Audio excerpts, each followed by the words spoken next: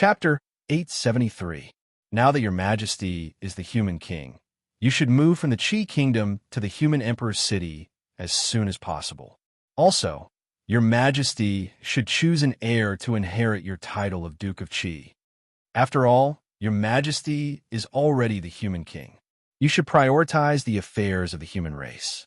You should let go of the affairs of the Qi kingdom if you can, and try to leave them to your descendants. The Taoist priests of the imperial ancestral temple came before Jiang Huan and said to him, "That's right." Jiang Huan replied with a nod. He had already expected these things before he came. Before Jiang Huan left for the human emperor's city, Guanzhong had looked for him and told him some secrets of the world. For example, the matter of the various powerful beings using the human race to attain Tao. It was also at that time that Jiang Huan already knew that it would be difficult for him to interfere in the affairs of the Qi kingdom after he left for the human emperor's city. This was because the human emperor would not allow a human king to personally oversee the vassal states. If the Qi kingdom had a human king overseeing it, how could the other vassal states have a chance to rise? If a new overlord was not born, how could a new human king be born with the fate of the vassal states? In that case, how could the clones of other powerful divine abilities replicate Guanzhong's path and help a sovereign personage attain the Tao? Therefore, no matter what, Jiang Huan, who had become the human king, had to leave the Qi kingdom. If he stubbornly refused to leave, then not only would the human emperor not tolerate him, but the other powerful beings would not tolerate him either. Furthermore, Guanzhong, who had assisted him to become the human king, would not tolerate him either. Jiang Huan staying in the Qi kingdom was blocking the path of too many powerful beings. How many years had it been since Guanzhong and Jiang Huan were similar? Even if he assisted him to become the human king, it was only a matter of mutual benefit. How could he be willing to offend dozens or even hundreds of fellow Taoists for him? These words should have been said by Feng Zichen, but he was afraid that Jiang Huan would have some opinions and feel that the human emperor was forcing him with his power and leaving a bad impression on him. Therefore, the Taoist priests of the imperial ancestral temple stepped forward. Within a few years, there was news that Jiang Huan had abdicated and his son had succeeded him. The newly crowned Qi Guohua, with the blessing of the Qi kingdom, still had the power to match the Daoyuo Taoist priests. However, the new Duke of Qi was a newcomer after all. How could he be a match for the other old dukes? When Guanzhong was still alive, things were still fine. With him maintaining the situation, the state of Qi was still the overlord. However, as Guanzhong gradually grew old and was unable to maintain the situation, the power of the state of Qi began to decline. When Guanzhong passed away, the other vassal states began to stir, and the state of Qi was no longer the overlord. When Guanzhong was still alive, none of them had any ideas about the state of Qi. Only after Guanzhong's death did they make a move against the state of Qi and challenge its position as the overlord. After the state of Qi, the Jin state rose. However, this time it was different. There were 5 great mystical abilities assisting Jin Nation. Moreover, the person they chose to assist was not the current Duke of Jin, but the son of an exiled Duke of Jin who was not valued. In order to attain the Tao, these great mystical abilities began to make new attempts. They wanted to see if many people working together to assist the human king would allow everyone to attain the Tao at the same time. In any case, attaining the Tao did not rely on the merits of assisting the human king, but on the ideas they summed up. Through governing the people and interacting with the human Tao, they found their own shortcomings and perfected their Tao. When their Tao reached the point of perfection, it was time for them to attain the Tao. According to this theory, the amount of merits was not important. What was important was whether their ideas and their Tao could interact with the human Tao and find the flaws in it. Therefore, there was no conflict between having many people assisting and having one person assisting. On the contrary, with many people assisting, it was easier to help them attain the Tao through the mutual exchange of ideas. Taoist Daozhong attained the Tao through assisting the human king and gained the recognition of everyone. Because of this, many great mystical abilities chose to walk the same path as him. However, There were also some great mystical abilities who recognized Daozhong's method, but did not want to walk the same path as him. Therefore, some people traveled between countries to search for their own way of attaining the Tao. It was also at this time that Ziru gradually showed his talent. Ziru combined the founding ceremony of the Holy Emperor and proposed a theory with benevolence, forgiveness, sincerity, and filial piety as the core values. This was the theory of Confucianism. The path of Confucianism was to be wise in reading, pay attention to etiquette, pay attention to benevolence, and have righteousness in one's heart. Confucianism emphasized the moral cultivation of a gentleman, emphasized that benevolence and etiquette complemented each other, valued the 5 relationships and family ethics, advocated education and benevolence, attacked tyranny, and tried to rebuild the order of etiquette and music. It was rich in ideals and humanistic spirit. Ever since Ziru was born, he had never cultivated. However, with the establishment of Confucianism, the aura of righteousness appeared out of thin air and poured into his body, causing him to naturally possess mystical abilities. The aura of righteousness, the righteousness of heaven and earth. As long as one had righteousness in their heart and was upright, they could obtain the power to crush everything. And this was the power that Ziru possessed. After the establishment of Confucianism, Ziru's body merged with heaven and earth and reached the realm of oneness of heaven and man. Naturally, he possessed 3 powers. The first was etiquette. Its original meaning was to hold ceremonies and worship gods, to pray for blessings. Etiquette and shoes, so was a blessing to the gods. The etiquette of husband, the scripture of heaven, the righteousness of the earth, and the conduct of the people. Cultivating the 6 etiquettes was to restrain the people. The 6 etiquettes were crown, dusk, funeral, sacrifice, hometown, and meeting. The crown, marriage, court, betrothal, funeral, sacrifice, guest and host, hometown drinking, and military. These were the 9 etiquettes. The power of etiquettes could regulate people's behavior.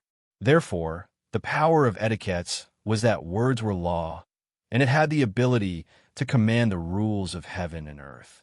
Once words were spoken, heaven and earth would follow, and nothing would dare to be an enemy. The second was benevolence. Benevolence was a moral concept with a very broad meaning. Its core was that people loved each other, and Ziru used it as the highest moral standard. Benevolence was love. Benevolence meant that people loved each other, so they were benevolent. Love from top to bottom was benevolence. Gentleness was the foundation of benevolence. Benevolence meant that people loved each other with joy. Benevolence meant that people loved each other. Therefore, the power of benevolence could erase the enemy's hostility, killing intent, and other negative emotions, so that people could get along with each other peacefully. Once the power of benevolence came out, it would turn everyone in the world into a friend, and no one would be an enemy. Therefore, benevolence was invincible. The third was righteousness. May I ask what righteousness was? It was said, it's hard to say, it's it's great and strong, it's beneficial and harmless, and it's stuffed between heaven and earth. It's it's compatible with righteousness and Tao. It's not, it's discouragement. It's born from righteousness, not obtained from righteousness. If there's something that's not in the heart, it's discouragement. There was righteousness in heaven and earth, and all kinds of things were formed. Below it were rivers and mountains, and above it were the sun and stars. It was called righteousness to people, abundant and filling the sky. Righteousness was the righteousness of heaven and earth, it's great and strong. Therefore, once righteousness came out, all the bad forces in heaven and earth would be suppressed by it, and it would be difficult to form power. After Confucianism was established, Ziru also had the power to protect himself. Then, he left Emperor City and traveled among the various countries. He began to spread his theory, persuade people to be good, and set etiquette for the various countries. As for Ziru, all the monarchs of the vassal states knew that he was a big shot from Emperor City. These monarchs did not dare to offend him. However, These people have been dominating their places for a long time and were used to being free and unfettered. How could they stand the restrictions of etiquette? Therefore, they treated Ziru with good food and drink. No matter what he said, they would pat their chests and agree. However, after that, they would continue to do what they were supposed to do. As for what they had promised Ziru earlier, no one took it to heart. You say what you want, and I do what I want. Whatever you say, I'll listen, but I won't do it. This was the current attitude of the monarchs of the various vassal states towards Ziru. It was difficult to get them to respect him. Difficult. They were all a group of old foxes. Anyway, Ziru could not do anything to them. So why would they be afraid of a weak scholar like Ziru? They would just provide him with good food and drink. They would definitely not let him suffer the slightest grievance. This could be considered as giving Emperor City an explanation. Moreover, when Ziru saw that things were not going well, he would naturally leave. Otherwise, what was the point of continuing to stay? Continuing to accomplish nothing? Why did Ziru, Dao Ziru, leave Emperor City? It was because the big shots of Emperor City could not stand him, so they chased him out. The younger generation could accept the etiquette set by Ziru, but those of the older generation, such as the Taoist priests, existed with the heavens and with the Tao. How could they stand the restrictions of these etiquette? However, they also knew that the etiquette set by Ziru was for the good of the human race. He used etiquette to limit the evil in the heart, and thus advocated that everyone be good. Therefore, although they did not like Ziru's etiquette, they would not speak out against it. They just watched coldly from aside. However, they did not go to Ziru, but Ziru came to them. As a senior, Yanxi should take the lead and be the first to abide by these etiquette. These big shots of Emperor City were annoyed by Ziru, but they did not dare to do anything to him. Everyone knew that Ziru's identity was not simple.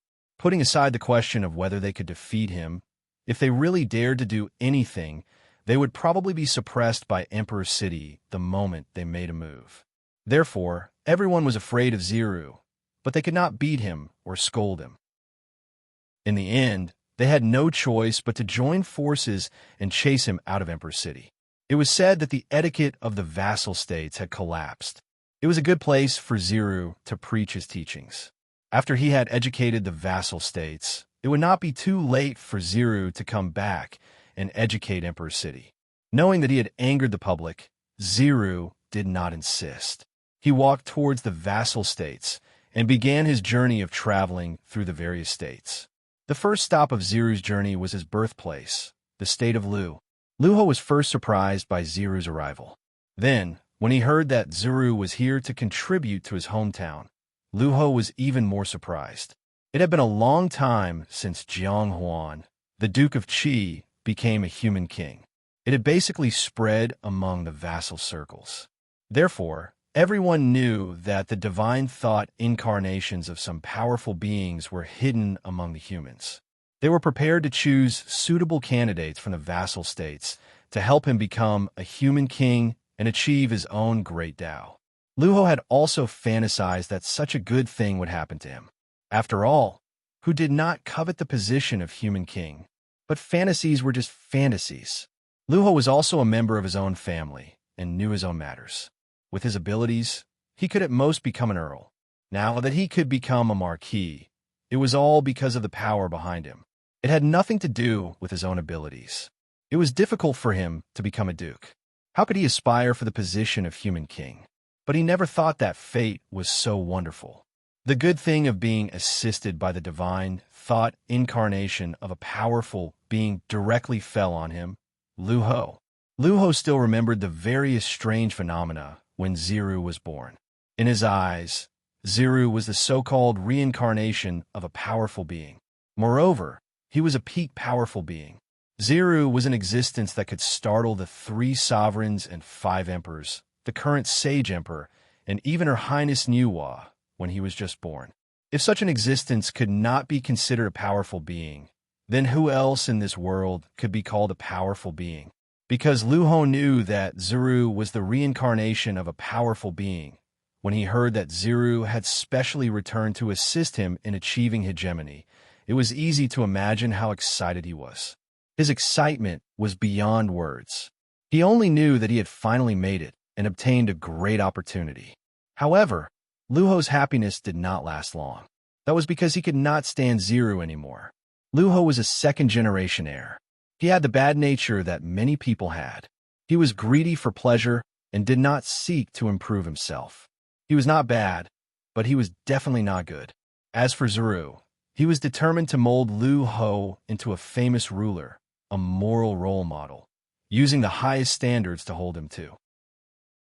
First, he had to change Luho's greedy nature and make him have the desire to improve himself again.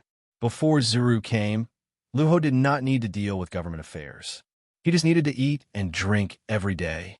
However, after Ziru came, he had endless matters to deal with every day. He did not even have time to enjoy himself. That was right. The country of Lu's government affairs had been neglected for so long. How could it be so easy to deal with them all at once? It was normal to be busy in the beginning. However, with Luho's character, how could he endure such things? In the beginning, Luho wanted something new and work hard for a few days. However, it did not take long for him to solidify. He no longer worked hard and continued to indulge in pleasure. Ziru tried to persuade him a few times, but he was evaded. At this time, Luho also accepted his fate. He knew that he did not have the opportunity to become a human king. Even if the heavens place an opportunity in front of him, he would not be able to grasp it.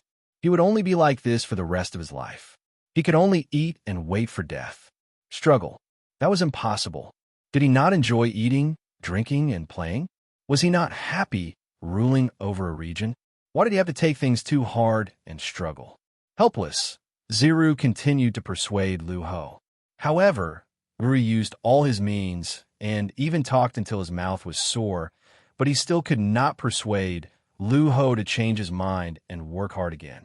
In the end, perhaps because Ziru was tired of persuading him, Luho simply expressed that he was already like this. There was no saving him. If someone like him were to become a human king, that would be the greatest danger to the human race. Luho had already given up on himself. P.S. I updated again today. Chapter 874. The anti-theft chapter will be changed in 20 minutes. The main reason is to maintain full attendance. Right now, full attendance is the only motivation for me to continue writing. Without full attendance, I will not be able to write one chapter a day. With that said, there was nothing left to say. In the end, Ziru left the country of Lu angrily. Due to his identity, no matter which country Ziru went to, the country lords treated him with respect and took good care of him. No one could find fault with him. However, this was not what Ziru wanted. Ziru came here to spread his teachings. He wanted to use etiquette, benevolence, and righteousness as the foundation to create a harmonious society. However, although Ziru's method was useful, it was difficult to see results in a short period of time. As such, the country lords did not accept it. They placed more importance on the school of military and legalism. This was enough for them to become strong in a short period of time and become overlords. Confucianism was not liked by the country lords, but it was respected by some young people. As such, Ziru gained many followers who traveled with him to various countries. Over time, these followers became Ziru's disciples. As time passed, he had more and more disciples. It was said that he had 3,000 disciples, all of whom were elites of the human race. As a result, although the Confucian school wasn't liked by the various monarchs, due to the large number of disciples it had become a colossus. However, because Confucianism was so powerful, it attracted the displeasure of many people. For example, a person called Yang Zhu. He did not like Confucianism and felt that Confucianism's selflessness was not desirable. Yang Zhu's philosophy was completely different from Confucianism.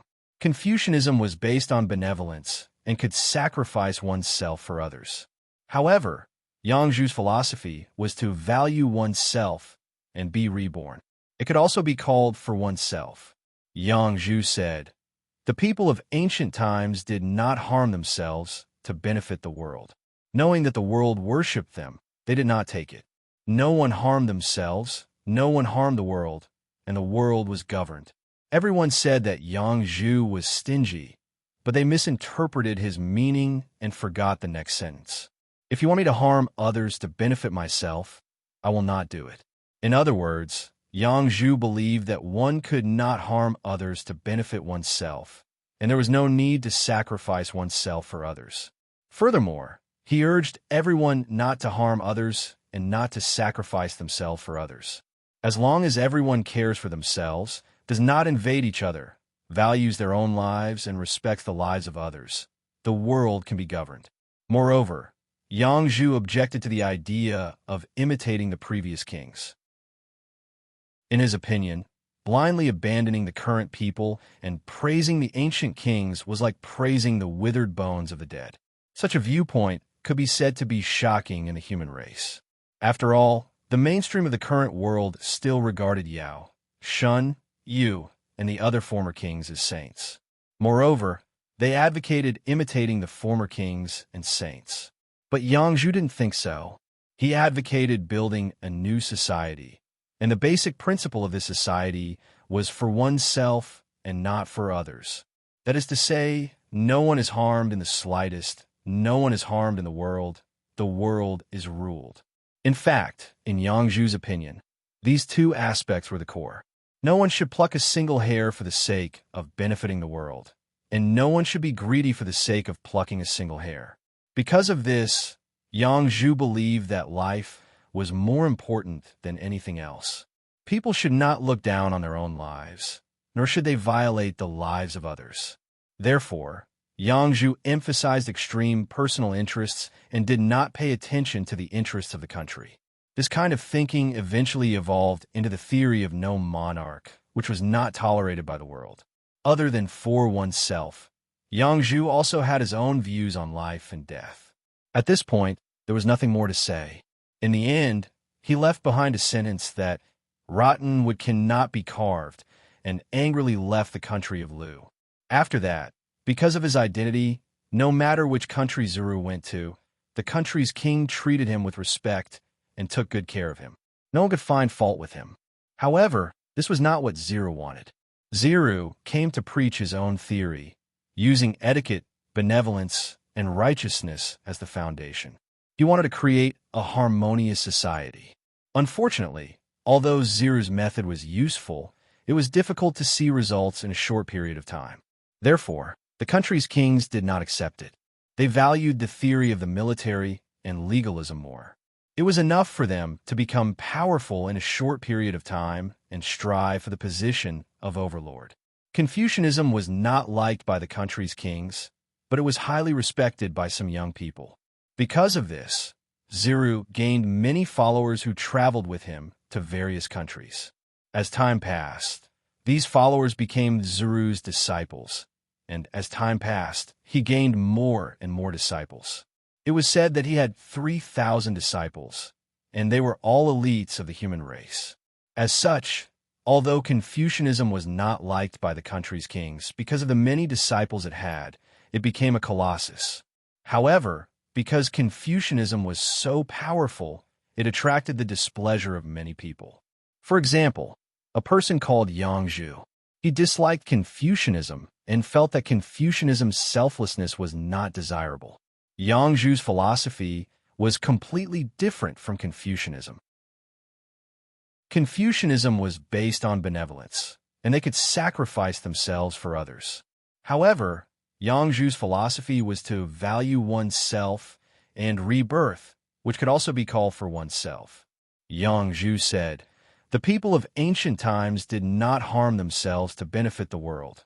They knew that the world worshipped them and did not take them. No one harmed themselves, no one harmed the world, and the world was ruled." Everyone said that Yang Zhu was stingy, but they misinterpreted Yang Zhu's meaning and completely forgot the next sentence. If you want me to harm others to benefit myself, I will not do it. In other words, Yang Zhu believed that one could not harm others to benefit oneself, and there was no need to sacrifice oneself for others. Moreover, he called on everyone not to harm others and not to sacrifice themselves for others. As long as everyone cared about themselves and did not harm others, and everyone valued their own lives and respected the lives of others, the world could be ruled. Moreover, Yang Zhu was against imitating the previous kings. In his view, blindly abandoning the people of the present and praising the ancient kings was like praising the bones of the dead. Such a view could be said to be shocking in the human race. After all, the mainstream of the present world still regarded Yao Shanyu and the other kings as saints, and they advocated imitating the previous kings and saints. However, Yang Zhu did not think this way. He advocated building a new society, and the basic principle of this society was for oneself and not for others. This was his principle of no one harmed themselves, no one harmed the world, and the world was ruled. In truth, in Yang Zhu's view, these two aspects were the core. No one should pluck a single hair to benefit the world, and no one should covet the world's benefits to pluck a single hair.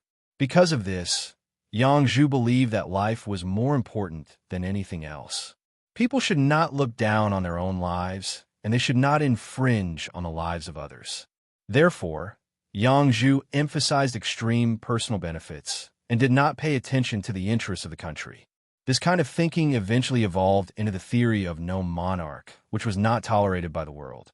Other than for oneself, Yang Zhu also had his own views on life and death. At this point, there was nothing more to say. In the end, he said that rotten could not be carved, and angrily left the country of Lu. After that, because of his identity, no matter which country Zuru went to, the kings treated him with respect and took good care of him, and no one could find fault with him. However, this was not what Zuru wanted. Zuru came here to promote his own theory, based on etiquette, benevolence, and righteousness, and to create a harmonious society. However, although Zuru's method was useful, it was difficult to see the results in a short period of time. Therefore, the kings did not accept it. They valued the doctrines of the military and legalism more, and it was enough to make them strong in a short period of time, and from there, strive for the position of overlord. Confucianism was not liked by the kings, but it was respected by some young people. As such, Zuru gained many followers, and they followed him to travel the various countries. As time passed, these followers became Zuru's disciples, and as time passed, he had more and more disciples. It was said that he had 3,000 disciples, and they were all elites of the human race. As a result, although the Confucian school wasn't liked by the various monarchs due to the large number of disciples it had become a colossus. However, because Confucianism was so strong, many people did not like it. For example, a person called Yang Zhu. He really did not like Confucianism, and he felt that Confucianism's selflessness was not desirable. Yang Zhu's philosophy was completely different from Confucianism. Confucianism was based on benevolence, and they could sacrifice themselves for others. However, Yang Zhu's philosophy was to value oneself and rebirth, which could also be called for oneself. Yang Zhu said, "The people of ancient times did not harm themselves for the benefit of the world. They knew that the world worshipped them and did not take them. No one harmed themselves, no one harmed the world, and the world was ruled." Everyone said that Yang Zhu was stingy, but they misinterpreted Yang Zhu's meaning and completely forgot the next sentence. "If you want me to harm others for my own benefit, I will not do it." In other words, Yang Zhu believed that one could not harm others for one's own benefit, and there was no need to sacrifice oneself for others. Moreover, he called on everyone not to harm others and not to sacrifice themselves for others. As long as everyone cared for themselves and did not harm others, and everyone valued their own lives and respected the lives of others, the world could be ruled. Moreover, Yang Zhu was against following the previous kings in everything. In his view, blindly abandoning the people of the present and praising the ancient kings was like praising the bones of the dead. Such a view could be said to be shocking in the human race. After all, the mainstream of the present world still regarded Yao Shanyu and the other kings as saints, and they advocated imitating the previous kings and saints. However, Yang Zhu did not think this way. He advocated building a new society, and the basic principle of this society was for oneself and not for others. This was his principle of no one harmed themselves, no one harmed the world, and the world was ruled. In truth, in Yang Zhu's view, these two aspects were the core. No one should pluck a single hair for the benefit of the world, and no one should covet the benefits of the world for the sake of plucking a single hair. Because of this, Yang Zhu believed that life was more important than anything else. No one should look down on their own lives, and no one should harm the lives of others. Therefore, Yang Zhu emphasized extreme personal benefits and did not pay attention to the interests of the country. This kind of thinking eventually evolved into the theory of no monarch, which was not tolerated by the world, other than for oneself. Yang Zhu also had his own views on life and death. At this point, there was nothing more to say. In the end, he said that rotten wood could not be carved, and angrily left the country of Lu. After that, because of his identity, no matter which country Zuru went to, the kings treated him with respect and took good care of him, and no one could find fault with him. However, this was not what Zuru wanted. Zuru came here to promote his own theory, based on etiquette, benevolence, and righteousness, and to create a harmonious society. However, although Ziru's method was useful, it was difficult to see results in a short period of time. Therefore, the kings did not accept it. They valued the doctrines of the military and legalism more, which were enough to make them strong in a short period of time, and from there, strive for the position of overlord. Confucianism was not liked by the kings, but it was respected by some young people. As such, Ziru gained many followers, and they followed him to travel the various countries. As time passed, these followers became Ziru's disciples, and as time passed, he had more and more disciples. It was said that he had 3,000 disciples, and they were all elites of the human race. As a result, although the Confucian school wasn't liked by the various monarchs, due to the large number of disciples it had become a colossus. However, because Confucianism was so strong, many people did not like it. For example, a person called Yang Zhu. He really did not like Confucianism, and he felt that Confucianism's selflessness was not desirable.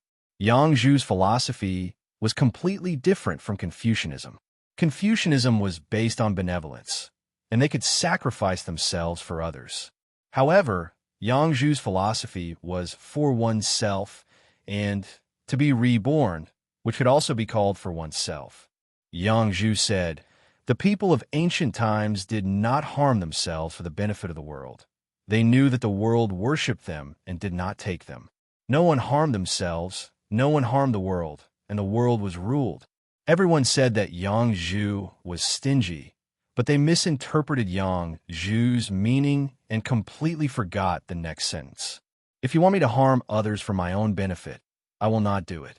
In other words, Yang Zhu believed that one could not harm others for one's own benefit, and there was no need to sacrifice oneself for others. Moreover, he called on everyone not to harm others and not to sacrifice themselves for others. As long as everyone cared for themselves and did not harm others, and everyone valued their own lives and respected the lives of others, the world could be ruled. Moreover, Yang Zhu opposed everything that followed the previous kings. In his view, blindly abandoning the people of the present and praising the ancient kings was like praising the bones of the dead. Such a view could be said to be shocking in the human race. After all, the mainstream of the present age still regarded Yao Shanyu and the other kings as saints, and they advocated imitating the previous kings and saints. However, Yang Zhu did not think this way. He advocated building a new society, and the basic principle of this society was for oneself and not for others.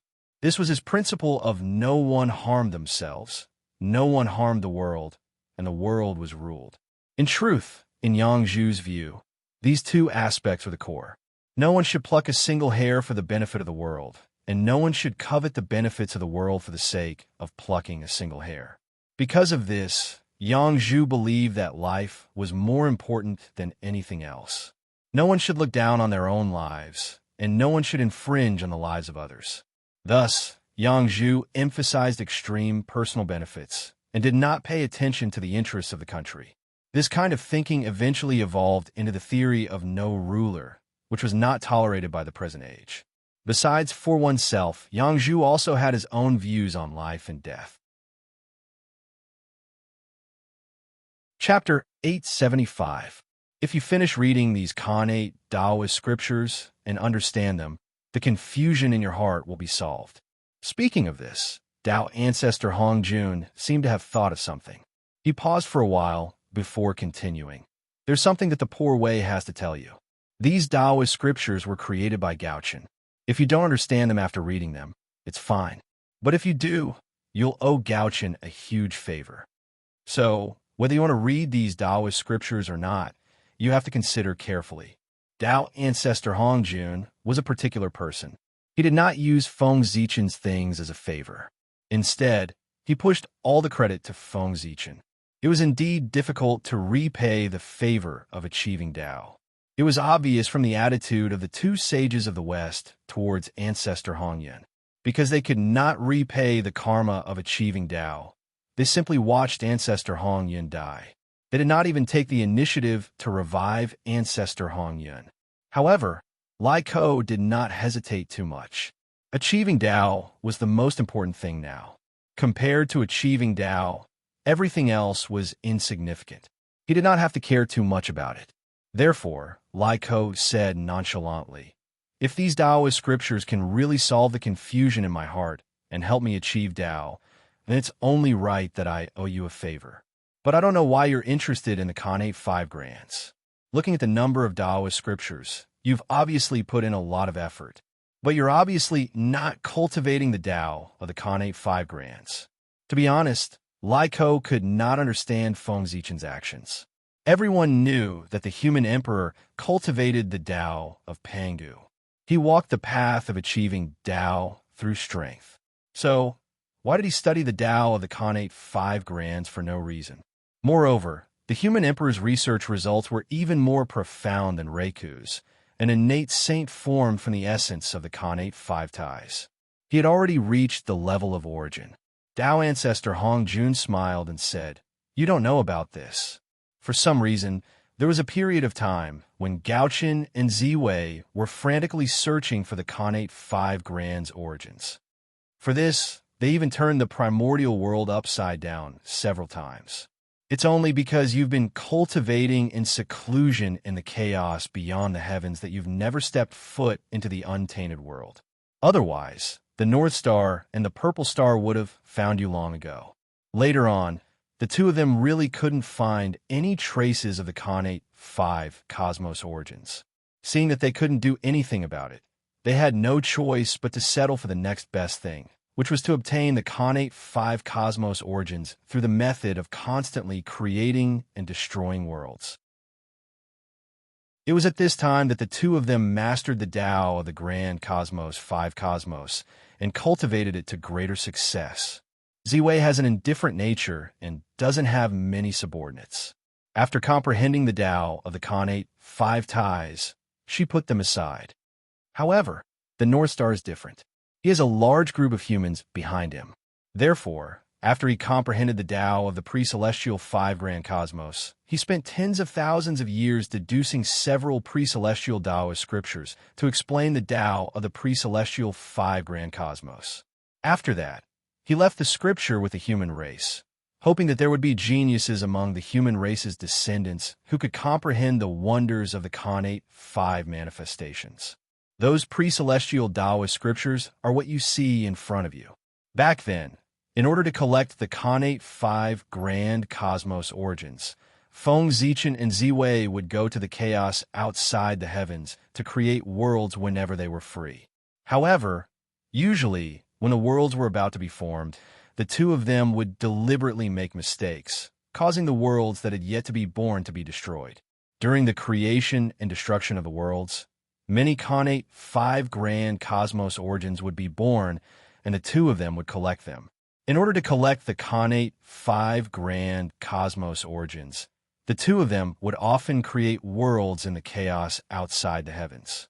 Such frequent movements could be hidden from others, but not from Tao ancestor Hong Jun. For this reason, Tao ancestor Hongju knew about this. However, what the two of them did was not harmful to the primeval world. Therefore, although the Tao ancestor saw it, he did not stop them. It was a tacit approval of their actions. Tao ancestor Hongjun said it casually, but when Lai Ko heard this, he broke out in a cold sweat. Great Emperor Ziwei and Great Emperor Northstar had worked together to search for the Khanate 5 grand cosmos origins. Although he knew that even if the two gods knew about his origins, they would not attack him for no reason, he was still scared. But Lai Ko was still scared. After all, being targeted by 2 Chaos Zenith Heaven Golden Immortals at the same time, who wouldn't panic if it happened to any great medium? Not everyone was as careless as Feng Zichen. Even if he was targeted by the Chaos Demon God, who was 3,000 realms higher than Primordial Chaos Daoyuo Jinxian, he would still eat and drink as usual, as if he did not care at all. After a long time, Lai Ko smiled bitterly and said, I really did not expect that I would avoid a big trouble after not seeing the primeval world for a long time. Tao ancestor Hongjun used his walking stick to hit him and said, What are you afraid of? They did not attack you. As if awakened by Tao ancestor Hongjuan's walking stick, Lai Ko suddenly stopped panicking and did not dwell on this matter. Instead, he took the scriptures and read them. At this moment, the incarnation of a great medium looked at the central divine prefecture and saw the heavenly Tao purple clouds flashing in the Emperor's city. A look of confusion appeared in his eyes. This is strange. The Emperor's city is an important place for the human path, and the Emperor is the ruler of the human path. There should only be the human path purple clouds in this city. Why would there be heavenly Tao purple clouds? The great medium was confused. Although the human path purple clouds looked exactly the same as the heavenly Tao purple clouds, their auras were completely different. The human path purple clouds were gorgeous and noble, and had the appearance of all living things. The heavenly Tao purple clouds were high above, indifferent and emotionless. It was easy to distinguish between the two, and he would definitely not be mistaken. Could it be? With a guess in his heart, the great medium did not hesitate and directly sent his spiritual incarnation to the Emperor's city. The spiritual incarnation of this great medium was called Zhou Yin. He cultivated the theory of yin-yang and the 5 elements. He used yin-yang and the 5 elements to analyze the laws of heaven and earth and the changes of the universe. From there, he created a calendar to avoid natural disasters between heaven and earth. This allowed ordinary people to have the ability to avoid natural disasters. This was Zhou Yan's theory. Yin-yang and the 5 elements could barely be considered the Tao of algebra. It could be used for deduction, but it covered more areas. Zhou Yin spent several months before he finally arrived at Emperor's City, covered in dust from the long journey. Then, he used the power of yin-yang and the 5 elements to study the Emperor's City for several days. He finally determined the place where the heavenly Tao purple clouds appeared that day. It was the treasure room. Zhou Yin was not in a hurry to go to the treasure room. He first tidied up his clothes and hair that were slightly messy from the long journey. After tidying them up, he walked in the direction of the treasure room. The treasure room was a large library that Feng Zichen had prepared for the human race. Naturally, it was open to all humans. Any human could enter. However, although they could enter if they wanted to read inside, they could not do so without merit points. Except for the most basic cultivation methods of Foundation establishment, which were free for human beings to borrow, all the other cultivation methods in the treasure room had to be paid. It wasn't spirit stones or nature pills, but something called merit points. After all the remarkable techniques of the human race were recorded in the treasure room. There was no lack of supreme remarkable techniques and innate supreme Taoist scriptures. If everyone could borrow them casually, how could the value of these remarkable techniques and Taoist scriptures be reflected? Therefore, Feng Zichen worked together with the 3 sovereigns and 5 emperors, as well as all the great beings of the human race, and even all the innate Taoist priests, to set up the merit point system. As the name suggested, Merit points were something that could only be obtained if one performed meritorious deeds for the human race. The so-called merit points included killing enemies and eliminating evil, but it was not limited to these. To put it simply, anything that was beneficial to the development of the human race would be rewarded with merit points. If you could improve the Foundation Establishment Pill and make its effect stronger, even if it was only by a tiny bit, it would be a great contribution to the human race.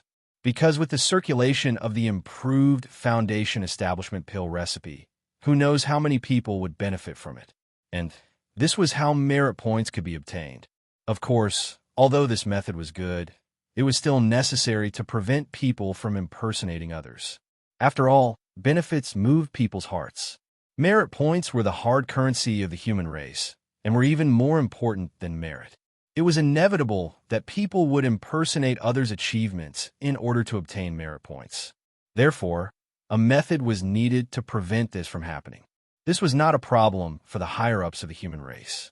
Feng Zichen alone was enough to set up the merit point system. There was no need for the 3 sovereigns and 5 emperors, or even all the innate Taoist priests of the human race to work together. The reason for this was that they were not setting up the merit point system, but a system that was complementary to the merit point system. Feng Zichen called it the Lord God. Yes, its function was the same as the Lord God in the Lord God space. It could be used to issue missions, calculate rewards, and so on. It even had the ability to traverse the heavens. However, traversing the heavens here was not to the so-called movie world, but to the various small worlds and mysterious mystic realms that were born with the creation of the 3 realms. It could even be on the countless small islands outside the 5 major continents. When the 3 realms were reborn, the natural source of heaven and earth was so rich that it made people's hair stand on end. Naturally, various mystic realms and countless small worlds were born. Other things aside, in the central divine province alone, there were countless mystic realms that were born. It was to prevent these secret realms and even newborn worlds from being taken over by the powerful forces near their birthplaces. It was also to give the ordinary clansmen a chance to rise up, so that they would not despair or even lie flat on the ground. It was also to prevent the current human race from entering the stage of class consolidation. Feng Zichen personally ordered that all the mystic realms and new worlds in the central divine province belong to the human race collectively. No forces or even individuals could occupy them privately. Violators would be severely punished.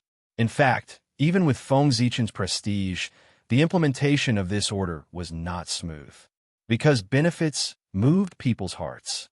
In the mystic realms of heaven and earth, there were countless opportunities that could allow people to reach the heavens in one step. In the new worlds, there were even innate divine fetuses and innate spiritual treasures. Even the innate Taoist priests would be tempted by such opportunities, let alone others. For these benefits, many people chose to take the risk and did not hesitate to violate Feng Zichen's order to take it for themselves. Unfortunately, what greeted them was not the law that did not punish the majority, but Feng Zichen's thunderous means. Feng Zichen was not joking. Anyone or force that violated this order was killed by him with thunderous means. Among them, there were several human geniuses who were comparable to innate god fiends, and even an innate Taoist priest. It was also because of the death of an innate Taoist priest that this order was carried out. Even the innate Taoist priest would die if he violated the order, not to mention others. With the death of the innate Taoist priest as a deterrent, most people restrained their thoughts that they should not have. However, there was still a small number of people who bowed and continued to do as they wished. For this reason, Feng Zichen specially imitated the Heavenly Court's supreme heavenly mirror and created the heavenly mirror to examine the entire human race. But even so, there were still many cases of private occupation of mystic realms. In the end, Feng Zichen was forced to join forces with the masters of the human race to create the Master God system. All the mystic realms and new worlds in the central divine province were under its jurisdiction. It was responsible for allocating resources, issuing missions, and even issuing rewards. It was also because of the appearance of the Master God system that there were no more cases of forces or individuals occupying mystic realms of heaven and earth and new worlds in the Central Divine Province. This was because when creating the Master God system, Feng Zichen had integrated part of the authority of the Central Divine Province into the Master God system. The entire Central Divine Province was created by Feng Zichen. It could be said that he had absolute control over the Central Divine Province. In other words, everything in the Central Divine Province, except for the human race, including the new mystic realms of heaven and earth and worlds, belonged to Feng Zichen. Why was Feng Zichen not afraid that the human race would betray him? Of course, it was because the human race could not do it. Their food, clothing, daily necessities, shelter, everything that the human race had was given to them by Feng Zichen. How could the human race betray Feng Zichen? This karma was too great for the human race to repay. Therefore, the human race could not betray Feng Zichen at all. Once they betrayed him, what awaited the human race was destruction. It was because he knew this that Feng Zichen was so dedicated to developing the human race. There was no such thing as unconditional love in this world. Feng Zichen was good to the human race because the human race was tied to him. They were his most loyal force. Was it wrong to work hard to develop a force that would not betray him? Of course not. Those who thought it was wrong were the ones with problems in their heads. It was because of the integration of part of the authority of the Central Divine Province that whenever a new mystic realm or world was born in the Central Divine Province, the Master God system was usually the first to detect it and take it under its control. This way, it prevented outsiders from occupying the mystic realms and worlds. Since the Master God system was born, it had been perfecting itself. In addition to the mission panel at the beginning, there was also a mall panel, a transaction panel, a friend panel, and so on. After the Master God system was born among the human race, all living beings below the Khanate Taoist priests would automatically be bound to a subsystem of the Master God system. It was a form of identification. P.S. Happy Mid-Autumn Festival. Chapter 876. In addition to the human clan, Feng Zichen also gave the innate Taoist priests of the human clan a part of the authority of the main god system, so that they could issue missions for the ordinary human clan members to complete and earn merit points. Otherwise, how could there be so many missions for the human clan members to complete? It was also because of the existence of the main god system that merit points became more and more important. It could even be said that in the eyes of the human clan, merit points were more precious than merit points. In the human clan, as long as you had enough merit points, you could do almost anything. Even if you wanted to reach the realm of the innate Taoist priests, as long as you had enough merit points, it was not impossible. The 3 sovereigns and 5 emperors would appear in person to bless you, condense the origin of heaven and earth for you, and help you go against the innate and reach the realm of the Daluo Taoist priests. From this, it could be seen how precious merit points were. As for the Daluo Taoist priests that Feng Zichen used to establish his authority, he did not really violate Feng Zichen's orders. Since he had reached the realm of the Daluo Taoist priests, he was not very smart, but he was not stupid enough to go against Feng Zichen in the human clan.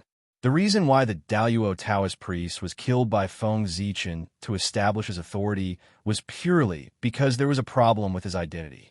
It was unknown which great medium he was, but Feng Zichen found out about it. Feng Zichen was a very smart person. After finding out that there was a problem with the Daluo Taoist priests, he did not say anything.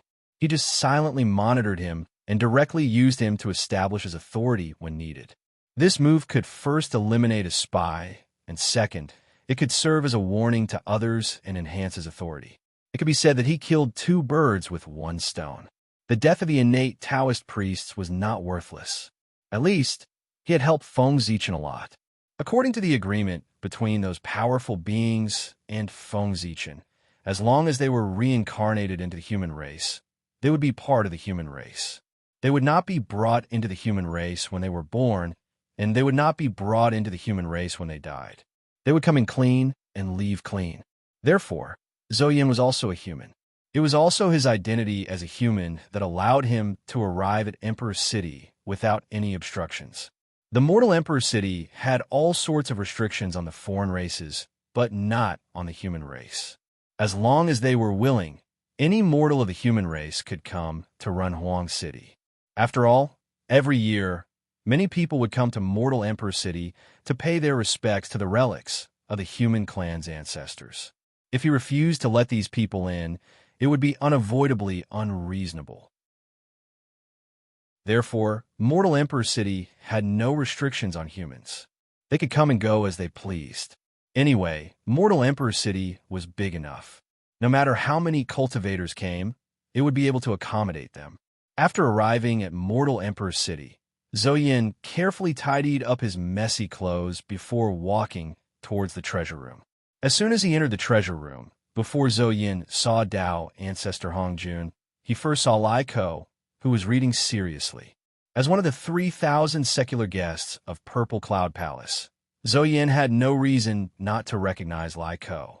When he saw Lai Ko, Zhou was stunned at first. Then, as if he had thought of something, his face lit up with joy. Since Lai Ko is here, doesn't that mean my guess was right? Teacher is really here? Thinking of this, Zhou was undoubtedly more excited. Greetings, Brother Lai Yu. After a while, Zhou suppressed his surging emotions. He first bowed towards Lai Ko, then asked softly, Brother, is Teacher here? Lai Ko nodded, pointed inside, and said, Teacher is inside. If you want to see him, then go ahead. Zhou cupped his hands at Lai Ko and replied, Then, Poor Wei will go and see Teacher first. After seeing Teacher, I'll come and talk to you in detail. With that, Zhou turned and walked into the treasure room with big strides. In front of a quiet room, Zhou stood outside the door. He did not dare to enter rashly. Instead, he knocked on the door respectfully. When the door opened and had come in, he took a deep breath, pushed the door open, and walked in. Looking at the Taoist who looked exactly like Taishang Laojun, Zhou did not understand why Dao Ancestor Hongjun would appear in the world with Taishang Laojun's appearance. However, he still shouted respectfully, Disciple greets teacher. It had already reached this stage. Chiao. Of course, Zhou would not foolishly think that the Taoist in front of him was Taishang Laojun. Not to mention Taishang Laojun. Even if Taishang Laojun himself came, he would not let Lai Ko wait outside the door like a disciple. You came to see Poor Wei because you have doubts in your heart. Dao Ancestor Hongjun continued to stare at the book in his hand and asked without raising his head. Dao Ancestor Hongjun could be rude, but Zhou could not. He continued to respectfully reply, Teacher, I do have some doubts in my heart. There are still many unsolved problems regarding the Tao of Yin and Yang and the 5 elements. Shaking his head, Dao Ancestor Hongjun put away the book in his hand, led Zhou out of the quiet room, and walked upstairs. Without stopping, Dao Ancestor Hongjun led Zhou to the highest floor of the treasure room. After arriving here, Dao Ancestor Hongjun stopped and used his dermic powers to take out a few jade books from bookshelf. Some of these innate jade books were written by great emperors away, while some are written by great Emperor Gaochen. They are all top-notch innate Taoist scriptures, and they also explain the Tao of Yin and Yang and the 5 elements. Take a look at them first. Perhaps they can solve the doubts in your heart. Dao Ancestor Hongjun handed these jade books to Zhou and said, Out of curiosity, Zhou took over these innate jade books and habitually looked at the titles of the books. He saw the following words written on them. General outline of 5 elements witches, general outline of 5 elements sacred beasts, Pangu's theory of evolution of 5 elements, general outline of 5 elements celestial emperor, general outline of evolution of the sun, general outline of changes in Pangu's eyes. After taking a few glances, he was sure that it was the innate Taoist scriptures that he could not write. Not to mention anything else, just the 5 elements Grand Sorcerer outline. If one did not come into contact with the 5 elements Grand Sorcerer, it would be impossible to write it. There was also the 5 elements Celestial Emperor Grand Outline, which was about the 5 celestial emperors of the human race led by the Eastern Green Emperor. These 5 celestial emperors operated the 5 elements of heaven and earth and have been celestial emperors for a total of 5 million years. Their Tao could indeed explain the Tao of the 5 elements. Similarly, if one did not come into contact with the 5-element celestial emperor, they would not be able to write such an innate Taoist scripture. There was also the Sun and Moon Evolution Grand Outline and Pangu's Eyes Grand Outline. These were top-notch Taoist scriptures that explained the Tao of Yin and Yang. If one did not study the Sun and Moon for many years, they would not be able to write such innate Taoist scriptures. There was also the Taoist scripture about Pangu. This was the innate Taoist scripture that only the authentic Pangu could write. Well, they were all top-notch, innate Taoist scriptures. Naturally, Zhou Yin could not write them. Moreover, from the names of these scriptures, one could tell that these scriptures were very useful to him. It was a field that he had never come into contact with before. Thank you for your guidance, teacher. After accepting these innate Taoist scriptures, Zhou Yin thanked Tao ancestor Hongjun. However, Tao ancestor Hongjun shook his head and did not accept his gratitude. Instead, he said, "These scriptures are all from the human clan. If you want to thank someone, you should thank the human clan. Why are you thanking the poor Wei, an old Taoist?" Zhou Yin came to a realization and said, "Indeed, I should thank the human clan. I owe the human emperor a big favor and will definitely repay it in the future. However, without your guidance, how could I come here and find these innate Taoist scriptures?" You. Shaking his head, Tao ancestor Hongjun could not help but laugh. It was not Tao ancestor Hongjun's fault for doing him a favor. It was because most of the problems that his disciples had to face could be found in the human clan. Since that was the case, why should he waste his breath to solve his disciples' doubts? Wouldn't it be better to just find the innate Taoist scriptures that they needed and give them to them so that they could comprehend them themselves? This way, it would save him a lot of trouble, although doing so would make these people owe Feng Zichen a big favor. However, Tao ancestor Hongjun did not care at all. He could use this matter to let his disciples realize that the great Tao was difficult to find. Anyone who wanted to achieve the great Tao had to pay a price. After obtaining the Taoist scriptures, Zhou Yin stayed in the treasure room and began to comprehend the innate Taoist scriptures like Lai Ko. As for the merit points needed to borrow these innate Taoist scriptures, they did not need to hand them over. This was because these merit points were nothing compared to the favor that they owed Feng Zichen. Of course, there was no need to be calculative. It was also at this time that many smart people in the human emperor city saw through Feng Zichen's hint and knew that the new manager of the treasure room was a hidden expert. After all, they were all cultivators. Not many of them were not smart. Some things could be understood with a hint. Therefore, recently, many human cultivators were eager to go to the treasure room, hoping to receive the guidance of this unknown expert, the Tao ancestor. It could be considered luck. However, the guidance of the Tao ancestor was obviously not so easy to obtain. In the past few months, countless human prodigies had gone to the treasure room, but none of them were lucky enough to receive the guidance of the Tao ancestor. However, some smart people noticed the extraordinariness of Lai Ko and Zhou Yin and seriously asked them for guidance on the difficulties they encountered in cultivation. As a result, they received a lot of guidance from them. This could be considered a great opportunity. Although Lai Ko and Zhou Yin's strength was no longer there, they were still great divine masters. As peerless existences in the half-step primordial chaos realm, they could even give guidance to the Taoist priests, let alone the human prodigies. To be able to receive their guidance, these human experts could be considered lucky. While Zhou Yin was heading to the human emperor's city in the distant North Sea Demon Palace, Patriarch Kunpeng suddenly fell into the deepest level of enlightenment. A wisp of innate, true spirit escaped from his body and turned into a butterfly. It flapped its wings and crossed the endless mountains and seas from the distant North Sea to the human emperor's city. When the butterfly arrived outside the human emperor's city, it suddenly turned into a Taoist with fluttering sleeves. He was unusually free and easy, and his temperament was even more unrestrained. This Taoist called himself Zhuangzhou. His origin and strength were unknown. He sang a Taoist song and strode toward the human emperor's city. In the past, Zhuangzhou dreamed of butterflies, vivid butterflies. He said that he was suitable for Ji and did not know Zhou. Suddenly, he felt that he was suitable for Zhou. He did not know that Zhou's dream was butterflies, and the butterfly's dream was Zhou. There must be a difference between Zhou and butterflies. This is called materialization. Zhuangzhou dreamed of butterflies? No, it's Kunpeng. Why did he come to the human emperor's city? Previously, when many great divine masters signed the agreement with Feng Zichen, Patriarch Kunpeng was not included.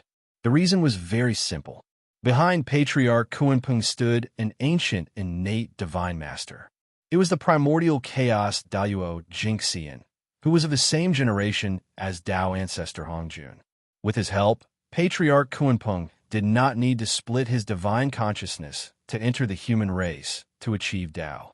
Unexpectedly, in the end, he still split a wisp of divine consciousness and came to the human race. However, Feng Zichen did not stop Patriarch Kunpeng's real spirit incarnation and did not let him enter the human emperor's city. Patriarch Kunpeng was Feng Zichen's ally, and they signed the alliance agreement under the witness of the great Tao. Unless the great Tao decayed, or Patriarch Kunpeng's strength surpassed the great Tao. Otherwise, Patriarch Kunpeng could only be Feng Zichen's ally for the rest of his life, standing firmly on the same side with him. If he violated the alliance agreement, the great Tao would never let Patriarch Kunpeng go. Not to mention that there was an extremely ancient primordial chaos Daoyuo Jingxian behind him. Even if there was a chaos demon god behind him, it would be useless. He would definitely end up extremely miserable. Therefore, Patriarch Kunpeng could be said to be Feng Zichen's staunch ally. His attitude towards allies was naturally different from other great divine masters. If there was no agreement, then there was no agreement. After all, the two of them were allies. Feng Zichen did not want to argue with him. After Zhuangzhou entered the human emperor's city, he followed the feeling in his heart and came all the way to the treasure room. He saw Dao ancestor Hongjun, who was fake Taishang Laojun, and began to ask him.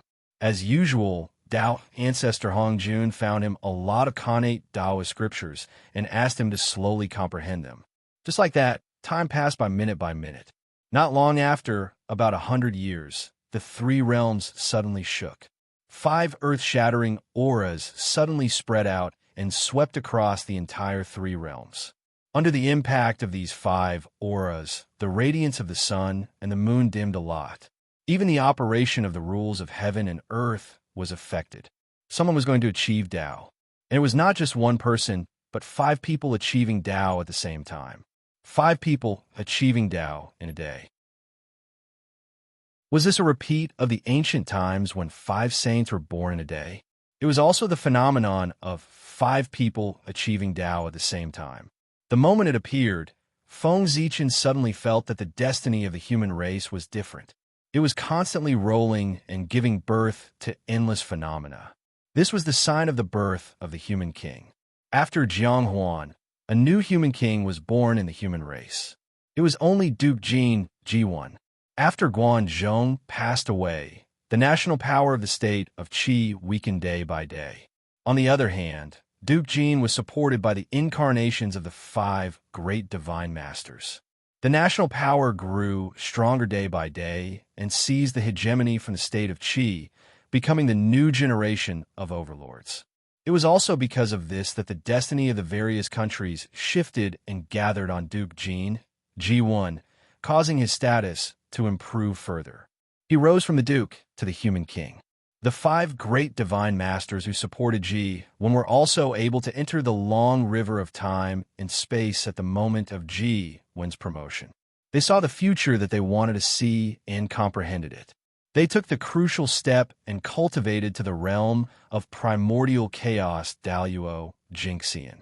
However, like Guanzhong, if they wanted to truly achieve Tao, they still needed the incarnation of the human race to die of old age and sever their karma with the human race.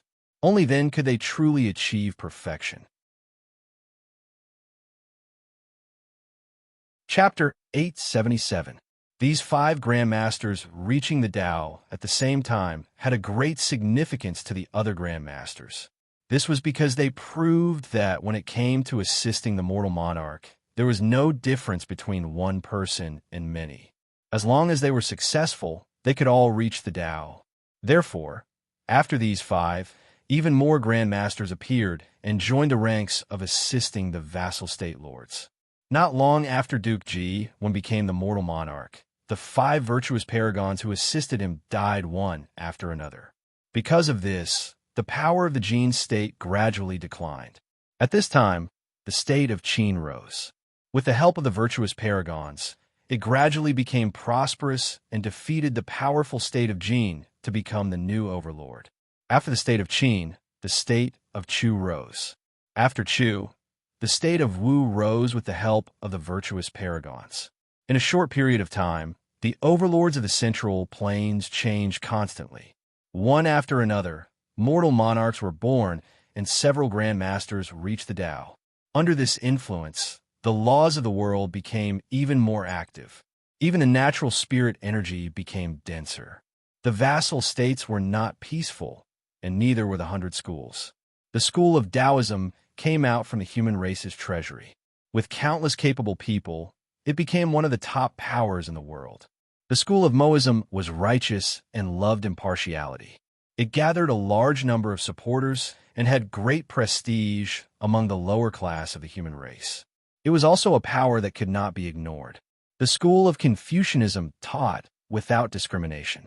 There were even rumors that the master of the school of Confucianism, Zhu, was an old friend of the mortal emperor and the reincarnation of a human immortal master.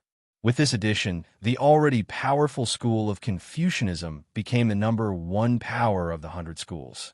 The school of legalism said that without rules, nothing could be accomplished.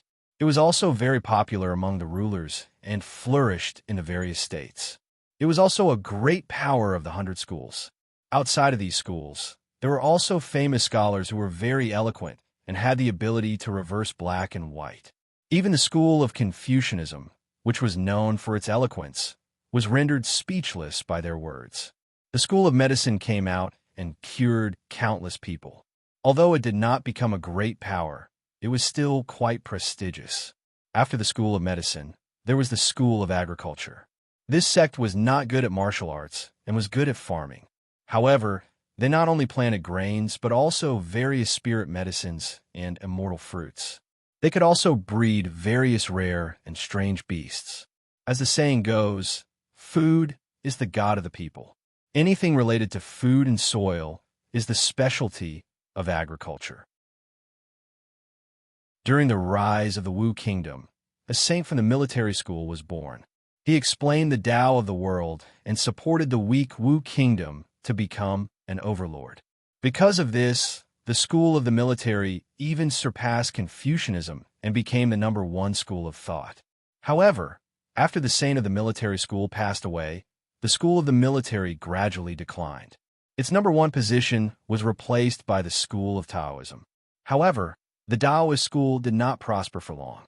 Not long after, a Taoist expert established another school, creating the Yin-Yang school of thought. This caused the Taoist school of thought to be greatly weakened, and the #1 school was replaced by the Confucian school of thought. Not long after Confucianism became the #1 school of thought, many outstanding disciples joined other schools. Some joined the school of legalism and became one of its pillars.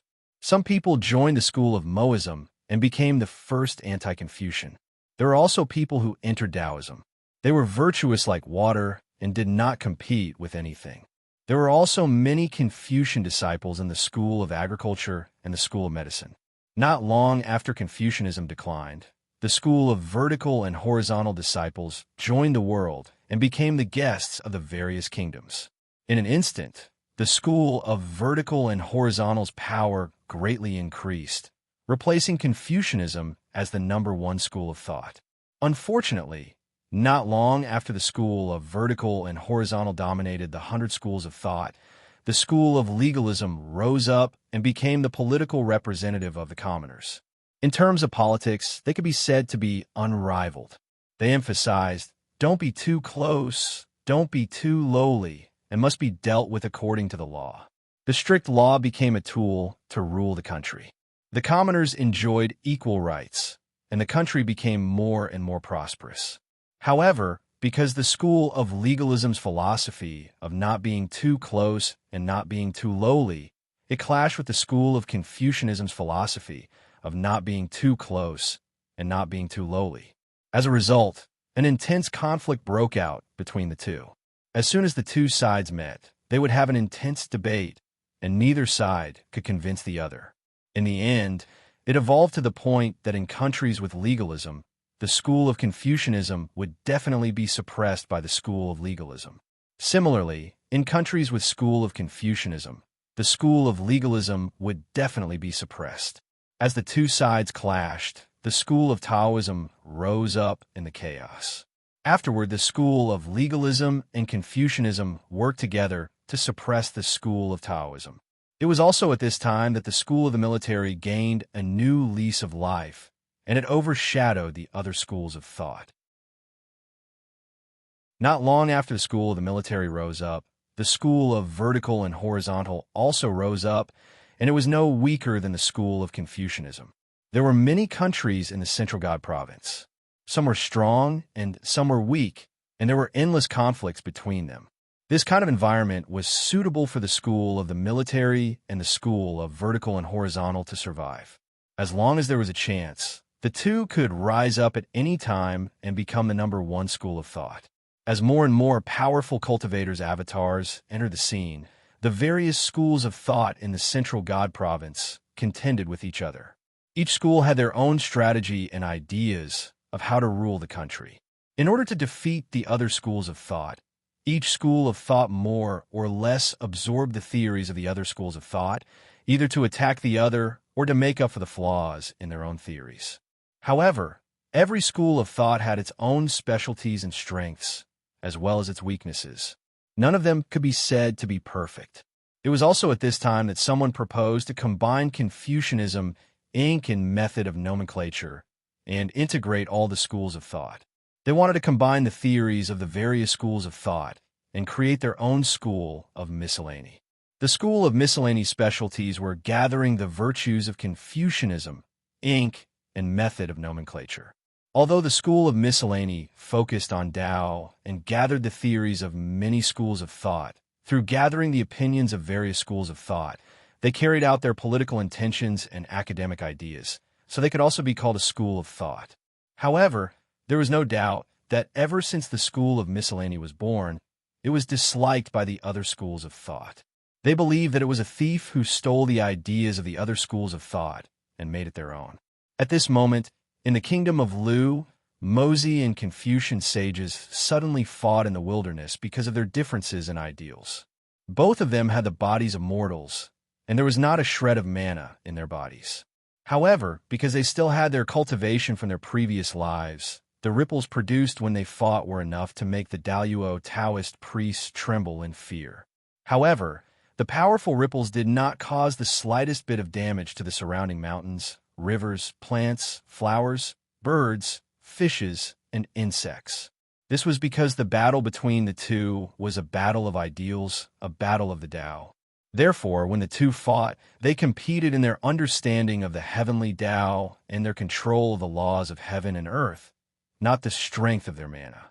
Because of this, the battle between the two, in the eyes of outsiders, was just an ordinary bickering. However, in the eyes of those with high cultivation, it was abnormally terrifying. Conformist sages. At a certain moment, Mozi used the school of Mozi's ability, and the laws of heaven and earth around him suddenly condensed into one, surrounding Mozi and forming an absolute defense. At this moment, Confucian sage's ability came crashing down. The passing of time is like the passing of time, unwilling to give up day and night. This sentence was originally said by Confucian sages on the river, and the passing of time was like the river, flowing forward regardless of day and night. However, under the augmentation of the Confucian mystical ability, the absolute law of words, this sentence directly turned into a powerful time mystical ability. In the blink of an eye, the sea turned into mulberry fields, and endless time passed. Unfortunately, the school of Mosey's conformist sages were not weak. No matter how much time flowed, it could not break Mosey's ability. However, the school of Mosey was good at defense and not good at offense.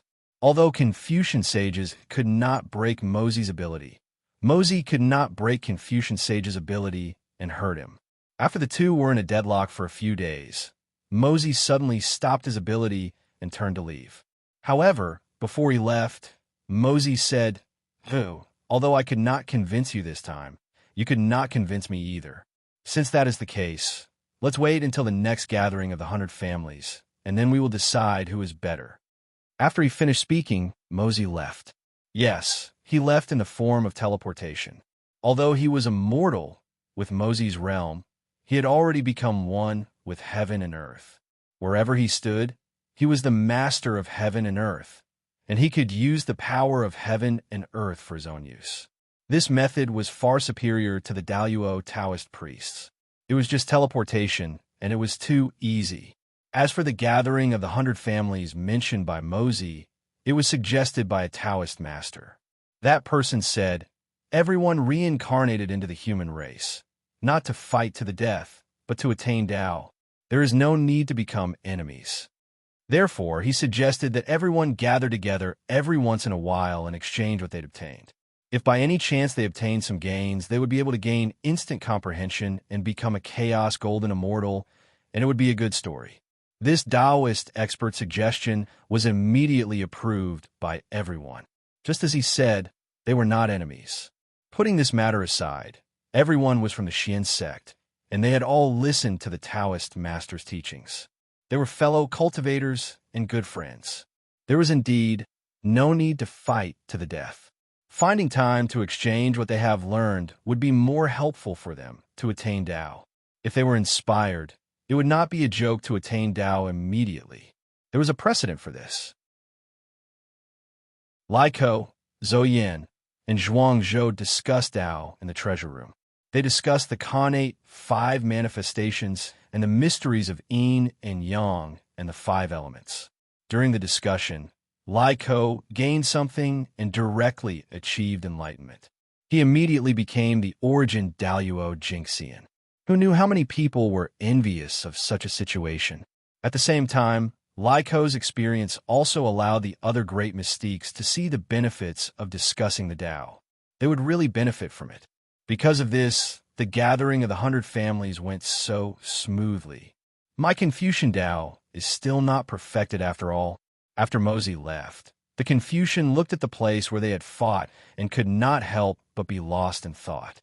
This battle seemed to be a draw, but the scholar knew that he had lost this battle. His opponent was only defending, but he could not break through his opponent's defense even after using all his strength. If this was not a loss, then what was? However, although he had lost, the Confucian was not discouraged. His Confucian Tao was not perfected, but Mosey's Tao of Mo had long been perfected. His original body had also cultivated the origin Tao fruit not long ago. It was normal that he was inferior to Mosey. If his Confucian Tao was not perfected, how could he defeat his opponent? However, when the Confucian's Confucian Tao was perfected, it was still unknown who would win if the two of them fought again. Let's go. It's time to meet the Tao ancestor. After recovering from his thoughts, the Confucian turned and walked in the direction of Renwang City.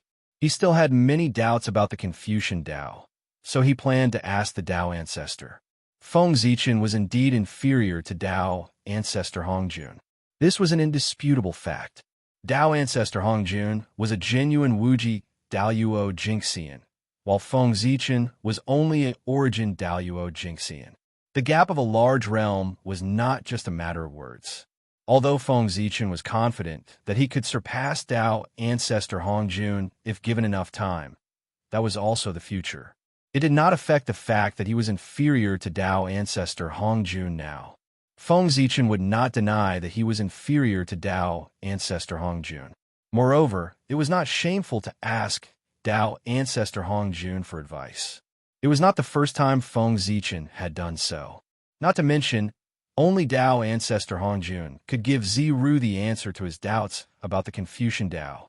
That was because Tao ancestor Hongjun was the heavenly Tao. In the entire untainted world, there was no one who understood the heavenly Tao better than him. As for the Confucian Tao, it was called the Confucian Tao, but it was actually the righteous Tao of heaven. That's right. In this reincarnation, Xianqing had changed his great Tao to comprehend the heavenly Tao. No, that's not right. It was not strict to say that he had changed his cultivation. Strictly speaking, Xianqing had sublimated the Tao that he had cultivated, making his intention higher. When Ziru was Xianqing in his previous life, he cultivated the Tao of the Nine Heavens Clear Qi, also known as the Tao of the Khanate Clear Qi. He specialized in cultivating the Khanate Clear Qi. After Xianqing reincarnated as Ziru, he sublimated his Tao of the Khanate Clear Qi and upgraded it to the Tao of Heaven. There was a saying that when Pangu split open the sky, the Clear Qi rose and the turbid Qi fell. After the Clear Qi rose, it became the sky. The Clear Qi referred to the Khanate Clear Qi. In other words, the Khanate Clear Qi was the sky. Now, Ziru had turned the Khanate Clear Qi into the Tao of Heaven. It was an action that was in line with the Khanate Clear Qi. The Tao of Heaven was the righteous Tao of heaven and earth. It symbolized the righteous side of the heavenly Tao and was opposite to the turbid Qi. In other words, the Tao of Heaven was related to the Tao of Heaven. There was no one more suitable than Tao Ancestor when it came to matters related to the Tao of Heaven. Tao Ancestor was the Tao of Heaven. No one understood himself better than him. However, it was also because of the upgrade of the Khanate Clear Qi that Xianqing's cultivation method was no longer suitable for Ziru. Similarly, Ziru was afraid that Xianqing's understanding of the heavenly Tao would affect him. Hence, he abandoned everything that belonged to Xianqing. He abandoned everything: power, status, divine spells, laws, and even cultivation. He came to the heavenly Tao with a new attitude. Hence, when Ziru was born, countless great mediums felt it. The heavenly Tao shook. His qi swallowed the universe and swallowed the essence of all things in the universe. It was unparalleled and unprecedented. He could be said to be a natural saint. However, perhaps because he abandoned everything that belonged to Xianqing, Ziru had never cultivated. To be more precise, he had never cultivated his Dharma power. Now, Ziru only cared about the state. He only wanted to cultivate the state. Other than the state, he did not ask for anything else.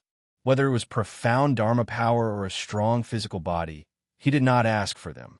Ziru's attitude made the disciples of the GS sect anxious. If he did not cultivate, when would he be able to return to the peak of the great fulfillment of the sage to be? If he did not return to the peak, he would not be able to refine the origin Tao fruit and cultivate to the realm of the origin Daoyuo Jingxian. Chapter 878. If they were not afraid of ruining Ziru's cultivation, the disciples of the Jie school would have given Ziru enlightenment and raised him to the great circle of sage to be. Unfortunately, the disciples of the Chan school did not know that since Ziru had decided to give up everything of Xianqing, he would not miss the origin Tao fruit. Only by giving up could one gain. If he gave up the Tao fruit of Khanate Clear Qi today, he would be able to obtain a stronger Tao fruit in the future. If he was greedy for the origin Tao fruit and was unwilling to give it up, how could it be considered as giving up everything of Xianqing? Since he had to give it up, he might as well give it all up. Even if it was the supreme origin Tao fruit, he would give it all up. This would prove Ziru's determination. Only the disciples of the Jie school did not know what Ziru was thinking. If they knew, they would be mad. That was the origin Tao fruit, everything that Xianqing had obtained. It was more precious than a Khanate treasure. How could he give it up so easily? Even if he had to force enlightenment, he had to help Ziru reach the great circle of sage to be and not let him give up the origin Tao fruit. Unfortunately, the disciples of the Jie school did not know. After returning to the emperor's city, Ziru led the first and second disciples to the direction of the treasure room. Coincidentally, at this moment, the incarnations of the Great Circle, Zhou Yin, Zhuangzhou, and the other Great Circle left the treasure room one after another. After the disciples left, Tao ancestor Hongjun felt that his mission was completed, so he resigned from his position as the head of the treasure room.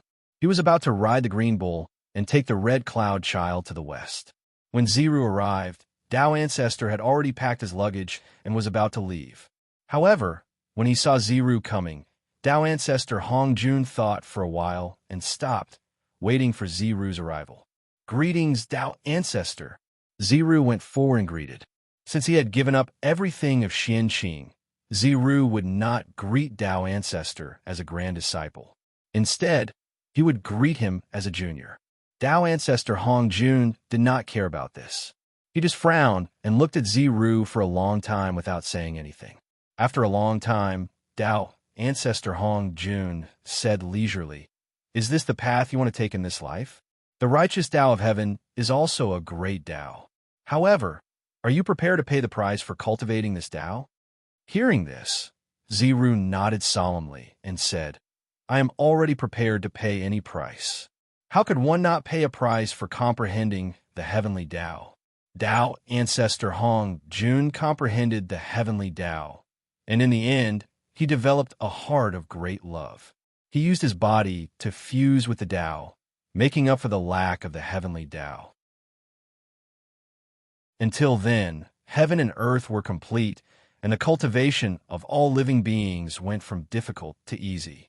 Great mystical abilities jumped out, and there were even more Khanate Taoist priests. Before the Tao ancestor had merged with the Tao, in the era of the ferocious beasts and the era of the three races, how could there be so many great mediums coexisting in the same era? How could there be so many Khanate Taoist priests?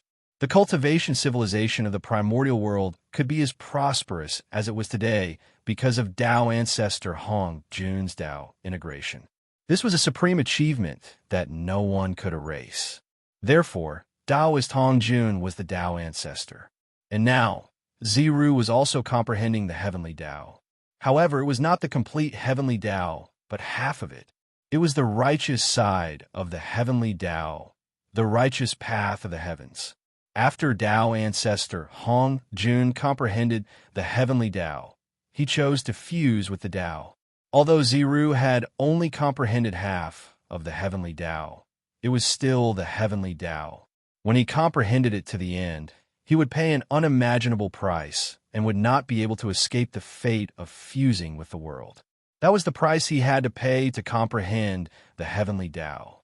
The deeper one's understanding of the heavenly Tao, the more difficult it was to escape the call of the heavenly Tao. In the end, they had to become a part of him. That was the reason why very few people in the world cultivated the heavenly Tao. In the primordial world, although there were tens of thousands of Khanate Tao, the strongest was undoubtedly the heavenly Tao.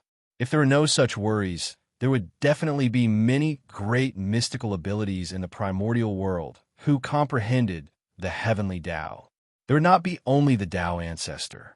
Now, there was an additional confusion.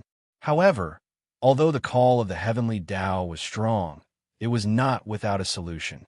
Just like Tao ancestor Hongjun, although he could not be free after fusing with the heavenly Tao, he could occasionally break free and enter the world to roam.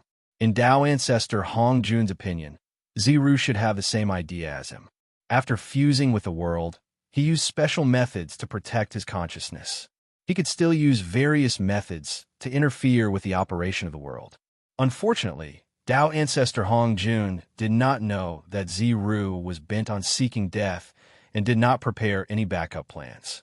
He planned to use the heavenly Tao to cut off all the karma on his body and completely erase the connection between him and his main body. If there was no more Xianqing in the world, no one would know that Xianqing and Feng Zichen were once the same person. Looking at Ziru, Tao ancestor Hongjun could feel his determination. Therefore, he did not persuade him to turn back. He only said, "Are you here to ask the poor way about the mysteries of the heavenly Tao?" Ziru nodded and replied, "Yes, please guide me, sir." Without answering Ziru's question first, Tao ancestor Hong Jun led the green ox and walked towards the west.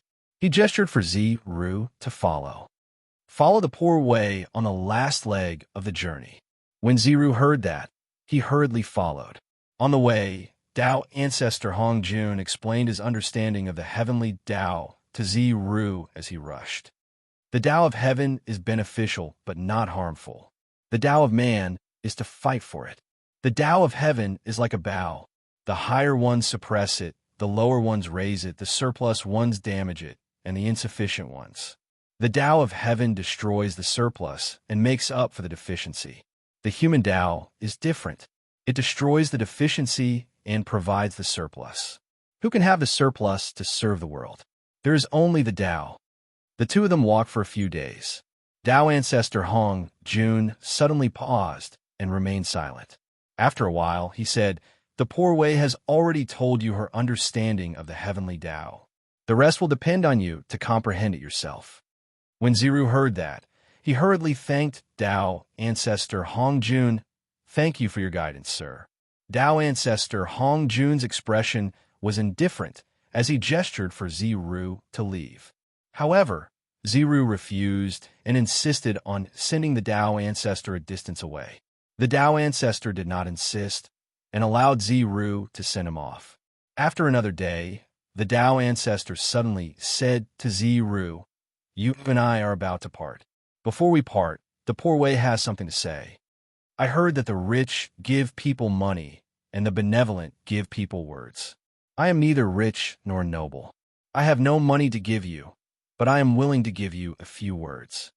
In today's world, the reason why those who are intelligent and insightful meet with misfortune and almost die is that they enjoy ridiculing others. The reason why those who are eloquent and understanding bring disaster to themselves is that they enjoy spreading the evil of others. As a son, do not think highly of yourself. As a minister, do not think highly of yourself. I hope you remember. The Tao ancestor had traveled the human world for 100 years and sat in the treasure room for 100 years. He was not playing. These insights were all summarized by him in the human world. Tao ancestor Hong Jun was a person who was very particular about karma. These insights were obtained in the human world. Then he would leave them in the human world and not bury them in his heart and return to the heavenly Tao with him. Ziru nodded and said, "I will definitely remember it in my heart." The two of them continued to move forward and walked to the shore of the Yellow River. They saw the river water surging and the turbid waves rolling. Its momentum was like 10,000 horses galloping.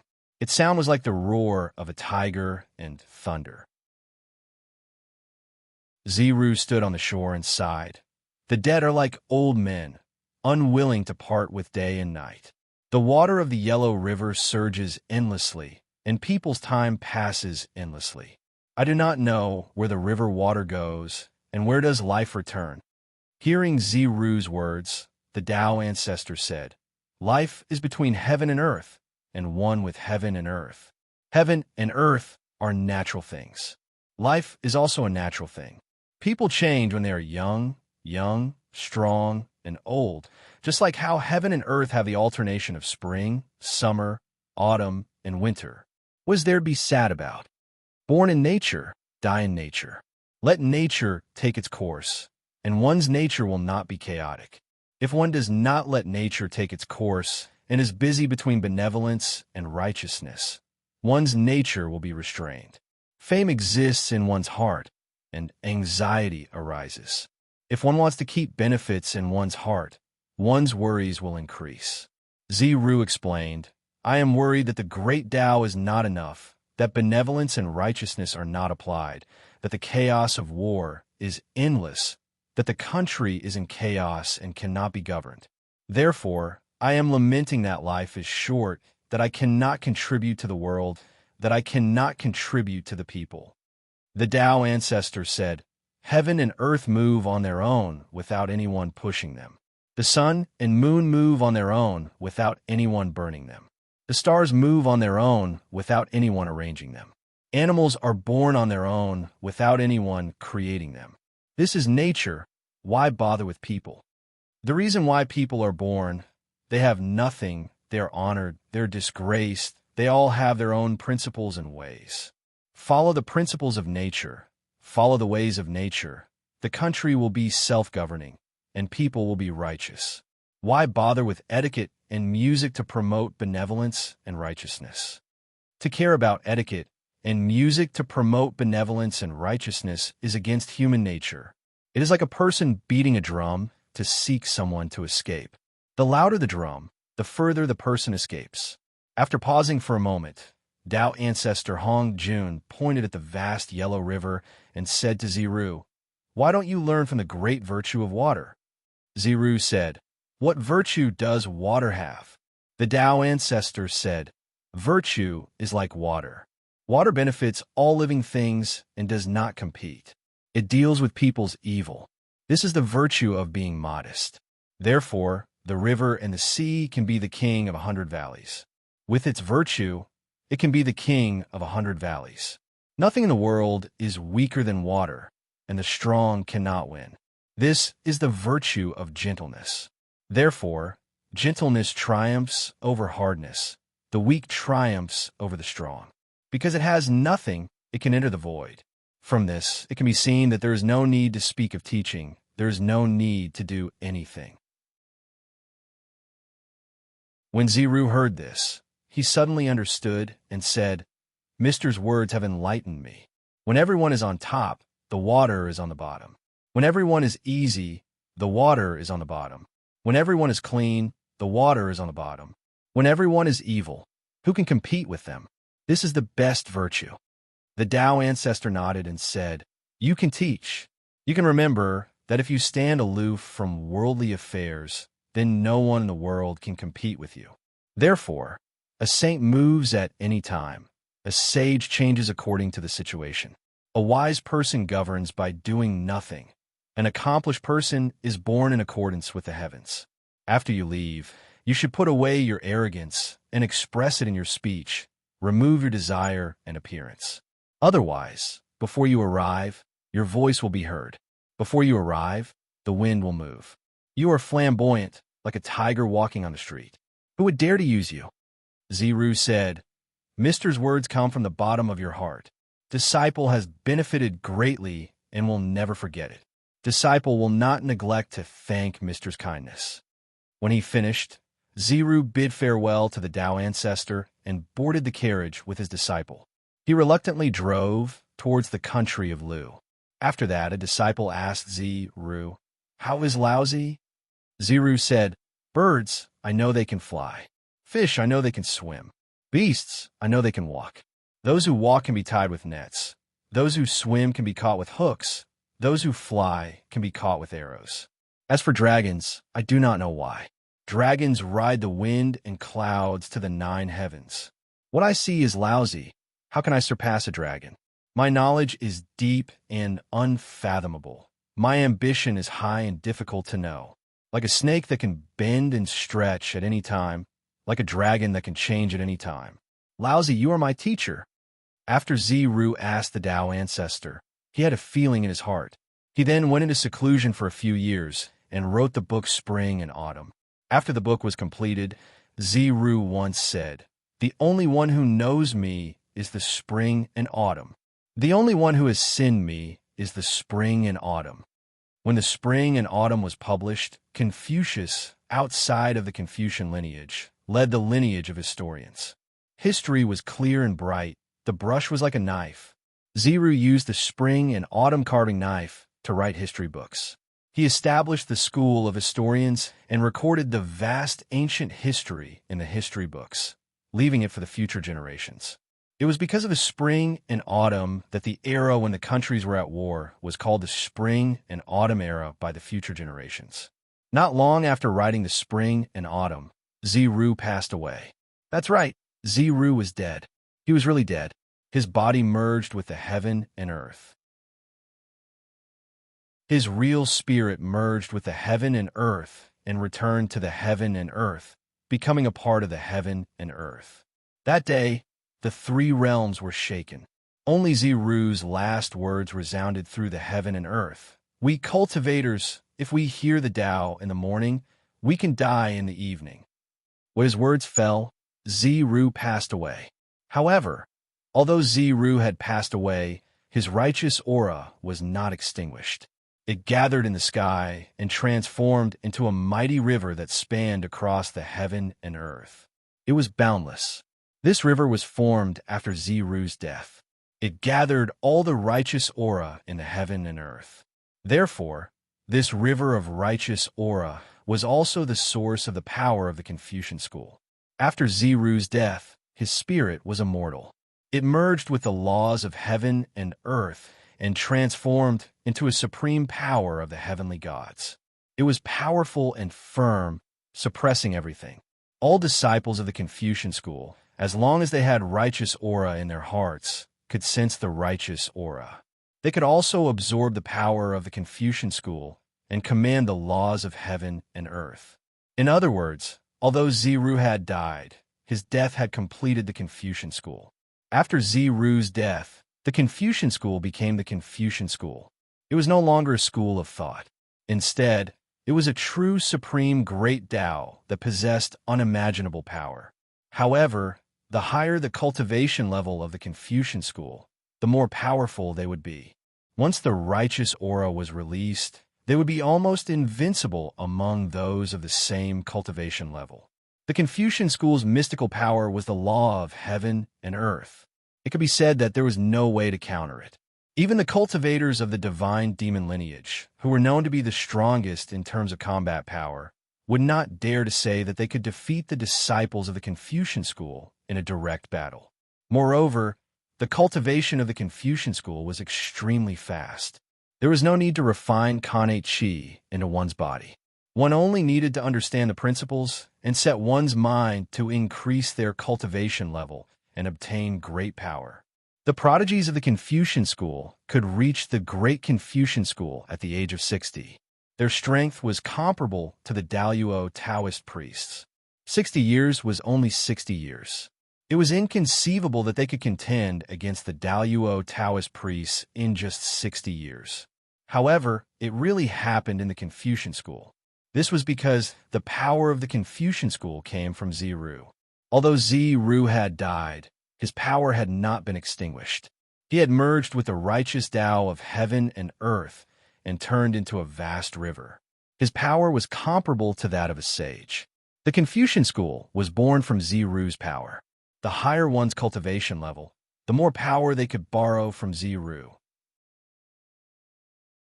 In front of Ziru's power that was comparable to that of a sage, even the great mystical powers were no match for him, let alone the Kanate Taoist priests. However, although the Confucian school was good, it did not come without a price.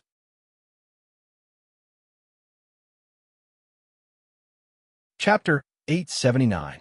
That was, the disciples of the Confucian way would not be able to live forever. No matter how talented you are, how beautiful you are, and how strong you are, you still can't escape death. The entire life of the Confucian Tao was but a single autumn of the immortal spirit. Once his lifespan ran out, even the Kanate spirit fruit or the 9 transformations golden pill wouldn't be able to save him. This was the biggest drawback of cultivating the Confucian way, not being able to live forever. However, there was always a way out. Everything had a slim chance of survival. Although Confucian cultivators couldn't live forever, they could become gods after death and switch to the burning incense divine Tao. In the future, they might be able to prove the great Tao again. The 10 grades of Confucianism, from the lowest to the highest, corresponded to the 9 realms of cultivation, namely the acquired realm, the Kanate realm, the earth immortal, the celestial immortal, the Xian immortal, the golden immortal, the Taoist lord of Tai, the Daluo Taoist priests, the sage-to-be, and the primeval Daluo Jingxian. Among them, the 8th rank Confucian scholars were known as Great Confucians, and their strength was comparable to the Daluo Taoist priests.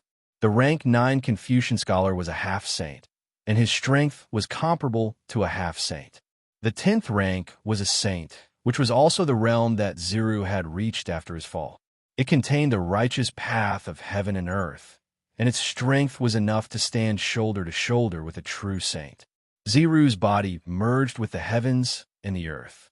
The heavenly Tao was shaken, and the sound of the Tao reverberated throughout the world for 3 years.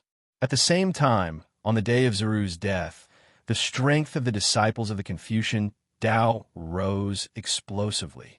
72 great Confucians were born in one day, and their might shook the world. Ziru's spring and autumn had received the support of the power of time, and as a result, it had undergone an indescribable change. It now had the power to predict the future. On the other hand, Ziru's carving knife underwent an indescribable change as well. It was also infused with the power of time, turning into a supreme saint artifact. It was called the Spring and Autumn Brush by the disciples of the Confucian Way. Once the Spring and Autumn Brush was used, it could determine a person's life and death. It could also turn the void into reality. It was incomparably mysterious. When he wrote the word fire, the heavenly fire would descend into the world, and when he wrote the word lightning, it would turn into the innate divine lightning. When he drew an animal, the animal immediately came to life. The Spring and Autumn Brush could be considered a supreme creation treasure. However, this was not the most powerful aspect of the Spring and Autumn Brush. Since it was named after the Spring and Autumn Brush, it naturally had something to do with time. A single stroke of the Spring and Autumn Brush could strip away millions and millions of years, turning something rotten into something magical.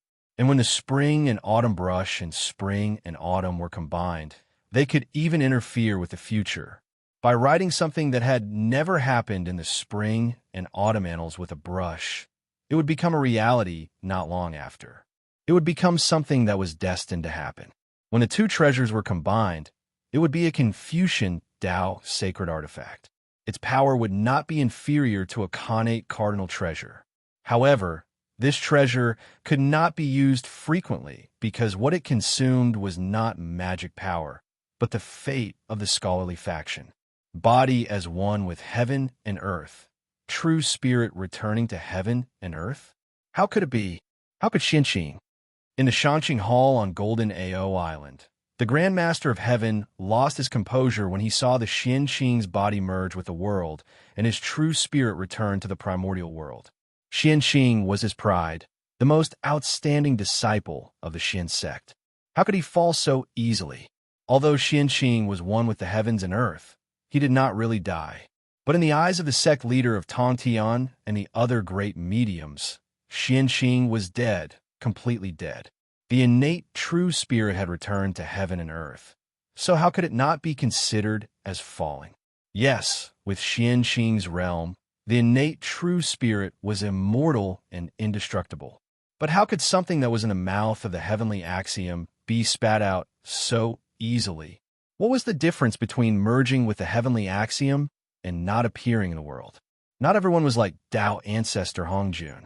After merging with the heavenly axiom, he could still maintain his true spirit and come out from time to time to show his presence. Moreover, how could the heavenly axiom at that time be compared to the heavenly axiom now? The heavenly axiom would also improve. Xianqing was one with the heavens and earth now, so he might not be able to come back. How could the sect leader of Tongtian not be heartbroken when his most outstanding disciple fell? Master, I hope that Master can help save eldest senior brother. At this time, a group of disciples of the GS sect rushed into the Shangqing temple under the lead of Duo Bao. They bowed to the sect leader of Tongtian and begged him to save Xianqing. However, the one who answered them was the Grand Master of Heaven, who looked defeated. I can't save him. The body is one with the heavens and the earth. This is according to the heavens. Even as a saint, I can't interrupt this process. This is caused by the power of the heavens and earth. As a saint, how can I go against the heavens? The power of a saint was given by the heavenly axiom. How could he go against the will of the heavenly axiom? Therefore, the sect leader of Tongtian couldn't save Xianqing. At this time, Xianqing's last voice came from afar. If one hears the Tao in the morning, one can die in the evening. His voice was ethereal, and it echoed in the Shangqing temple for a long time. After a while, the sect leader of Tongtian shouted, "If one hears the Tao in the morning, one can die in the evening." Xianqing is a real person who seeks the Tao. I'm far inferior to him. After that, the sect leader of Tongtian looked at his sorrowful disciples and said softly, "Well, you don't have to be sad for Xianqing. You should be happy for him. He got what he wanted. He can die without regrets. Why should he be sad for him? This is his own choice. He lived to seek the Tao, and he died to seek the Tao. He has no regrets." At this time, all the great mediums had an inexplicable respect for Xianqing in their hearts, because they saw the qualities that a Tao seeker should have in Xianqing. This was a real Tao seeker. In order to seek the Tao, he really abandoned life and death. Yes, compared to the vast and unpredictable Tao, what was life and death? If he could seek the Tao he wanted, even if he died, it would be worth it. When Xianqing was about to die, he must have gotten what he wanted. That was what he wanted all his life. If he could get it, he would die without regrets. He died with a smile. His smile was full of relief and joy. All the great mediums in the untainted land saw this. Therefore, they wouldn't feel sad for Xianqing's death. Instead, they would envy Xianqing for getting what he wanted. Every great mediums had lived for countless years. How many of them hadn't seen through life and death? If they were willing to die to seek the Tao, there would be a lot of them. Unfortunately, if Feng Zichen knew what they were thinking, he would definitely scoff. Getting what he wanted?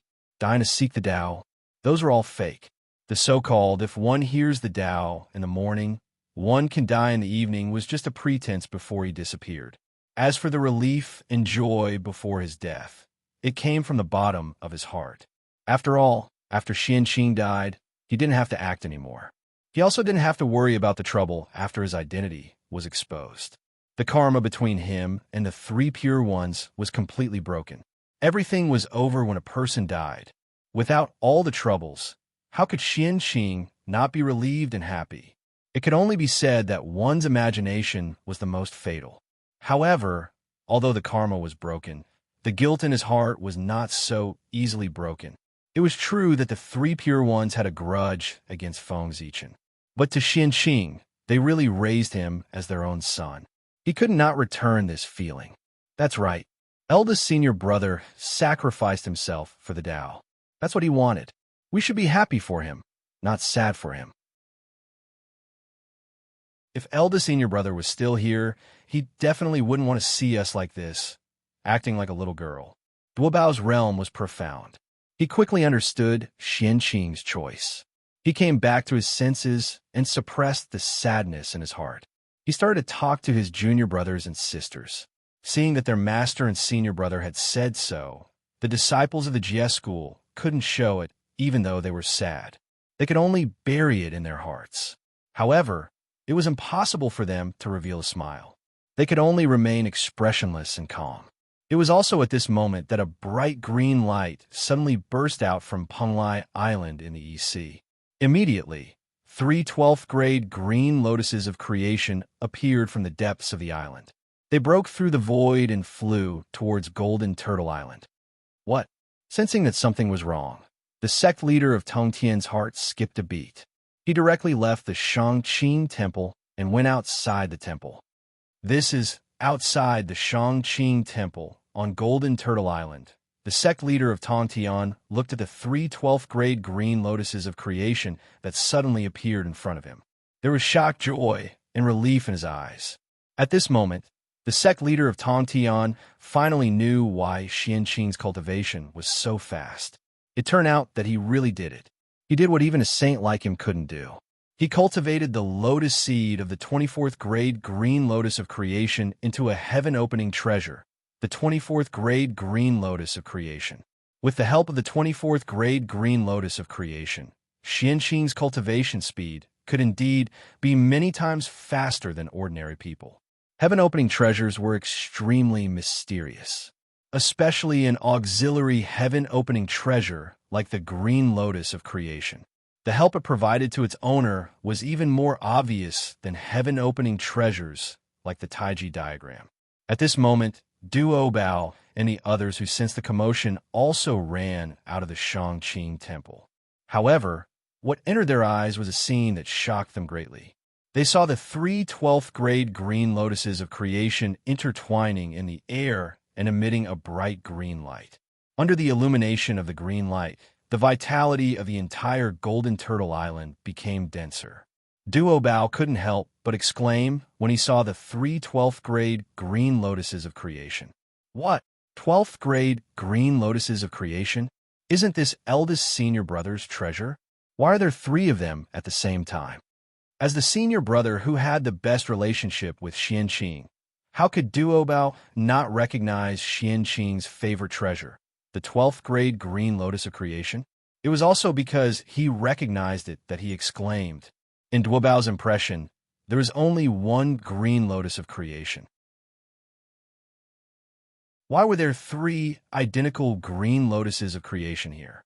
Just as Duo Bao was puzzled, the 3 12th grade green lotuses of creation in the air moved. The radiance on their bodies became even brighter. Then, under everyone's surprised gaze, the 3 green lotuses of creation began to merge slowly and were about to become one. At this moment, Xianqing's voice suddenly came from the green lotus. Master, I had a premonition that after reincarnating and cultivating again, I'm afraid I won't be able to come back.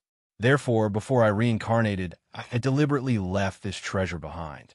If something really happens to me, I'll leave this treasure to you. Master, you treat me like your own son. I should serve you under your command to repay your kindness. However, in order to seek the Tao, I can only be an unfilial disciple. Fortunately, when I was still alive, I finally managed to cultivate this supreme treasure of creation. In this way, even if I go, I can leave this treasure with you. It can also be considered as making up for the guilt in my heart. Although you didn't say it, I know in my heart that you've always wanted to find a true Khanate cardinal treasure to suppress the Jie School's providence, because the 4 immortal vanquishing swords can't suppress the Jie School's providence. Although I'm not a member of the Jie School, I'm your disciple.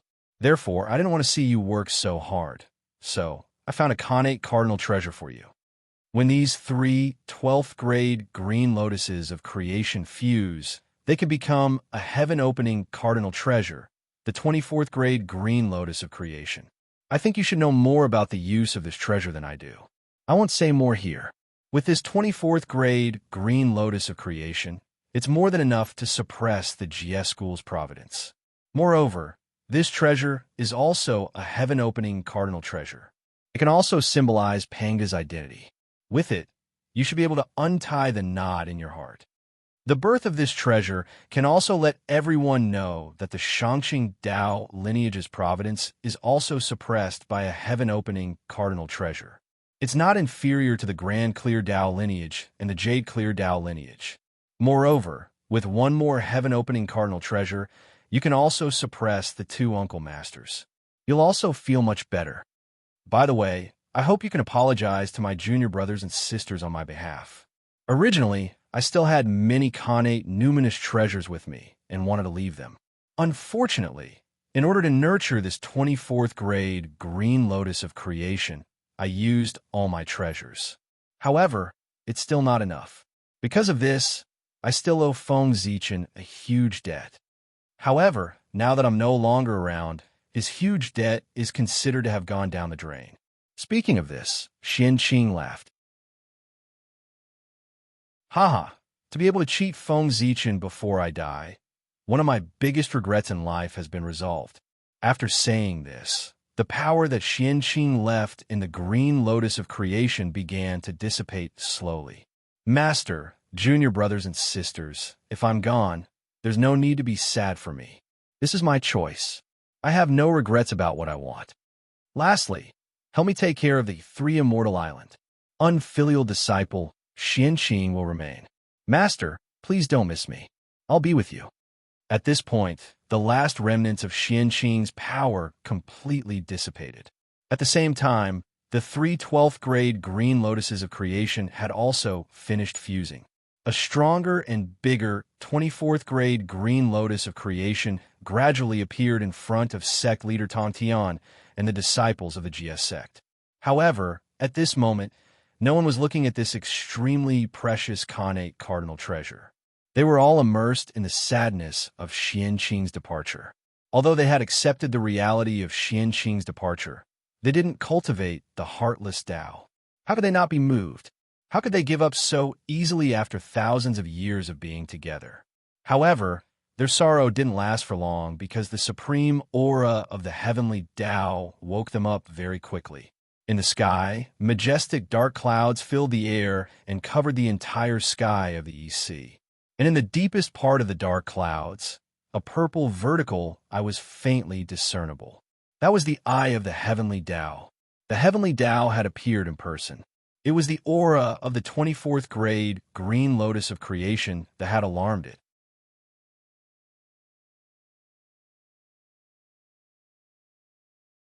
Chapter 880. 3 heaven-opening treasures were enough in the untainted land. There was no need for a fourth one. Boom! Unparalleled power fell from the eye of the heavenly Tao and was about to act on the 24th grade green lotus of creation, returning it to its original form and breaking it down into 3 12th grade green lotuses of creation.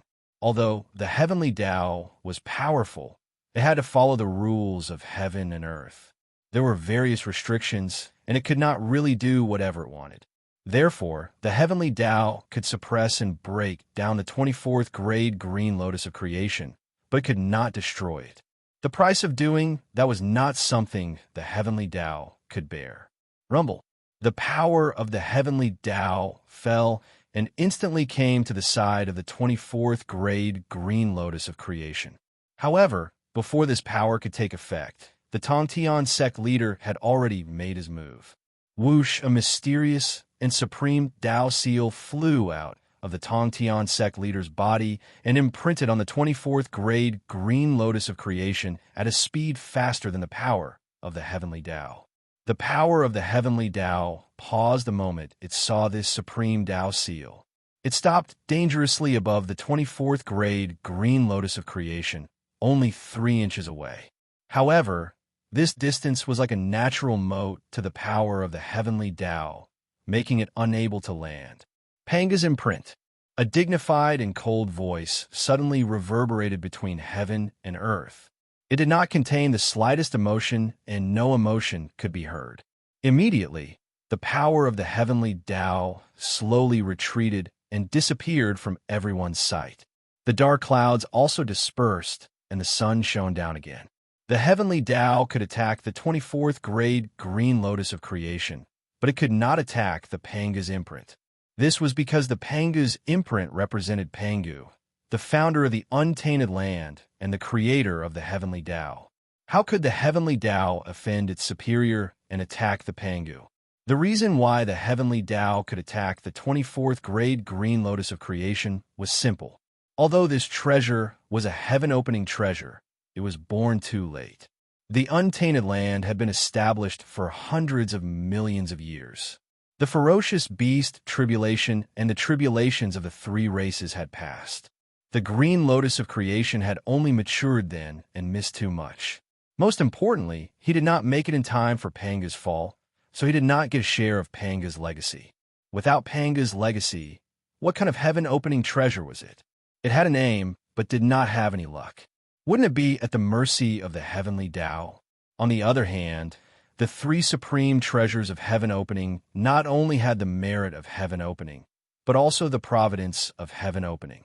Even if the 3 pure ones used them to attack the heavenly Tao would not dare to harm them at all. However, everything changed when Tongtian imprinted Panga's mark on the 24th grade green lotus of creation. This meant that the Grand Master of Heaven had recognized the identity of the green lotus of good fortune on behalf of Pangu. It was a true heaven-splitting treasure that could share the heaven-splitting luck. After obtaining the recognition of Pangu's lineage, the identity of the 24th grade green lotus of creation immediately changed, causing the heavenly Tao to no longer dare to make a move against it.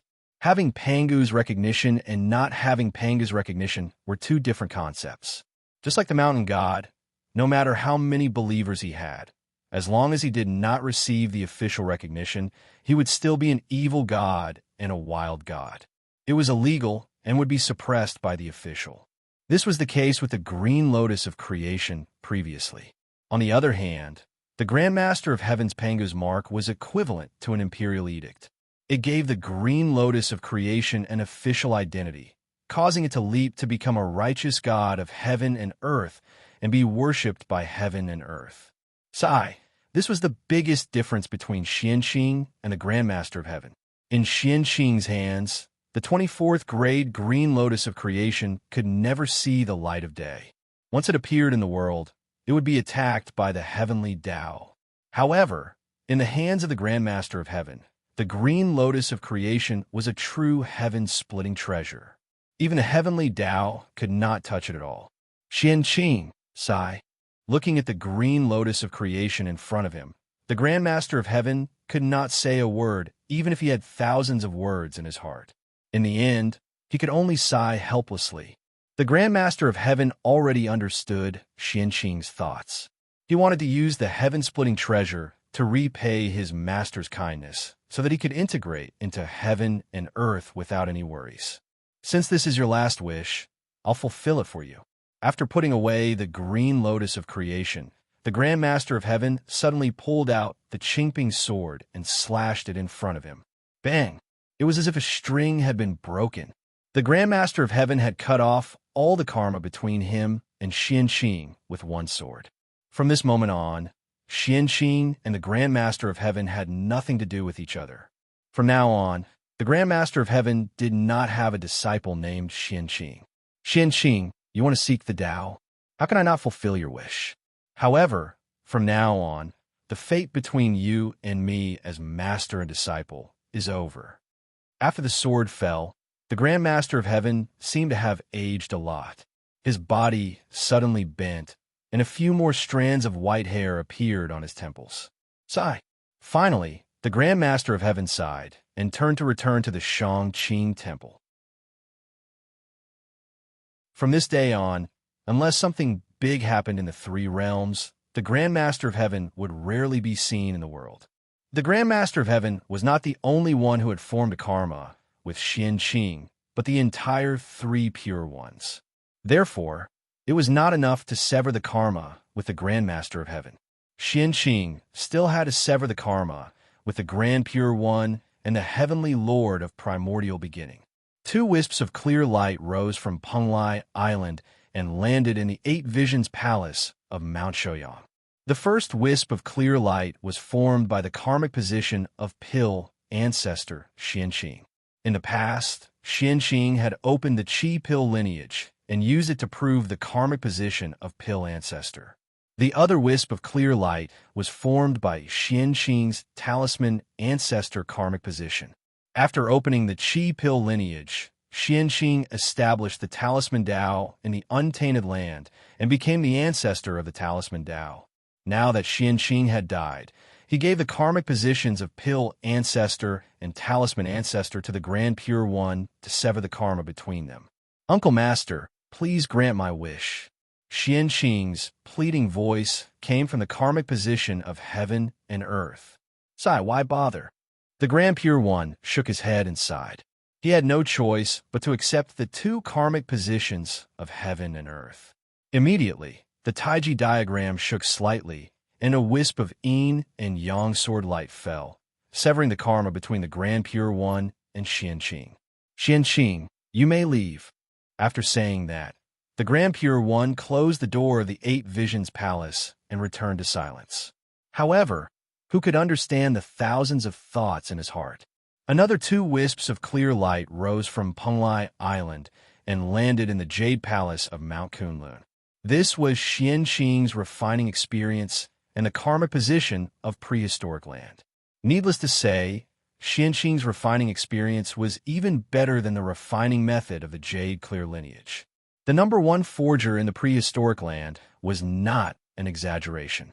Xianqing could even imitate innate spiritual treasures. His refining experience was definitely not inferior to the top-notch innate Taoist scripture in the prehistoric land. It might even be better. As for the karmic position of prehistoric land, Xianxing had once used the creation pill as a currency to set up a currency system for the prehistoric land. It had been used until now. Therefore, Xianxing also obtained the karmic position of prehistoric land. Although it did not sound good, it was still a top-notch karmic position of heaven and earth. Not to mention other things, after obtaining the karmic position of prehistoric land, Xianxing no longer lacked money to spend. Now that Xianxing had died, he took out these two items and gave them to the heavenly lord of primordial beginning to sever the karma between the two of them. Sigh. If one hears the Tao in the morning, one can die in the evening. Xianxing's heart to pursue the Tao is very firm. I can't compare to him. Since you have such a heart to pursue the Tao, how can I not fulfill your wish? As he spoke, the heavenly lord of primordial beginning waved his hand and kept the two wisps of clear light. Then, he raised the Panga banner and released a streak of chaotic sword chi to sever the karma between him and Xianxing. Sigh. At this point, Xianxing and the three pure ones, and the celestial sect of wonders, have nothing to do with each other. Seeing that the heavenly lord of primordial beginning had also chosen to sever the karma between him and Xianxing, the Taiching saint sighed helplessly and finally made a decision. From this moment on, Xianxing was no longer a disciple of the three pure ones and was no longer a member of the Xianmen. Xianxing did not take away any of the supernatural powers passed down by the three pure ones. Xianxing did not take away any of the treasures passed down by the three pure ones. From now on, Xianxing was Zuru, the founder of Confucianism. He had nothing to do with the three pure ones. Speaking of which, although Xianxing was the first disciple of the third generation of the Xianmen, he did not owe the Xianmen anything. On the contrary, the Xianmen owed him. Therefore, Xianxing only needed to return the karma between him and the three pure ones to sever everything between him and the Xianmen. There was no need for him to return anything to the Xianmen. However, it was not important now. It was all in the past. There was no need to care about it. All the karma had disappeared today. Zuru was finally free and had completely merged with heaven and earth. There was no longer a trace of his aura in the world, but he was everywhere. At the same time, Ziru's realm had also risen from the level of a mortal to the level of a saint. That's right, he was a saint without the purple aura of Hongmeng. At this time, Ziru's strength was also top-notch among the saints.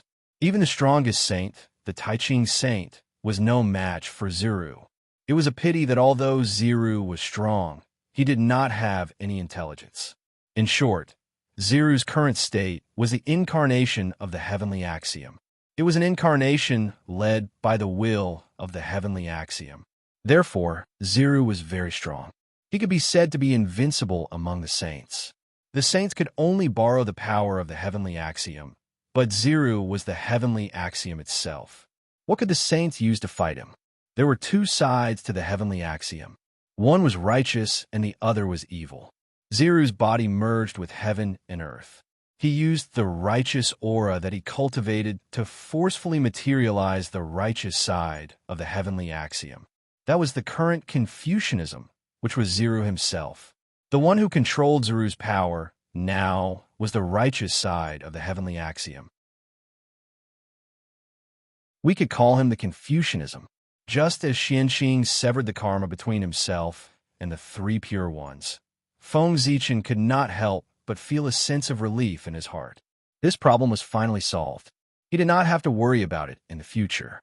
He did not owe the three pure ones anything. This relief was great.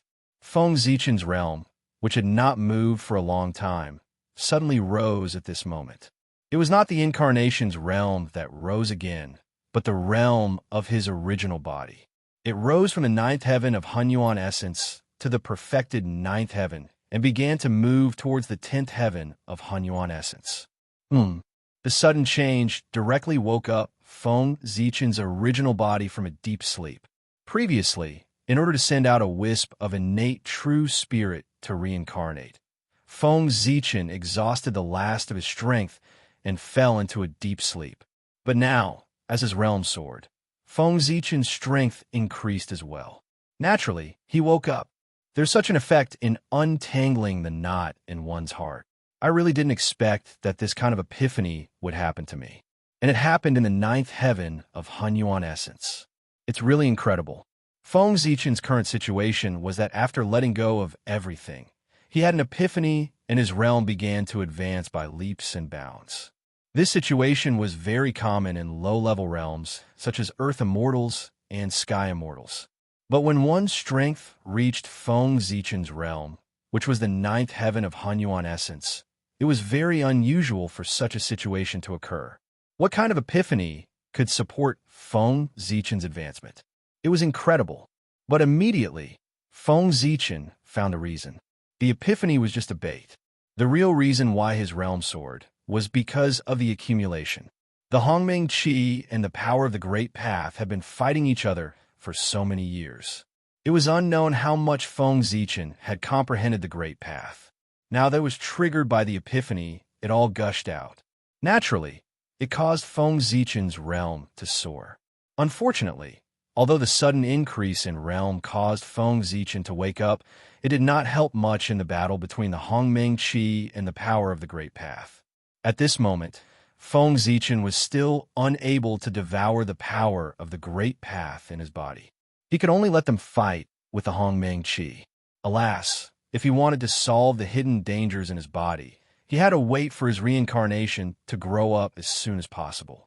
When his Hongmeng Dao reached the Hunyuan essence realm, he could join forces with his original body and help the Hongmeng Qi to devour the power of the Great Path. At that time, not only would Feng Zichen be able to break through to the Wuji Daoyuo Jingxian realm, but even the Hongmeng Daozhong could be upgraded to the chaotic spiritual treasure realm. After his cultivation reached the Wuji Daoyuo Jingxian realm, Feng Zichen had the capital to fight against Dao ancestor Hongjun. He did not need to continue to endure. He could directly merge with his doppelgangers and obtain the real celestial Emperor Dao fruit. Then, he could share the untainted land equally with Dao ancestor Hongjun. He refined the mysterious yellow and controlled the untainted land. This was the future of the untainted land. However, before he became the real celestial emperor, he had to think of a way to send Hao Yin away. Over the years, Feng Zichen and Hao Yin had cooperated well, and their relationship had become much closer. It would be inappropriate and unsightly to directly drive him down from the position of the Jade Emperor. Therefore, he had to let Hao Yin take the initiative to abdicate. It was difficult to let Hao Yin take the initiative to abdicate. As long as he became the Hunyuan Daoyuo Jingxian realm, Hao Yin would take the initiative to abdicate without Feng Zichen saying anything. Alas, it had become a trend in the untainted land to attain the Dao. Every few years, someone would attain the Dao. He did not know if Hao Yin could catch up with this trend and attain the Dao in one fell swoop. If he attained the Dao now, it would save him a lot of trouble. If he could not, it would be troublesome to help him attain the Dao in the future. However, it was not without benefits for Feng Zichen to wake up now. At the very least, he could provide some help for the reincarnation. Not to mention other things, the vast and boundless Hongmeng Qi and the power of the great Dao in his body were of a higher level than Pangu's power. They could be provided to the reincarnation at will to help him devour and strengthen the Hongmeng Qi in his body. At the moment when Xianqing's body merged with heaven and earth, Goddess Hutu moved in the netherworld.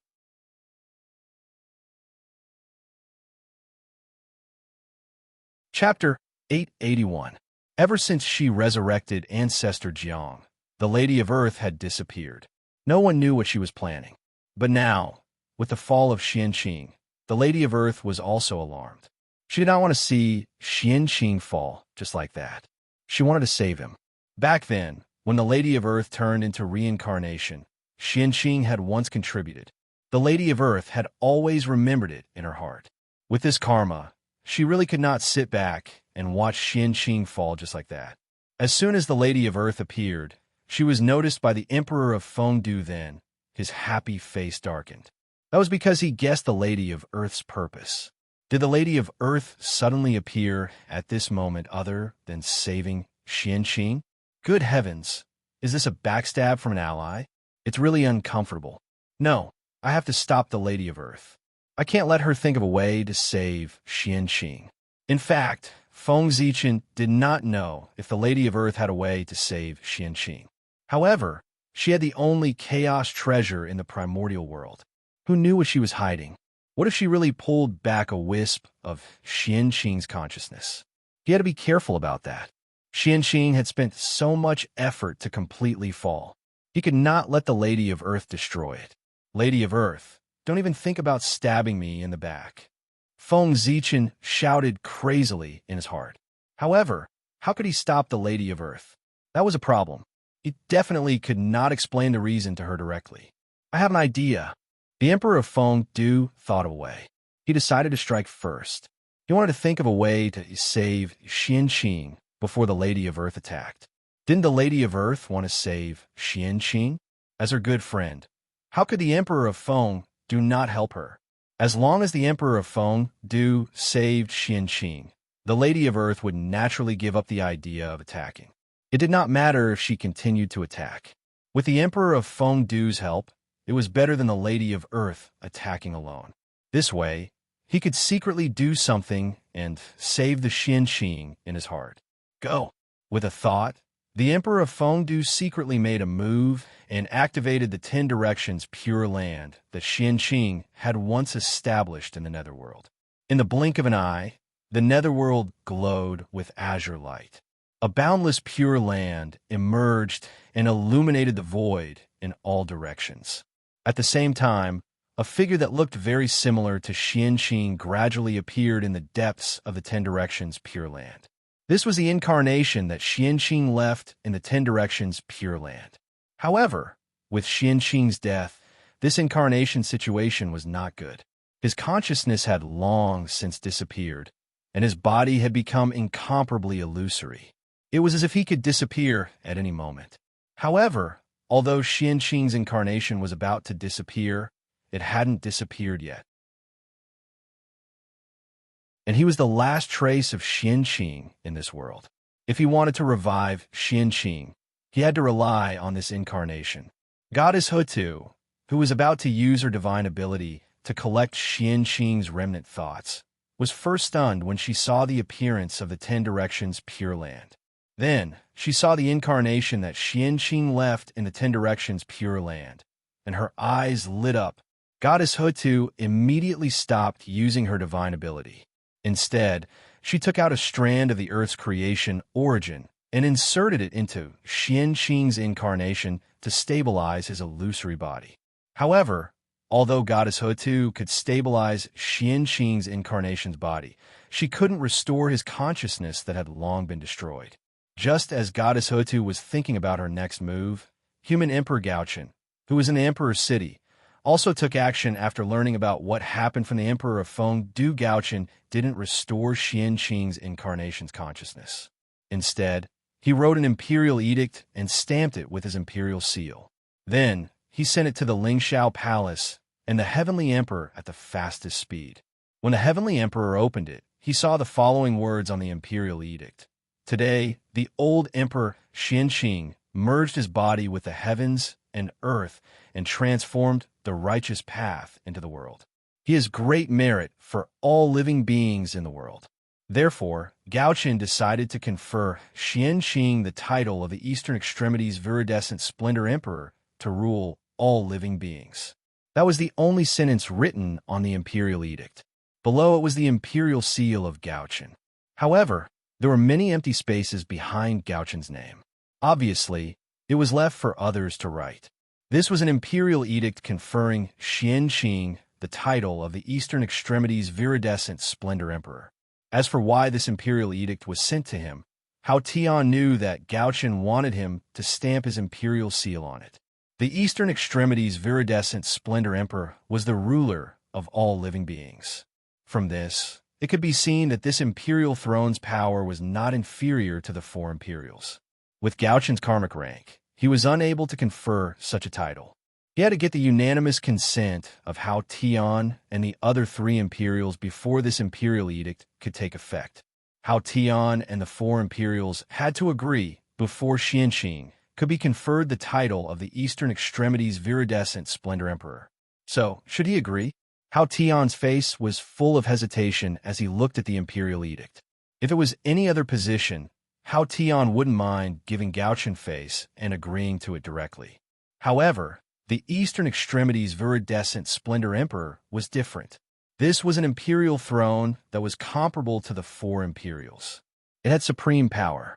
But where did this power come from? Naturally, it came from Hao Tian, the Jade Emperor. Therefore, once this imperial edict came true, Hao Tian would definitely lose a part of his power, which would be added to the Eastern Extremities Viridescent Splendor Emperor. Therefore, Hao Tian was very hesitant, not knowing if he should agree or not. However, he immediately felt relieved. First, he picked up the imperial brush and added his name behind Gauchen's name. Then, he took out the imperial seal that symbolized his status as the Jade Emperor and stamped it. Hao Tian's goal was nothing more than to achieve the realm of primordial chaos Daluo, Jinxian, and then transcend. The position of Celestial Emperor was not what he wanted. Since that was the case, what was there to hesitate about? He wasn't greedy for power. If he had to give up a part of it, then so be it. He could also share some of the karma that came with being a Celestial Emperor. As a Celestial Emperor, his every word and action resonated with heaven and earth. He could affect the trend of heaven and earth and the fate of countless people. Therefore, from the moment Hao Tian became a Celestial Emperor, even if he didn't do anything, he would still have karma on him. It was also because of this karma that Hao Tian was unable to take that crucial step. Now, if he could really give up the position of Emperor Qing Hua of the East Pole from the authority of the Celestial Emperor, then Hao Tian's karma would definitely be given a part of it. In this way, Hao Tian would undoubtedly be one step closer to attaining the Tao. This was a good thing. Compared to attaining the Tao, it was best to give up all the authority of the Celestial Emperor. After Hao Tian stamped the imperial seal, he thought for a moment and sent the imperial seal to the periphery of the boundless starry sky. Under the Celestial Emperor, Great Emperor Ziwei was the most respected. Therefore, after Hao Tian, it was Great Emperor Ziwei's turn to stamp the imperial seal. However, with Great Emperor Ziwei's current state, could he stay awake and stamp the imperial seal? The imperial seal flew across the sky. In an instant, it crossed the endless void and arrived outside the boundless starry sky. Why didn't Hao Tian send it to Ziwei's star in one go? It wasn't that Hao Tian didn't want to, but he couldn't. Hundreds of thousands of years ago, Great Emperor Ziwei was inexplicably injured, and the boundless starry sky was sealed. Not to mention Hao Tian, even the heavenly path couldn't enter the boundless starry sky. Outside the boundless starry sky, the imperial seal lay there quietly, waiting for a reply from inside. At this moment, countless great mediums were paying attention to this scene. Too many people wanted to know about Great Emperor Ziwei's current state. Fortunately, they didn't have to wait for long before there was a reaction from the boundless starry sky. An imperial seal flew over from the depths of the starry sky and stamped the imperial seal accurately. Thanks to Xianxing's death, Feng Zichen's original body was able to awaken. Otherwise, it would be troublesome to use the imperial seal. However, if Xianxing hadn't died, there would be no need for the imperial seal. Great Emperor Ziwei is still conscious? Seeing this scene, several saints couldn't help but narrow their eyes. Their faces were filled with shock. They seemed to have misjudged Great Emperor Ziwei's injury. It wasn't as serious as they had imagined. He had completely lost consciousness. Whoosh! After stamping the imperial seal turned around and flew to the South Pole Star. The 4 emperors of the heavenly court had always been one. They advanced and retreated together. Now that the other 3 emperors had agreed, the great emperor of the South Pole naturally had no reason to refuse. After signing his name, He picked up the imperial seal and stamped it. Then, the great Emperor of the South Pole threw the imperial seal down and sent it to the Lady of Earth of the Netherworld. Seeing this imperial seal, the Lady of Earth somewhat understood Feng Zichen's plan. He used his position as the supreme of heaven and earth to forcefully capture a wisp of Xianqing's consciousness from the hands of heaven and earth so that he could be resurrected. Human strength couldn't resist the power of heaven and earth, but the power of heaven and earth could. Only the power of heaven and earth could resist the power of heaven and earth. Feng Zichen's method could be summarized in one sentence. It was to use the power of heaven and earth to deal with the power of heaven and earth. It was a very simple method, but it was also the most effective method. This method works. After deducing in her heart, even the Lady of Earth had to admit that Feng Zichen's method was indeed much better than the method she had thought of. Thinking of this, the Lady of Earth no longer hesitated. She took out her imperial seal and stamped it on the imperial seal. Suddenly, the imperial seal turned into a stream of light and rose from the netherworld, floating in the sky. Dazzling divine light burst out from the imperial seal. Even the radiance of the sun and moon was covered by it. It illuminated the entire three realms and even the space-time of the heavens. Rumble, in the next moment, the Tao of heaven and earth fell with a loud bang and merged with the imperial seal, constantly evolving. Not long after, the imperial seal disappeared and was replaced by a green karmic position. Its body flowed with boundless light and boundless technique. The top karmic position of the three realms, the Eastern Pole Cyan Splendor Imperial Seal, the symbol of the supreme of heaven and earth. The moment the karmic position was formed, a pair of purple eyes suddenly appeared in the sky above the three realms. It was incomparably huge and occupied the entire sky. It looked at the world and everyone coldly. The heavenly Tao had appeared. Confer Xianqing as the Eastern Pole Cyan Splendor Imperial Seal. The heavenly Tao's cold voice resounded between heaven and earth. No matter where the living beings of the three realms were, they could hear it clearly. The living beings of the 5 great continents knew who Xianqing was, but the living beings outside the 5 great continents were a little confused after hearing the heavenly Tao's voice. Who was Xianqing? Who was the great emperor of the East Pole? Why had they never heard of him?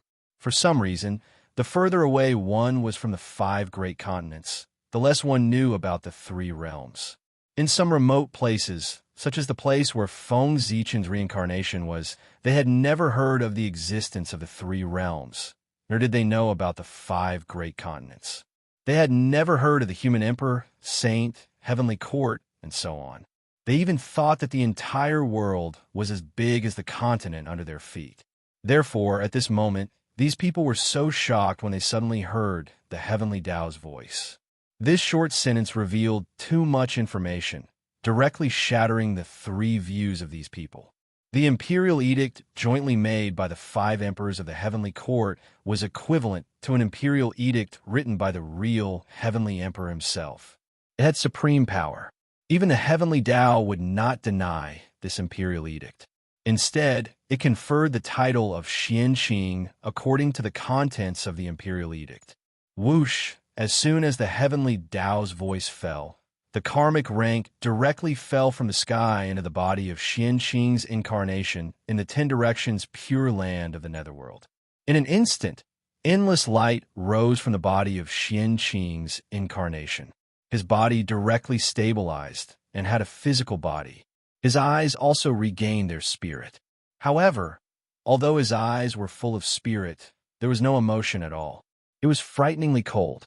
This meant that it was not Xianqing who had awakened, but the righteous Tao of heaven, which was the way of Confucianism. The great emperor of the East Pole was not Xianqing, but the incarnation of the way of Confucianism. However, Xianqing was the way of Confucianism, and the way of Confucianism was Xianqing. It was not a problem to say that the incarnation of the way of Confucianism was Xianqing. Did it fail? Looking at the emotionless incarnation of Xianqing, several people related to Qianqing who had been paying attention to the development of this matter could not help but show disappointment in their eyes. But immediately they became excited. With this incarnation, it was not a failure. With this incarnation as a coordinate, they could call Qianqing day and night. Sooner or later, they would be able to forcibly call back a wisp of Qianqing's consciousness from heaven and earth. At that time, Qianqing would really be resurrected. This was called man's will conquer nature, and using the power of the wishes of all living beings to forcibly call back Qianqing. Therefore, the appearance of this incarnation was not completely useless. It was a hope to call back Qianqing.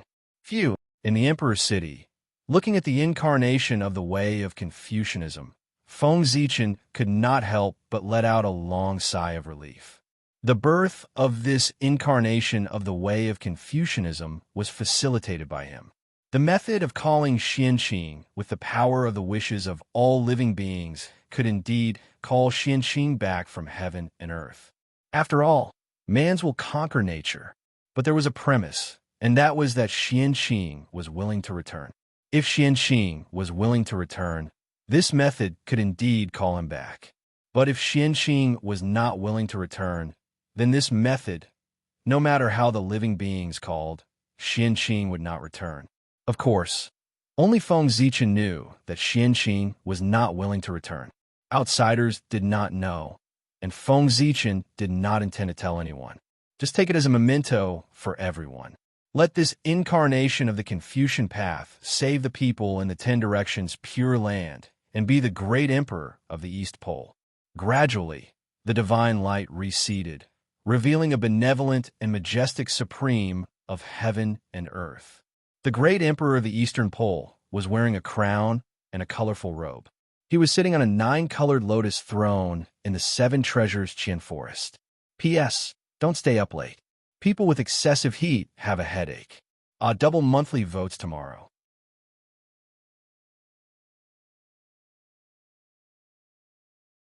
Chapter 882. The great emperor's head was surrounded by 9-colored divine light, radiating with boundless radiance. Many immortals, strong men, Vajras, divine kings, golden boys, and jade girls stood beside him. There were also people holding water bowls, willow branches, and standing on lotus flowers. These were all formed by heaven and earth's Tao aura, and they were used to strengthen the great emperor's dignity. The Eastern Green Flower Emperor, also known as the Tai Heavenly Lord of Salvation from Misery, was a great saint with great compassion, and great wish. When humans were in danger, as long as they recited the Heavenly Lord's name, the Heavenly Lord would respond to the sound and save them. This was the authority that heaven and earth gave to Qianqing, and he could incarnate into billions of incarnations and be everywhere. At this moment, there was a Tao scripture that was formed spontaneously in heaven and earth. It was imprinted on the rules and was known to the world. There was a great benevolent person in the eastern world of Chang'e. The incarnations of the Tai, Heavenly Lord of Salvation from Misery, were countless. Living in a heavenly palace, descending to the mortal world, living in hell, taking in crowds, immortal children, emperors, saints, celestial venerables, divine kings, demon kings, celestial masters, Taoist priests, heavenly doctors, men and women, civil and military officials, great Yuan masters, Zen masters, wind masters, and rain masters. Their supernatural powers were limitless, and their skills were boundless. They searched for the voice and saved the suffering and acted according to the circumstances. At the same time, in the Jade Palace of Kunlun Mountain, the Tai spiritual master who was cultivating in seclusion suddenly felt an inexplicable malice, which made him feel cold all over. However, soon after, the malicious intent receded like the tide. Very quickly, it disappeared without a trace. It was as if the malicious intent from before had been an illusion. This malice came from heaven. The Tai spiritual master had the same name as the Tai Heavenly Lord of Salvation from Misery, so he was targeted by heaven. But considering the relationship between Qianqing and the Heavenly Lord of the beginning, heaven didn't attack him. Instead, it retreated after taking back the fate. Because of this, the Tai's spiritual master felt that the malice came and went quickly. It was very inexplicable. He had escaped a calamity. Buzz, buzz, buzz. Xianqing's origin Tao fruit, which he'd sacrificed everything to refine, suddenly appeared in the air and disappeared into the emperor's head. An aura unique to Daoyuo, Jingxian, erupted from the viridescent splendor emperor of the eastern extremity and swept through the entire three realms in the blink of an eye. Under this aura, all living beings in the world felt a supreme majesty, and they couldn't help but prostrate themselves in worship. This was karma. After receiving the worship of all living beings in the world, the Eastern Extremity Azure Splendor Emperor would have the responsibility of protecting all living beings in the world in the future. Otherwise, why would the Eastern Extremity's viridescent splendor protect the world for no reason? The living beings of the 5 great continents were already very familiar with primordial chaos Daoyuo Jinxian's aura, so they naturally bowed down to him. However, the living beings outside the 5 continents, especially those regions that were relatively far away from the 5 continents, were already dumbfounded. They had no idea what was happening at all. They only felt a supreme majesty sweep over them, pressing them to the ground and making them unable to stand up. That power was too strong, far beyond their understanding. Under such power, they couldn't even think of resisting, let alone fight back. They were suppressed without any resistance. Oh my God, what kind of power is this? Has heaven descended into the world? I feel that this power is as vast as heaven and earth. It's so high and mighty that it's impossible to resist. Where exactly is such an expert? Why haven't I found any traces of him? Why haven't I heard of his legend? The powerful beings in the remote regions roared indignantly. Not long after, Xianqing's aura gradually retracted, and the pressure on the living beings of the 3 realms dissipated. They stood up again. But at this moment, an even more majestic and supreme aura suddenly came, causing the living beings of the 3 realms who had just stood up to prostrate themselves on the ground again. This aura didn't come from Xianqing, but from the heavenly Tao. Unlike the other great mediums who had achieved the primordial chaos, Daoyuo Jingxian, Xianqing was the supreme of heaven and earth, the Eastern Pole Viridescent Splendor Emperor. Therefore, after he achieved the Tao, heaven and earth would definitely send him blessings to show his nobility. In the unseen world, there was a faintly discernible sound of Tao. It descended from the 9 heavens and continued to reverberate between heaven and earth. Viridescent, eternal joy realm, Eastern Pole, Miaoyan Palace. 7 treasures, fragrant Qian forest, 9-colored lotus seat. Inside the myriad true ring, amidst billions of auspicious light. Prime clear spirit treasure should transform into Xian Yuanshi. Calamity befalls Ci, Qi, major 1000 gate. Mystical Tao, true body, purple gold, auspicious form. Random feelings, boundless vows. Great sage, great mercy, great wish. 10 directions, deliver all living beings from torment. Billions of tribulations, deliver people immeasurable. Seek the sound of Tai, heavenly lord of salvation from misery. Qing Xian, 9 sons God. This was a message that heaven and earth spontaneously created for the Eastern Pole Viridescent Splendor Emperor for the world to recite. It contained an inexplicable divine power. The Eastern Pole Viridescent Splendor Emperor? Who is this person? Why is he so powerful? Just a wisp of his aura can suppress me to the point that I can't move. Also, who is the person who made that sound? Why is his aura so similar to heaven and earth? Could it be that heaven and earth are really speaking? Does heaven and earth really have their own will? All kinds of doubts emerged in the hearts of the powerhouses in the remote areas, causing them to be extremely puzzled. Unfortunately, no one could give them an answer because they were too far away from the 5 major continents and too barren. No great divine power would come here, and no great divine power would pay attention to this place. If nothing unexpected happened, these remote places would gradually be forgotten by the powerful existences of the 5 major continents. However, as the aura of heaven and earth swept across the entire 3 realms this time, it attracted the attention of a certain existence. Thus, an accident happened. TSK, why do I feel that these small islands floating on the sea are slowly being isolated from the 5 major continents as if they are not in the same world? As a result, these small islands have no idea about the situation of the 5 major continents and the general information of the 3 realms. This situation is a little strange. It's as if these small islands have become the lower realm of the 5 major continents. There's a problem. There's a problem. There seems to be a shocking matter of great merit contained in this. I have to study it carefully. At this moment, Feng Zichen's reincarnation in the ancient Baron's continent noticed the reactions of the living beings here and couldn't help but have a bold guess in his heart. If this guess was true, then he really had the foundation to become a celestial emperor and could quickly break through the realm. However, whether this guess could be true or not still needed to be confirmed. No rush. No rush. If it was his, he couldn't hide. If it wasn't his, then he would directly snatch it. What a joke. Feng Zichen had so many incarnations, and they were all supreme powerhouses that could roam the primordial world. If they worked together, what kind of fortune could they not snatch? If it was Feng Zichen's, then it was Feng Zichen's. If it wasn't Feng Zichen's, as long as he wanted, it could also be his. It couldn't be helped. The strong were just that domineering.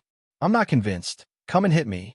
On Golden Turtle Island, Tong Tian saw Xianqing's incarnation become an emperor and couldn't help but let out a long sigh of relief. The sadness on his face also dissipated a lot.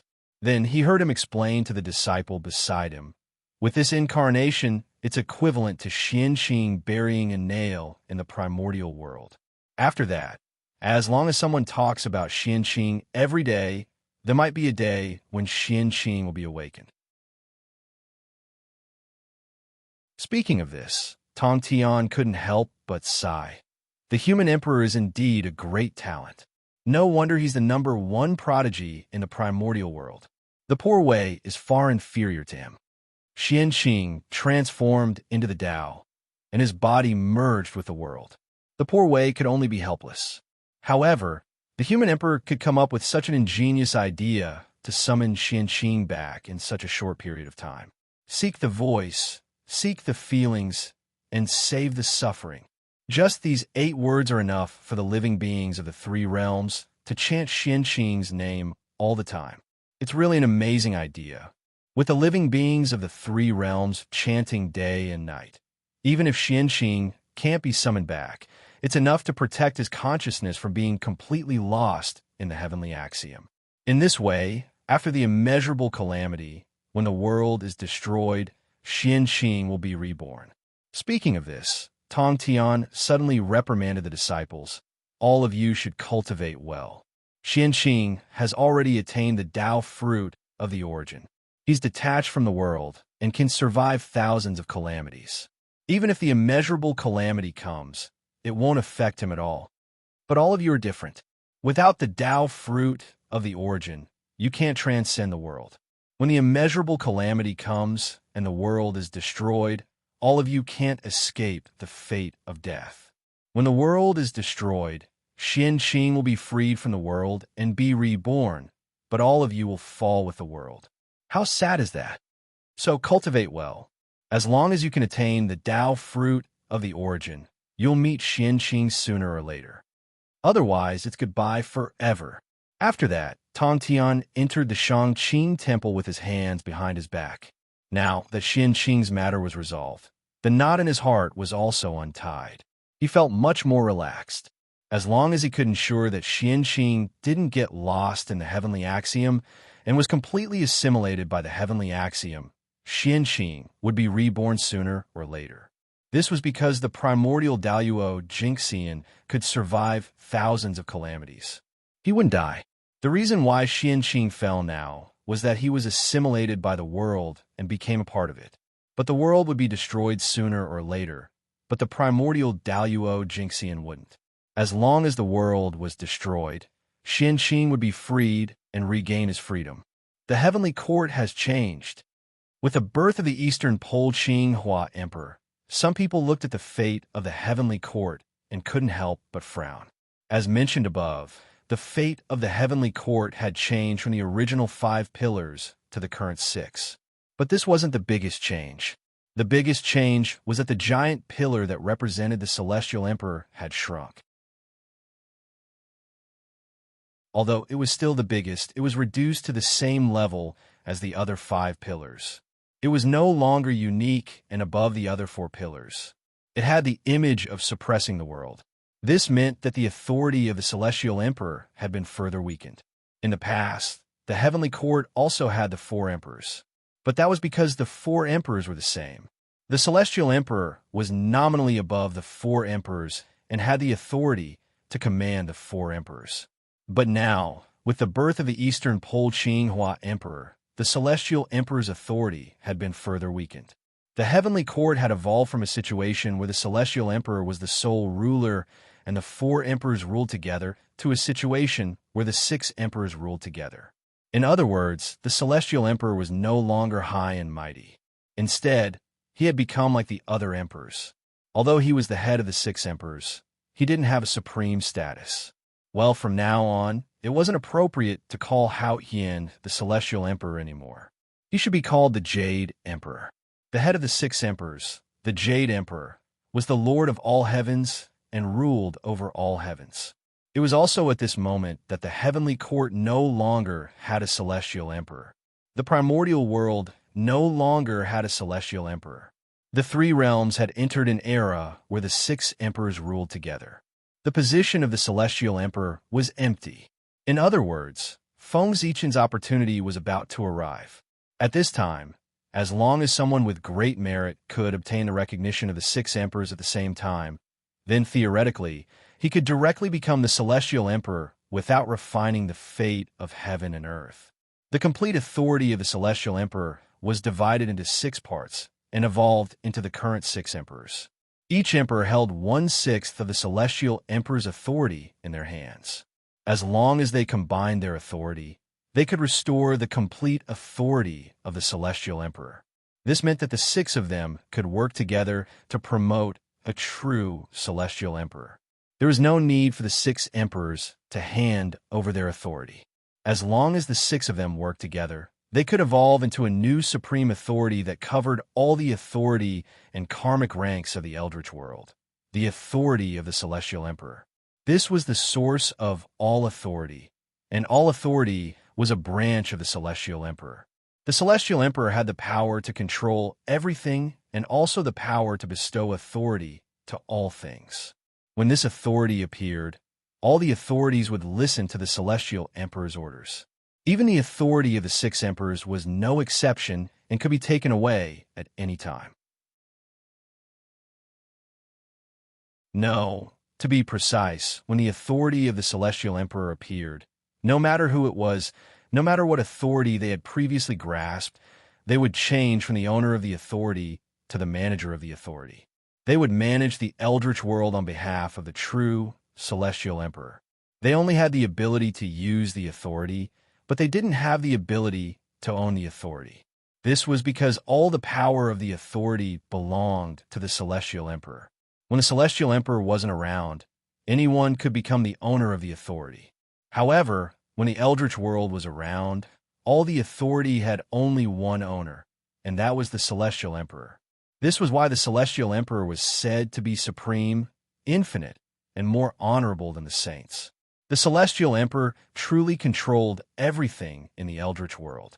To put it more vividly, when the Celestial Emperor appeared, the owners of these authorities all changed from the bosses of companies to ordinary employees and lost the power to control the companies. I didn't expect that after the Celestial Emperor became the Jade Emperor, I actually felt that my body was much more relaxed. My realm also improved a little. As expected, the position of the Celestial Emperor is the biggest obstacle to my Tao. In the Jade Pool, Hao Tian silently felt the changes in his body and couldn't help but say aloud.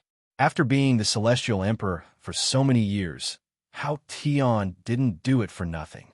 With the help of the celestial court's providence, Hao Tian had accumulated enough to reach the Tao. However, he still couldn't take that crucial step. The reason was because he was the Celestial Emperor. The Celestial Emperor not only made Hao Tian, but also limited him. P.S. Double the monthly votes. Please get some monthly votes.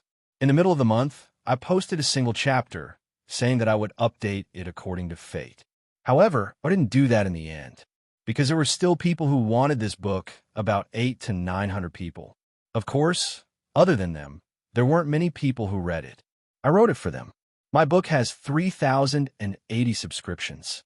In theory, I would need at least 3,080 new chapters to maintain the balance of the subscriptions. But in reality, this book only has 2,000 new subscriptions every day. Sometimes, it's only 1,700. This process has been going on for almost half a year. Those who know the starting point know that this means that this book has no value and no money. I'm doing it for love. At this point, most people should choose to be eunuch. Actually, the purpose of my new book is to eunuch this old book. But in the end, I still can't bear to do it. After all, I've been writing for more than a year and have feelings for it. I want to write an ending, so I clenched my teeth and persevered for half a year. But the pressure of opening 2 books is really great. I hope that everyone can give me some support. I don't ask for any rewards. If you can subscribe, then subscribe. If you can vote, then vote. Lazy bum, thank you for your support.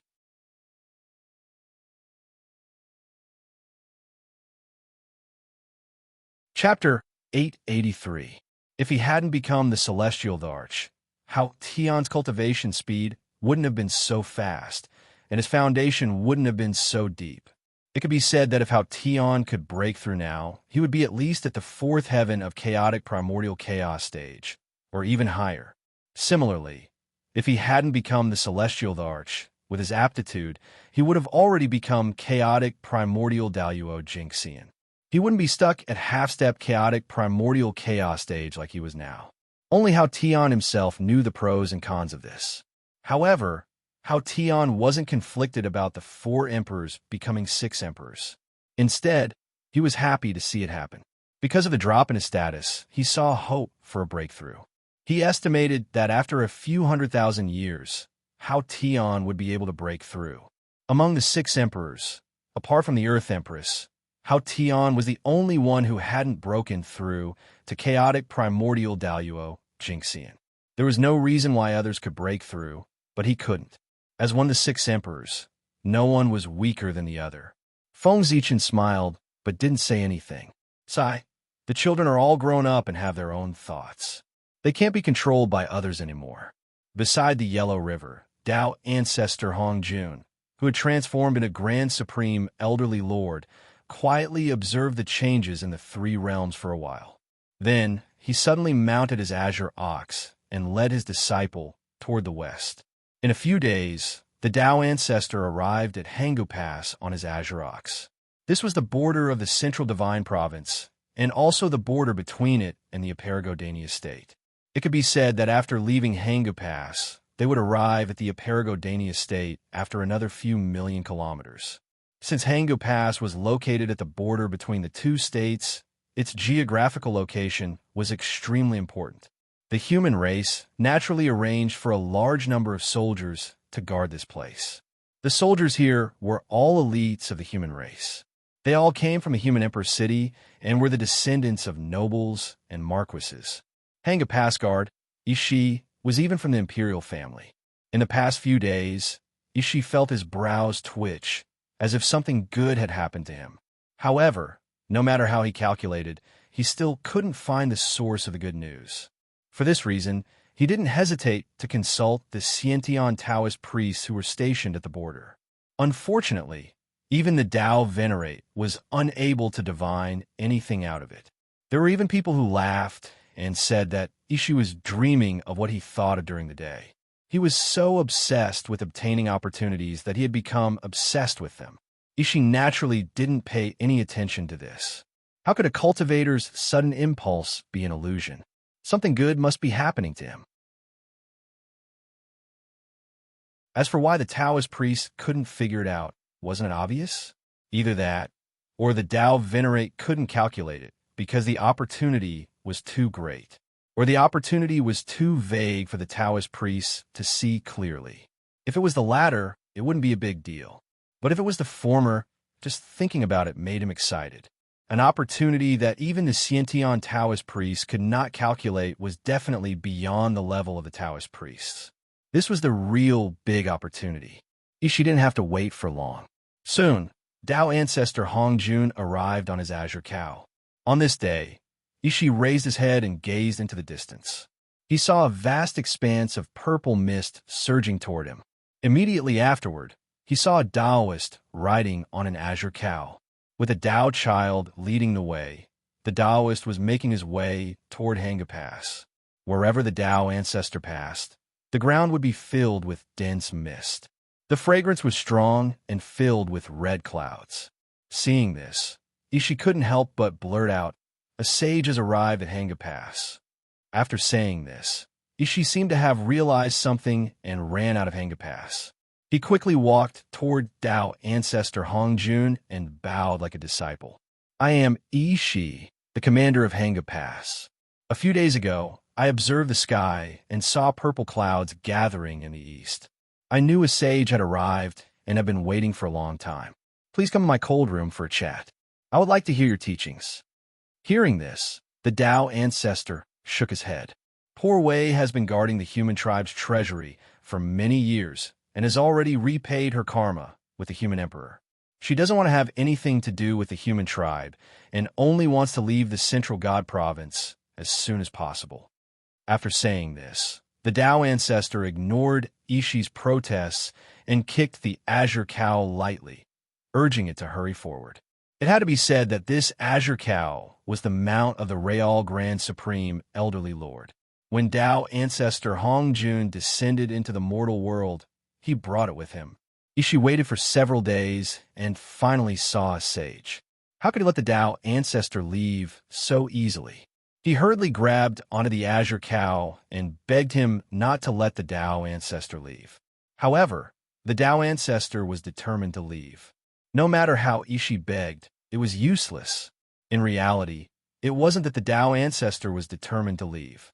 If the Tao ancestor was determined to leave, even the generals of Hanga Pass and all of the soldiers combined wouldn't be able to stop him, let alone Ishi. The Tao ancestor was probably doing this to test Ishi and let him know that Tao was not to be imparted easily. That's right, it was him. How did Ishi gain the favor of Tao ancestor Hongjun? Was it because of his exceptional aptitude, or because of his overwhelming fortune? It was neither. It was because he was the reincarnation of Taoist Wen Shi, one of the 3,000 guests of the Purple Cloud Palace. As such, Tao ancestor Hongjun held him in high regard. If it weren't for this, Tao ancestor Hongjun wouldn't have come all the way to Hanga Pass. He had come here specifically to enlighten Ishi. Speaking of Ishi's original body, Taoist Wen Shi was also an extraordinary person. His method of attaining Tao was different from others. He didn't plan on attaining Tao through discussion. Instead, he planned on forcibly breaking through to Chaos Daoyuo Jingxian. To achieve this, he decided to reincarnate and cultivate again. He planned to cultivate his reincarnation to the same cultivation base as his original body. Then he would combine the Tao fruits of his two lives and forcibly break through to Chaos Daoyuo Jingxian. This was a very powerful plan. Attaining Chaos Primordial Stage through this method was indeed more powerful than other methods. It could be said that he was on the verge of attaining Tao through strength. However, this method was very difficult to attain, and it was likely that it would be difficult for him to attain two Tao fruits. However, this wasn't a problem for Taoist Wen Shi. This was because Ishi wasn't his first incarnation. Instead, he was his second incarnation.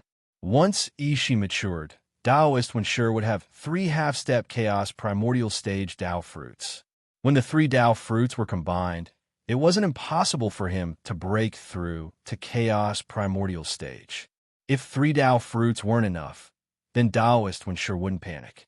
He could continue with the 4th Tao fruit. However, there was a huge flaw in this method. The more Tao fruits one cultivated, the more their strength would increase after successful fusion. However, at the same time, the more Tao fruits one cultivated, the more likely it was that the fusion would fail.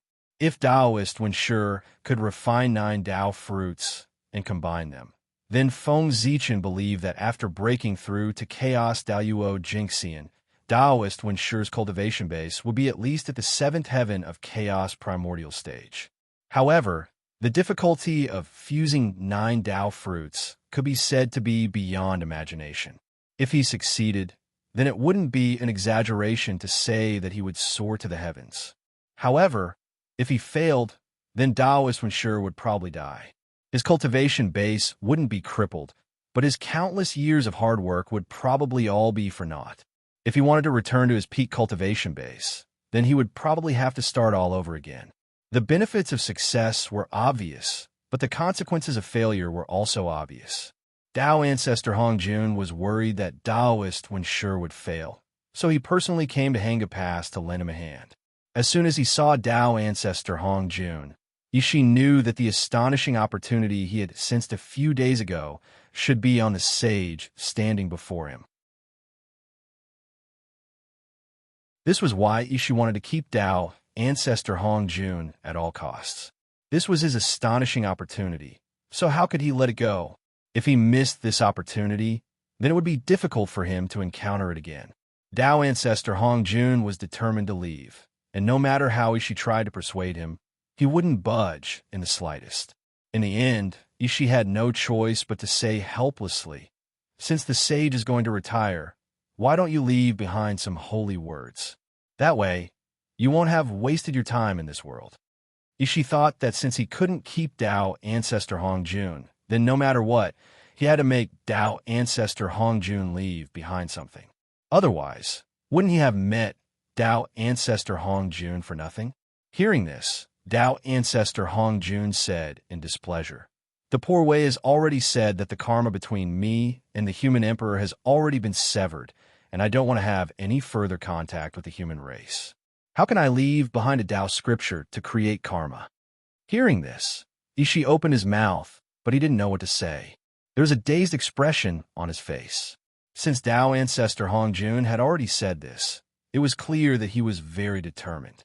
He really didn't want to have any contact with the human race, and he definitely didn't want to leave anything behind for the human race.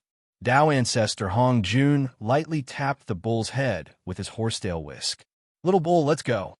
The Azure Bull stood up and slowly walked forward with Tao ancestor Hong Jun on its back. Meanwhile, the little Taoist child, Tao ancestor Hong Yun, had transformed and led the Azure Bull in front. This time, Yishi couldn't say anything to stop Tao ancestor Hong Jun from leaving. He could only stare blankly at Tao ancestor Hong Jun's departure. Tao ancestor Hong Jun had the human emperor's medallion in his hand. If he wanted to leave seclusion, the soldiers guarding the pass didn't dare to stop him and could only allow him to leave. However, just as Tao ancestor Hong Jun was about to leave Hanga Pass, a thought suddenly flashed through Yishi's mind. He knew how to stop Tao ancestor Hong Jun.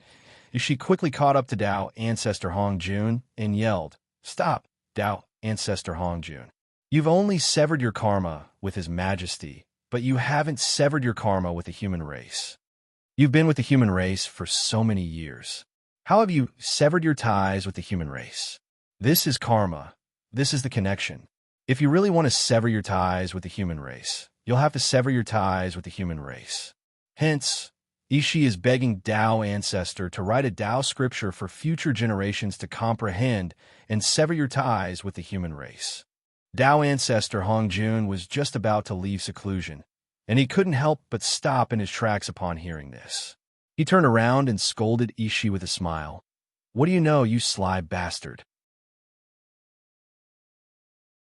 Poor Wei has been with the human race for so many years. Even though her food and clothing have all been taken care of by the human race, poor Wei has also helped the human race nurture countless prodigies and even nurtured a Khanate Taoist priest for the human race. If that's the case, then it's the human race that owes poor Wei. What's the big deal about eating and drinking from the human race? How can they compare to the Khanate Taoist priest? Poor Wei has lost a lot of money, but I haven't seen the human emperor pluck a few world fruits for the poor Wei to taste. Tao ancestor Hong Junshur was overthinking things. The world fruits were the fruits of the world tree, and they were extremely precious. They could be said to be true Khanate Tao fruits, and eating one would immediately allow one to reach the Khanate Taoist priest level.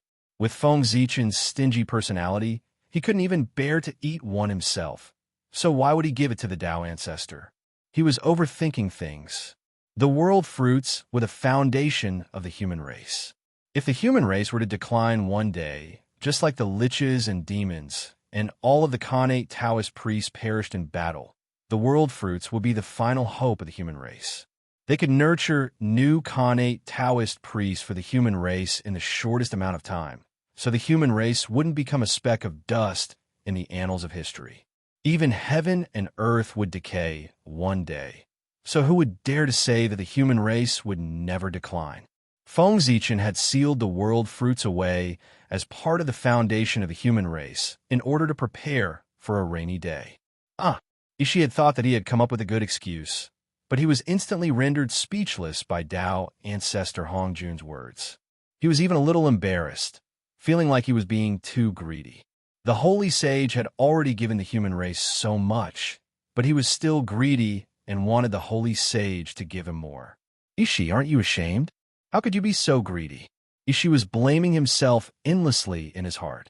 But at this moment, Tao ancestor Hongjuan's attitude suddenly changed. He said helplessly, forget it. You are so sincere. If I don't leave anything behind, it will seem that I am stingy when the human emperor hears about it. Seeing as that's the case, poor Wei will leave behind a Tao scripture for the human race. Listen carefully. Poor Wei will only read it once, and it's up to you how much you can remember. At this moment, the human Taoist priests who had been secretly observing the situation heard this and immediately pulled out the sky surveying mirror that the human emperor had left behind at Hanga Pass. These human Taoist priests had already recognized Tao ancestor Hong Jun as soon as he arrived at Hanga Pass. The white-bearded Taoist on the azure ox was none other than Lord Laozi. Knowing that the holy sage was here, these human Taoist priests wanted to pay their respects. However, the Tao ancestor wasn't here for them, so he naturally didn't want to see them.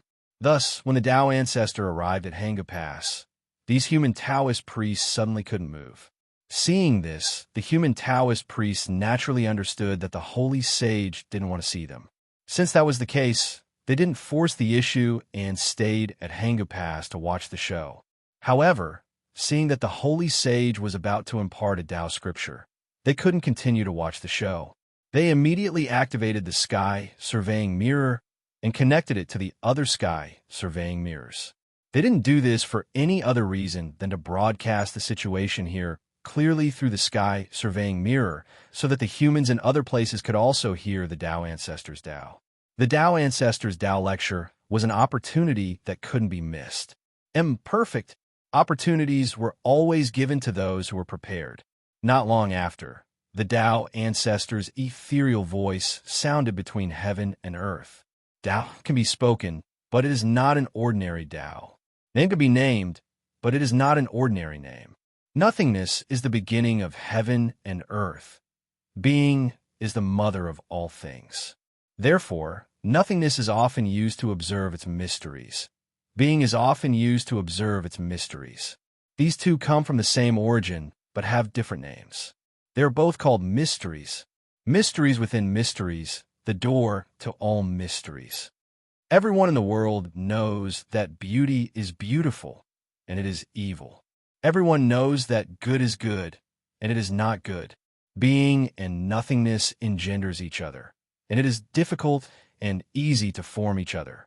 Length and length match each other.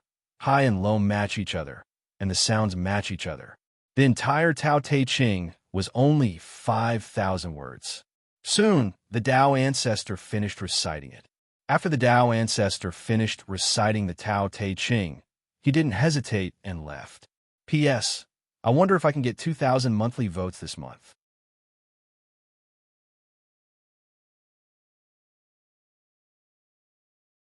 Chapter 884. However, everyone could see Tao ancestor Hong Jun glance at the sky patrolling treasure mirror as he left. At the same time, his lips twitched slightly. It was clear that the sky patrolling treasure mirror was unable to escape Tao ancestor Hong Jun's detection. This time, the Tao ancestor had been taken advantage of by the human race. Even though it was only a wisp of the Tao ancestor's projection, it was still extremely profound and could be considered the voice of the heavenly Tao. Everyone fell into a trance upon hearing this and entered a state of Tao enlightenment. However, there was one exception, and that was Yi Shi. Not long after he entered a trance of Tao enlightenment, he suddenly came to his senses, feeling as if he had missed out on some great opportunity. Ishi immediately came to his senses and saw the Tao ancestor riding off into the distance. Then, as if he had been enlightened, Ishi suddenly turned toward the direction of the human emperor's city and bowed respectfully. He then pulled out the guardian token and raised it with both hands before carefully placing it on the ground. Ishi has already repaid the favor of the human race. Now, I only wish to stay with my teacher throughout the three realms. This guardian token of Hangu Pass will now be returned to the human race.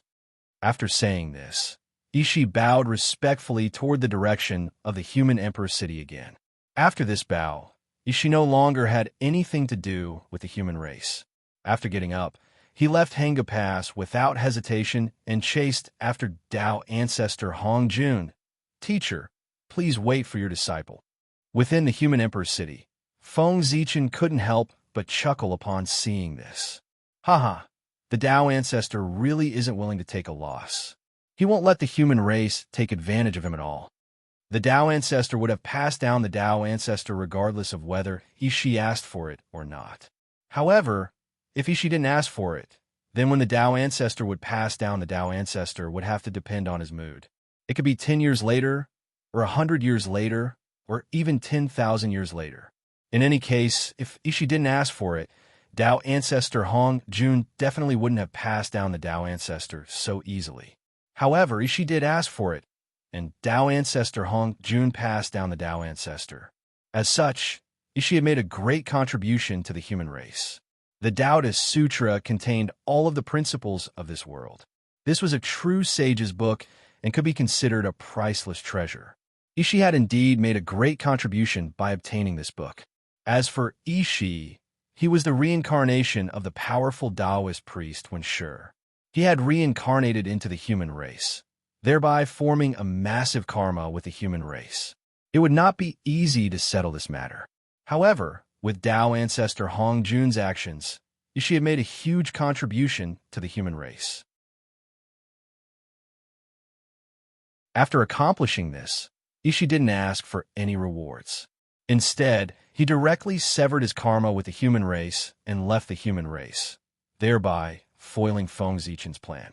Feng Zichen was thinking of using the karma of this reincarnation as the foundation to deepen the connection between Taoist Wen Shi and the humankind, and then tie this great master to the humankind. Unfortunately, his plan had just begun when it was ruined by the Tao ancestor. However, the human race didn't lose out either. Exchanging a person that they couldn't keep in the first place for an unmatched ancient record, it could still be considered a profit. After leaving Hangu Pass, Tao ancestor Hong Jun didn't head directly to the Aparago estate. Instead, he led Ishi around the three realms. There was no rush to go to the Aparago estate. The most important thing now was to nurture Taoist Wen Shi as soon as possible so that he could reach the level of chaotic primordial Daoyuo Jingxian. After the Tao ancestor left, the powerful figures of the 100 families lost their suppression and started to fight with others. As a result, it seemed to have triggered a chain reaction, causing the battle between the 100 families to become more and more intense. The various schools of thought also fell into chaos. The entire Central God Province was in chaos. Just as the situation in the Central God Province became more and more intense, in the distant Hongmeng of the ancient Barons continent, Feng Zichen's reincarnated body also fell into trouble. In order to express his ambition, Feng Zichen directly named his reincarnated body Hongmeng. Hongmeng. This was Feng Zichen's highest pursuit. Using this name also represented Feng Zichen's determination. As for what trouble Hongmeng encountered, it was because he was careless and was tricked by someone. The person who tricked him was called the Ancient Barrens. The land under Hongmeng's feet was called the Ancient Barrens continent, and the person who tricked him was also called the Ancient Barrens. Needless to say, the two were indeed related. This person called the Ancient Barrens was also a bold person. He took advantage of the living beings here for being ignorant and directly called himself the god of creation, the creator of this world. Therefore, this world was called the Ancient Barrens. Since he dared to impersonate the god of creation, this Ancient Barrens still had some skills. He had the cultivation of the Xiantian Taoist priests. Such strength might not be ranked in the three realms, but in the Ancient Barrens continent, it was enough to dominate the world.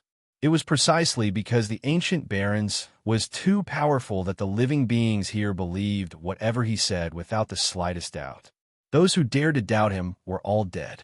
Naturally, no one doubted him anymore. However, although the Ancient Barrens continent was remote, it was still within the three realms and was under the control of the heavenly axiom. The Ancient Barrens dared to impersonate the Pangu and call himself the god of creation, the creator of this world. How could the heavenly axiom tolerate him?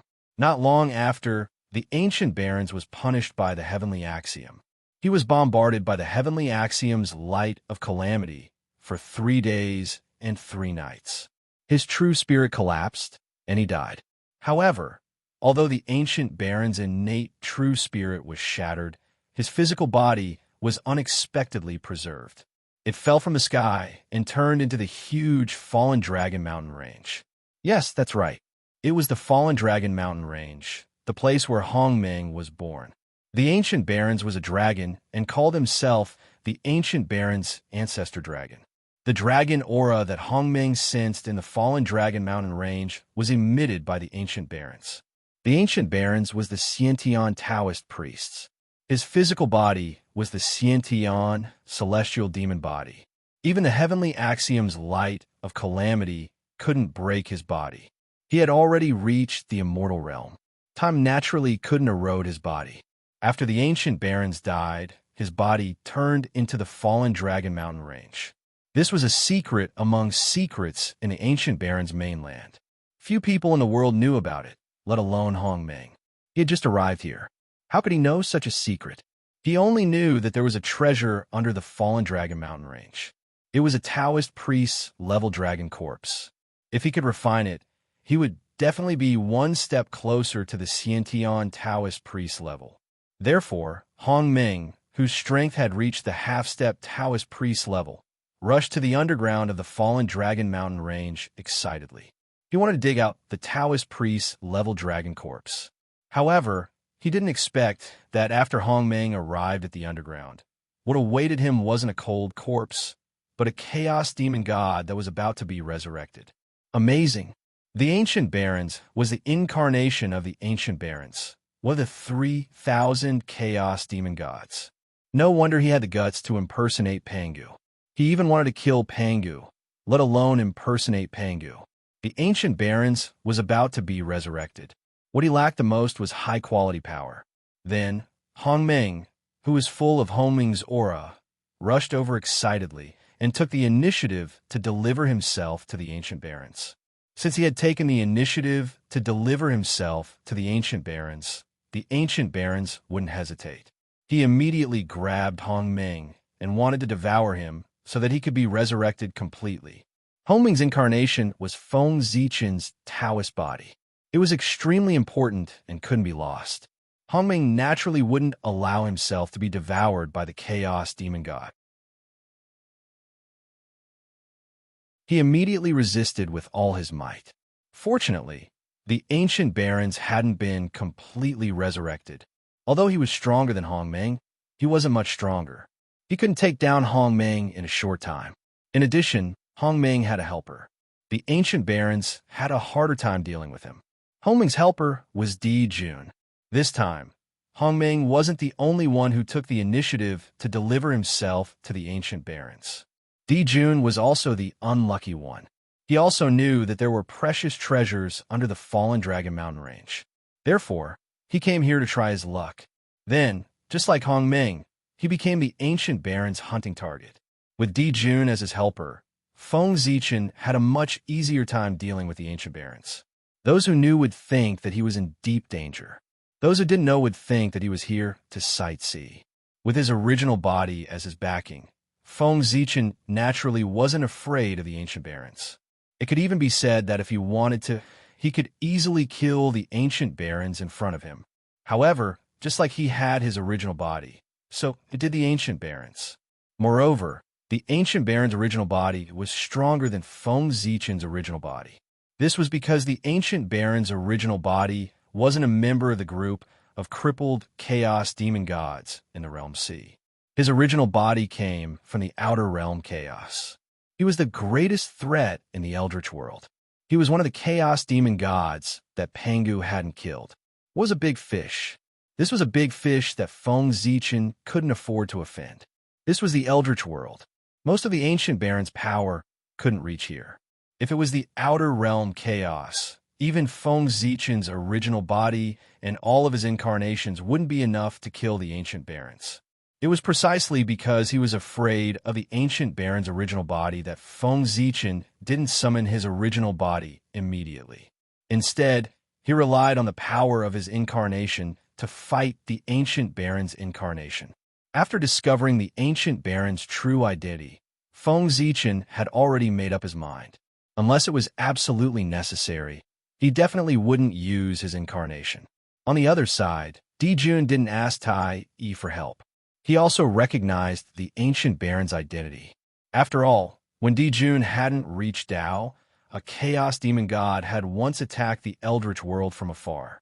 Di Jun remembered the appearance of that Chaos Demon God. It was exactly the same as the demon god that was about to eat him. These two old schemers were both curious about the Ancient Baron's purpose for coming here. Therefore, they didn't use their trump cards. Instead, they fought with the Ancient Barons so as not to alert the Ancient Barons. As for the Ancient Barons, they didn't know what he was afraid of. He also didn't use his trump cards.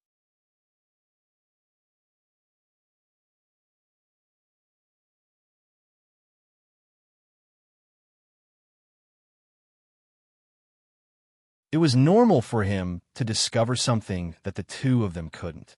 Moreover, Feng Zichen and Di Jun firmly believed that the Ancient Baron's continent was extraordinary. Besides the Ancient Baron's demon god, there was a more important reason.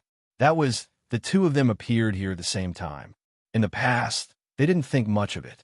But now that they thought about it, there were indeed many things wrong with the Ancient Baron's continent. Feng Zichen's providence was so huge that it could be said to be the best in the three realms. How could the place where he reincarnated be ordinary? Providence guided him here, which meant that there must be something special about this place. It was just that Feng Zichen couldn't discover it. Other than that, what showed that this place was extraordinary was that Di Jun also came to this continent. Di Jun reincarnated and recultivated. This wasn't strange. Di Jun's reincarnation left the North Continent and went overseas to train. This wasn't strange either. However, the three realms were so big that it could be said to be boundless. How could it be so coincidental that Di Jun also came to the Ancient Baron's continent and met Feng Zichen? The world was vast. It was too much of a coincidence for them to meet here. It was so coincidental that it was unbelievable. P.S. There are still 10 minutes left. Don't forget to vote.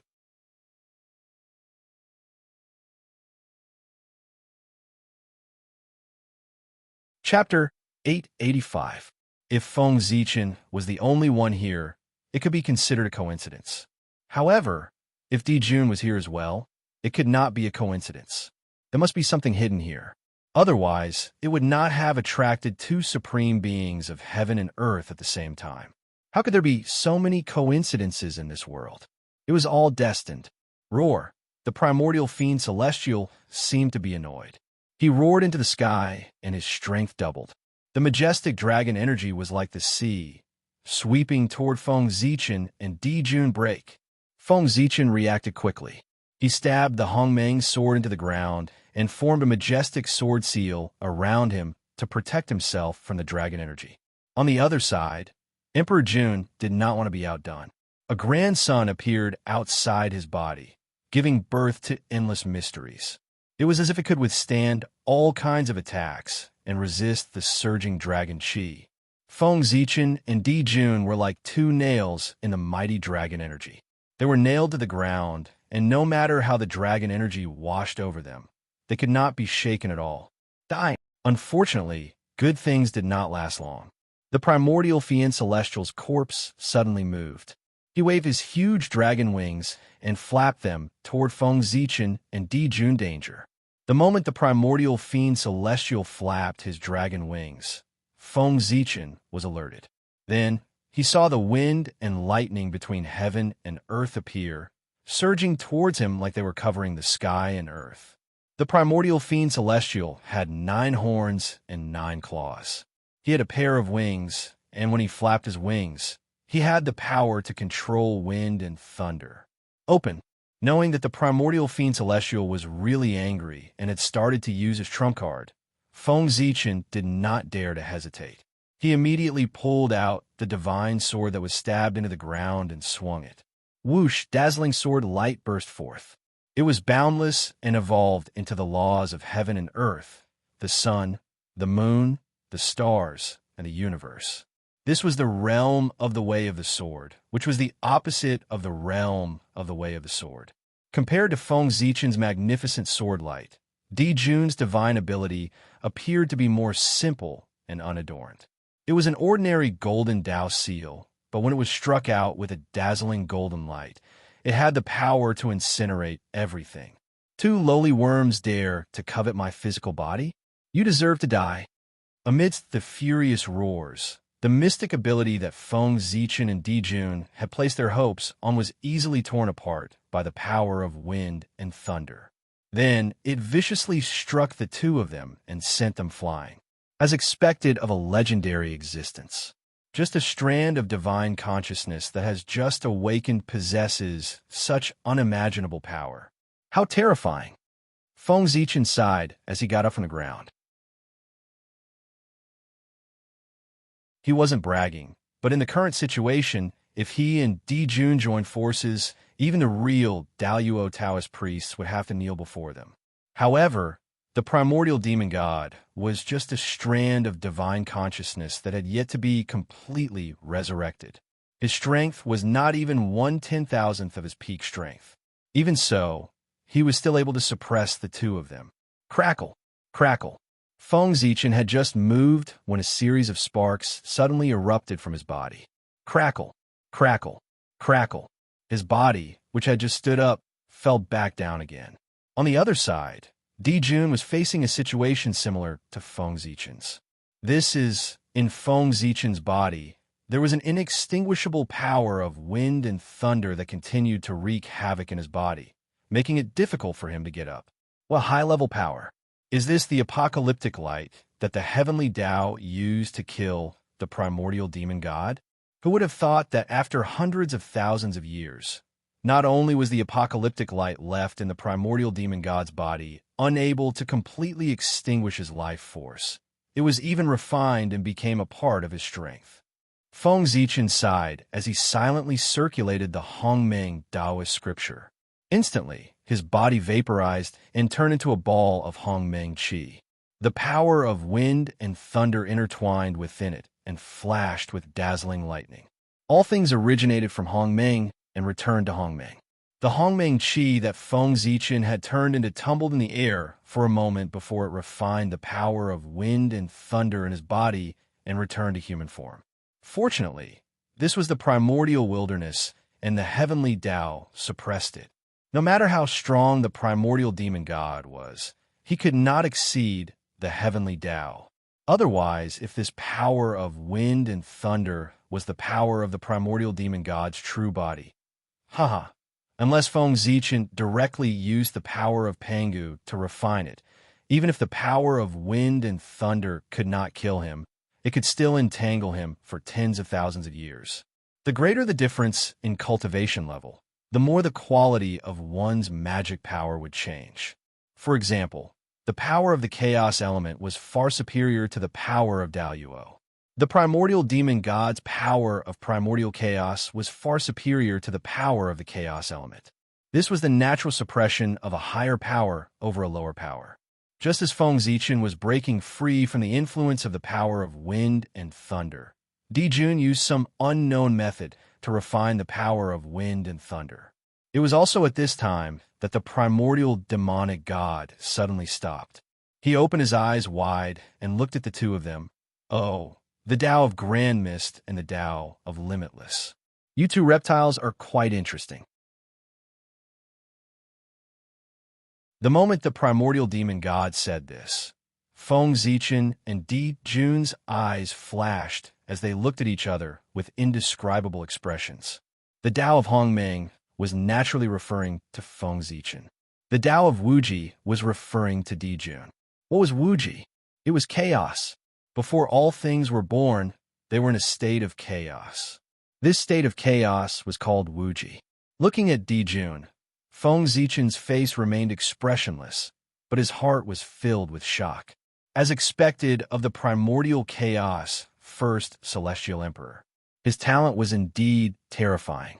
He had managed to break free from the influence of the innate Taiyang Dao without anyone noticing. With the Taiyang Dao, he had transcended it and embarked on the Dao of Taiyang Limitless Sunday. This meant that Di Jun was no longer affected by the Taiyang star. He had truly transcended the heavens and earth and found his own path. At this moment, the primordial demon god's voice boomed again. However, it is also because of your extraordinary abilities that I am able to completely revive myself after eating you. As he spoke, the primordial demon god opened his mouth and sucked, intending to swallow Feng Zichen and Di Jun into his stomach. In response, the two of them naturally resisted with all their might. Even though they were confident that they would not die after entering the primordial demon god's stomach, they still did so. After all, their identities were different now. If news of them being swallowed into someone else's stomach were spread, the two of them would not be able to show their faces anymore. Furthermore, how dirty would it be to be swallowed into someone else's stomach? Brother, I don't believe that you came here unprepared. Since we're already at this juncture, there's no need to hold back anymore. Use whatever you have to use. Feng Zichen shouted at Di Jun as he resisted the suction force. In response, Di Jun also shouted, Brother, I don't believe that you came here unprepared either. Since that's the case, why don't you show it to the poor Wei and let her see what you're capable of? P.S. Starting to wrap up and fill in the holes. It's a little hard to write.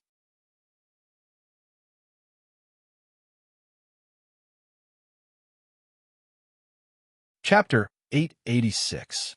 Both of them were top crafty old foxes in the untainted land. Both of them had the idea of whoring each other for free. It was even harder for them to work together than for Hong Yun to become a sage. Feng Zichen was not surprised by Di Jun's answer. Given their relationship, it was normal for them to refuse. If Di Jun had agreed, Feng Zichen would have felt that there was something wrong. Therefore, Feng Zichen smiled and continued to propose. Since you want to see my skills, I'll show you. However, I'm also very curious about your skills. Why don't you reveal your trump card with me, so that I can see it? Hearing this, Di Jun's eyes flickered for a moment, and he replied, Since it's your request, how can I, the poor Wei, refuse? Seeing that Di Jun agreed, Feng Zichen nodded and said, Okay, since you agree, let's attack together when I count to 3. Di Jun nodded, sure. Hearing this, Feng Zichen counted directly. 1, 2, 3. The moment he counted to 3, Feng Zichen suddenly moved. His figure quickly moved backward, with the idea of leaving Di Jun here to cover his retreat. However, although Feng Zichen was fast, Di Jun was not slow either. He actually had the same idea as Feng Zichen. When Feng Zichen moved backward, he also moved backward quickly. Bastard, you actually want to trick me. Looking at the retreating figure, both of them cursed in their hearts at the same time. But the next moment, they smiled and said to each other at the same time, Fellow Taoist, your skills are really brilliant. I really admire you." The two crafty old foxes were laughing on the surface, but cursing in their hearts. They did not feel guilty at all for tricking each other, only endless pity. Why didn't the other party fall for their trick? Want to run? Come back. Seeing that the two of them were trying to escape, the primordial demonic god flew into a rage. Stretching out two gigantic claws, he swiped at the two of them. Retreat. Abruptly stopping, Feng Zichen channeled all the arcane energy in his body and unleashed the reversal of Yin and Yang, one of the 36 Heaven Dipper Supreme Abhijnas, towards the primordial fiend celestial. The so-called reversal of Yin and Yang, when performed by Feng Zichen, could reverse everything. Whether it was black and white, heaven and earth, life and death, everything would be reversed in his hands. The formless divine ability silently swept through the void and struck the primordial fiend celestial. In an instant, a shocking change occurred. The life aura of the primordial demon god began to surge rapidly. In the blink of an eye, it increased by several times. This was Feng Zichen's yin-yang reversal grand art, reversing the life and death of the primordial demonic gods. Once this art was used, the primordial demonic gods would return to life and vice versa. The dead became the living, and the living became the dead. Under the influence of this supernatural ability, the primordial demonic god's death aura was transforming into life aura, and his life aura was naturally increasing. However, Feng Zichen's body was just an incarnation, and his cultivation was only half a step away from the Taoist priests. His power was limited. As for the primordial demonic god, his strength was already at the level of the Khanate Taoist priests when he was alive. His strength was much higher than Feng Zichen's. How could he resurrect the primordial demonic god at the level of the Taoist priests with the power of an incarnation? Therefore, Feng Zichen's magic power was quickly depleted, and he could no longer maintain the yin-yang reversal grand art. The moment the divine ability failed, the backlash came. The primordial demonic god's life aura fell at an even faster rate than before. In the blink of an eye, it fell to an even lower level than before. A light divine ability was enough to severely injure the primordial demonic god, and his strength was greatly reduced. At the same time, Di Jun's divine ability also came. Similar to Feng Zichen's choice, Di Jun's divine ability was also one of the 36 Big Dipper divine abilities. However, it wasn't the yin-yang reversal grand art. Instead, it was the flower blooming instant. The flower blooming instant was used by Di Jun, and this divine ability displayed an unimaginable power. As the flower bloomed and fell, it took away the vitality of all living things. Silently, beautiful lotus flowers began to grow on the primordial demon god's body. As the lotus flowers bloomed, the life aura on his body began to weaken. "You're asking for it, reptile." After being injured by the two reptiles in his eyes, the primordial demonic god gradually lost control of his emotions. Monstrous anger rose from his body and completely materialized. It turned into a pitch-black flame that burned fiercely toward the two of them. Return of wind and fire. Almost at the same time, Di Jun and Feng Zichen used the same divine ability. One of the 36 Big Dipper divine abilities, Return of Wind and Fire, could return all divine abilities and spells. With the combination of the two, the power of the divine ability suddenly increased dramatically. The flames of anger came quickly and also retreated quickly, burning toward the primordial demonic god. It was also at this time that Feng Zichen and Di Jun stepped forward at the same time and used their strongest divine abilities to attack the primordial demonic god. Heart and sword as one, intent and heaven and earth as one. Feng Zichen and his sword as one, wrapped in the power of heaven and earth, turned into a purple sword light that streaked across the void like a shooting star and slashed toward the primordial demonic god's forehead. At the same time, Di Jun revealed his true form and turned into a huge three-legged golden crow. Like the sun, he crashed toward the primordial demonic god. Bang! The sword light that Feng Zichen turned into accurately hit the primordial demonic god's forehead. The sword intent sank into the primordial demonic god's forehead and almost penetrated it. Unfortunately, at this critical moment, the primordial demonic god's true spirit used a divine ability and exploded with an unparalleled power that sent Feng Zichen flying. At the same time, the Hongmeng sword in Feng Zichen's hand that was carved from the heart of the iron tree was also shattered into several pieces. When Feng Zichen first came to the ancient Barrens continent, he used an iron tree to refine his body.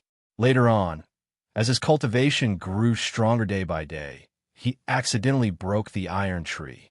Perhaps because he felt that the iron tree was fated with him, Feng Zichen used the core of the iron tree to carve a wooden sword, which was the Hongmeng sword in his hand. This wooden sword had been refined by him for many years and had already undergone a qualitative change. It had turned from an ordinary iron tree into an acquired treasure and showed signs of evolving into an innate spiritual treasure. The Qi of Hongmeng was just that extraordinary. It had the ability to turn stone into gold and turn ordinary objects into innate objects. It was beyond the comprehension of ordinary people. Screech! Di Jun suddenly screeched. The 9 heavens appeared behind him and intertwined with all kinds of visions. There were celestial palaces, gods, and demons. It was a glorious era. Then, the 9 heavens shattered, the celestial palaces collapsed, and gods and demons fell one after another. The curtain fell on a glorious era. Vast and boundless power swept toward the primordial demonic god. It was at this moment that Feng Zichen seized the opportunity to put away the fragments of the Hongmeng sword and fled without looking back. He left Di Jun alone to face the primordial demonic god.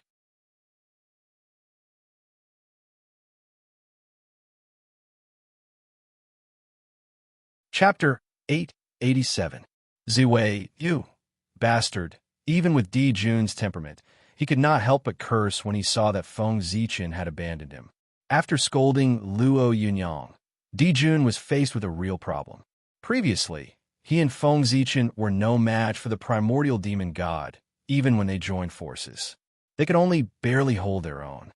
But now, Feng Zichen had abandoned him and left him to deal with the primordial demon god alone. How could he be a match for the overlord of the chaos demon gods? You little bastard, you tricked me. I will not let you off. Knowing that it was not the time to hesitate, Di Jun cursed Feng Zichen again and finally used his trump card. If he did not use his trump card, it would not be long before he became the primordial demon god's food. Not long after Feng Zichen left the underground, he felt that the entire Fallen Dragon mountain range suddenly shook violently as if there was a major earthquake. Many mountains collapsed, and countless rocks were thrown into the air. The ground cracked, and huge fissures appeared one after another. There were also places where the ground caved in. Large patches of trees and beasts sank into the ground. Such a commotion naturally alarmed the beasts that lived in the Fallen Dragon mountain range. They howled in horror and then ran out of the Fallen Dragon mountain range recklessly. An unprecedented beast tide broke out. After Feng Zichen left the underground, he found a random place to hide and stare at the ground, waiting for Di Jun to appear. Needless to say, the sudden change in the Fallen Dragon mountain range must have something to do with Di Jun. He must have used his trump card and intended to fight the primordial demon god to the death. If there were no accidents, this battle would definitely end with Di Jun's defeat and his escape. It wasn't that Di Jun didn't have enough trump cards, but Feng Zichen was outside. Di Jun definitely wouldn't reveal all his trump cards. If Di Jun used all his trump cards and fought the primordial fiend celestial until both sides suffered heavy losses, wouldn't that give Feng Zichen an opportunity to take advantage of the situation? With Di Jun's intelligence, how could he do such an unwise thing? He would rather destroy this opportunity than give it to Feng Zichen. If I can't have it, I'd rather destroy it than let anyone else have it. There is no doubt that Di Jun was the same as Feng Zichen. They were both people with such personalities. Therefore, Feng Zichen was certain that Dijun would not fight to the death with the primordial demonic god. Instead, he would reveal some of his trump cards to fight for a chance to escape. It was because of this idea that Feng Zichen had set up an ambush here after leaving the underground. He wanted to wait for Dijun to come out so that he could give him a good beating. Even if Dijun used his trump cards, it was impossible for him to come out unscathed against the primordial demon god. His condition would definitely be affected, and this was Feng Zichen's opportunity. He didn't want to kill Dijun. He only wanted to make him temporarily lose his ability to fight so that he wouldn't be able to participate in this operation against the primordial demon god. After all, he couldn't leave Dijun alive. If Dijun was in perfect condition, even if Feng Zichen had the confidence to deal with the primordial demon god, he wouldn't dare to make a move. Just as Dijun was worried that Feng Zichen would take advantage of the situation, Feng Zichen was also worried that Dijun would come and take advantage of the situation after he killed the primordial demon god. It could be said that as long as Dijun was still alive, Feng Zichen wouldn't dare to make a move against the primordial demon god. Therefore, Feng Zichen decided to take advantage of this rare opportunity to cripple Dijun. Feng Zichen didn't have to wait for long. After a violent tremor, a small part of the fallen Dragon Mountain range suddenly collapsed, and amidst the rubble, a great sun slowly rose and flew into the distance. Seeing this, Feng Zichen moved. A wisp of Hongmeng energy rushed out of his body and turned into an avatar that chased after the great sun. Meanwhile, Feng Zichen's original body remained motionless. He focused his attention to the extreme, paying close attention to the surroundings, looking for any signs of movement. At a certain moment, Feng Zichen suddenly moved and pounced into the distance. "Found you." The moment he finished speaking, Feng Zichen used his body as a sword and slashed at a spot in the void. And there was an extremely small ray of light. Rumble. The sword chi exploded, shattering the surrounding void. The ray of light was affected and revealed its true body. It was Dijun. Just as Feng Zichen had guessed, Dijun was clearly not in good condition. Blood was flowing from the corner of his mouth, and his aura was much weaker. It was difficult to compare him to his peak state. Kill. Before Feng Zichen could make a move, Dijun, who was not in good condition, had already charged forward. The great sun limitless path appeared on his body and pulled everything around him into the limitless state, turning it into a mass of chaotic matter. Feng Zichen, on the other hand, was operating the Hongmeng path with all his strength, returning everything to Hongmeng. Even the chaotic and limitless matter could not escape the assimilation of Hongmeng and gradually became a part of Hongmeng's chi. The battle lasted for about the time it took for an incense stick to burn. In the end, Dijun's great sun limitless path was no match for Feng Zichen's path of Hongmeng. His body was torn apart and turned into innate chi that dissipated. "Ha! Brother Ziwei, you fell into my trap." Before he died, Dijun laughed loudly. This body was actually his incarnation. The great sun that had just escaped was his true body. Dijun knew that after Feng Zichen left, he would definitely ambush him outside.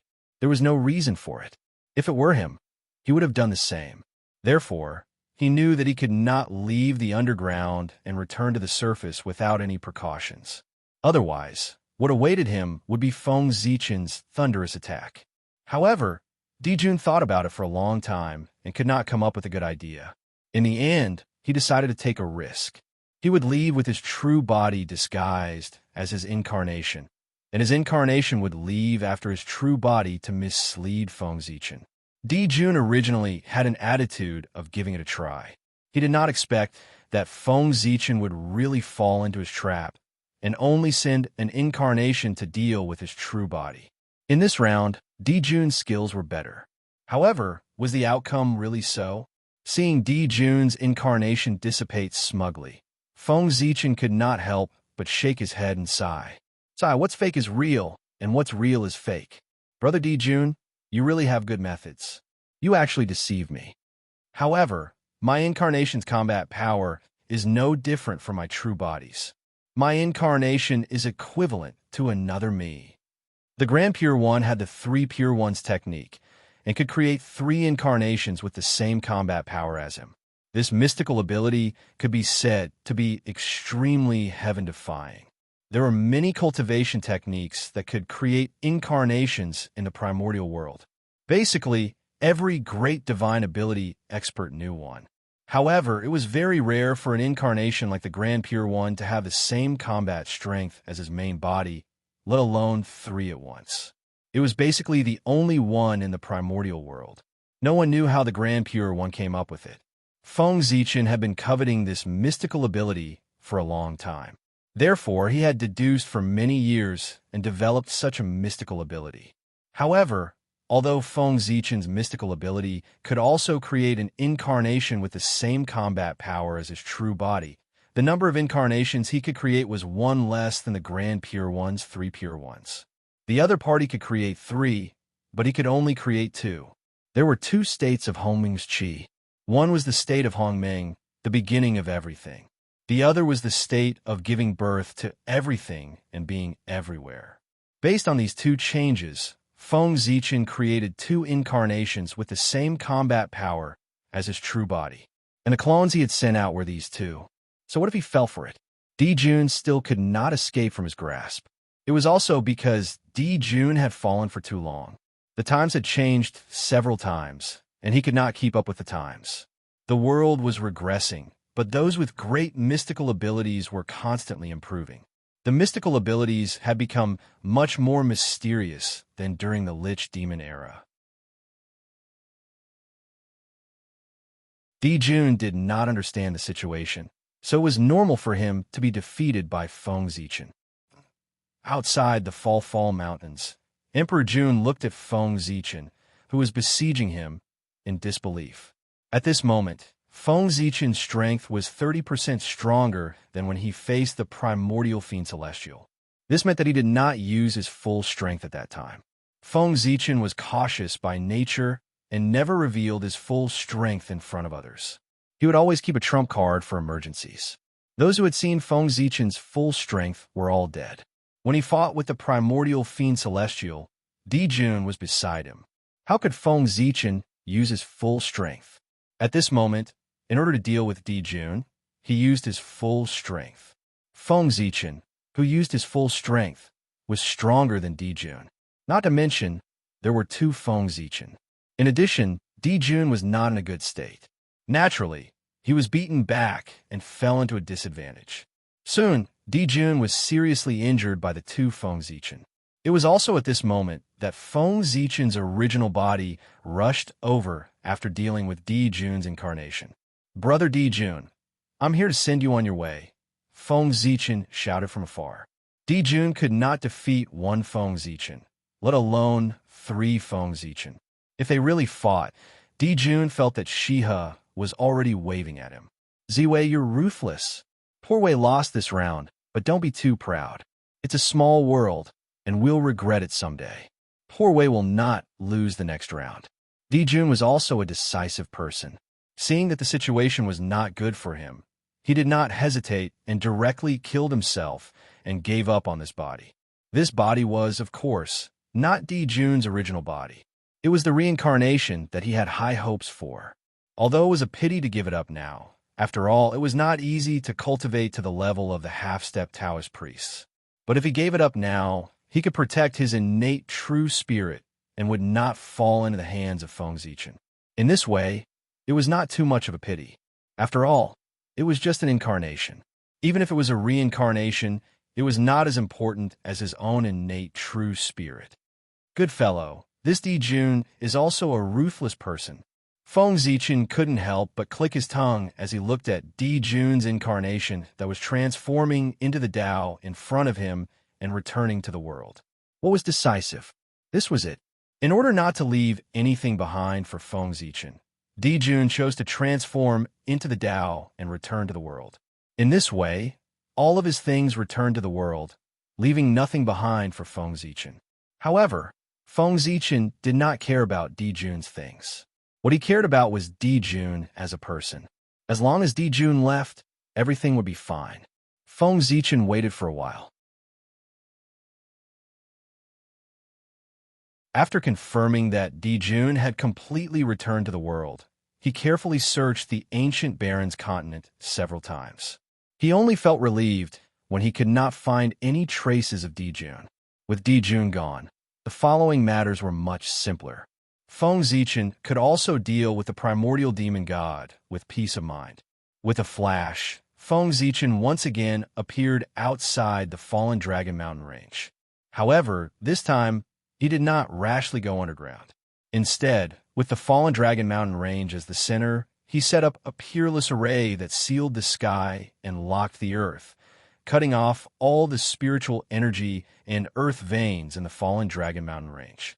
As soon as the sealed sky and locked earth array was completed, the spiritual energy in the fallen Dragon Mountain range disappeared at a speed visible to the naked eye. The power of the earth veins was also constantly dispersing. Not only that, but the vitality contained in the fallen Dragon Mountain range was also rapidly fading. It did not take long for the huge fallen Dragon Mountain range, which used to be the top cultivation treasure of the ancient Baron's continent, to be completely abandoned.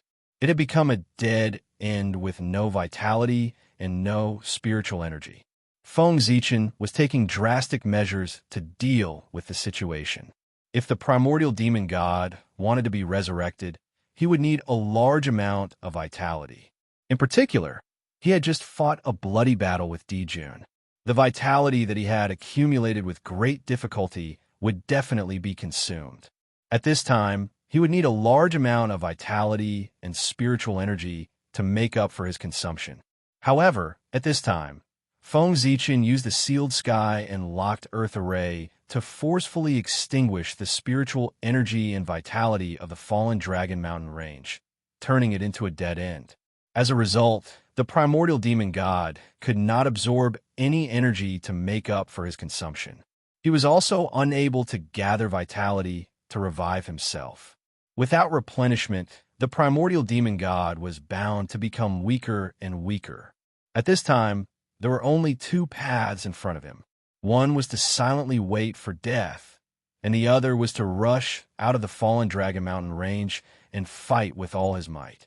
Of these two options, the first was certain death, and the other was a glimmer of hope. Everyone knew which one to choose. The primordial demon god would naturally choose the second option, which was to rush out of the fallen Dragon Mountain range and fight to the death. As for Feng Zichen, he was waiting for the primordial demon god to come out. Your Majesty, the experts on our side have all gathered. We await your Majesty's orders on what to do next. Outside the fallen Dragon Mountain range, countless experts gathered towards Feng Zichen. All these years, Feng Zichen did not waste his time in the ancient Baron's mainland. He relied on his powerful charisma, unparalleled strength, knowledge that far exceeded the common people, and noble character. Soon, Feng Zichen unified the human race and established a country that integrated political power. When a human dynasty was established, the fate of the human race condensed and turned into the golden dragon of luck. This allowed the ruler of the dynasty to control the dragon energy of the people Dao, which was the supreme power. As a result, the human race's strength increased greatly and began to enter the stage of conquering the other races and dominating the ancient Baron's mainland. You're tuning in to the Dreamy Chapters YouTube channel. We're so grateful for your support, and don't forget to subscribe to join us on this incredible journey through captivating stories. Your generosity through donations truly makes a world of difference, as it's the primary source of revenue that allows me to expand and enhance this channel for you. Thank you from the bottom of my heart for being a part of this adventure.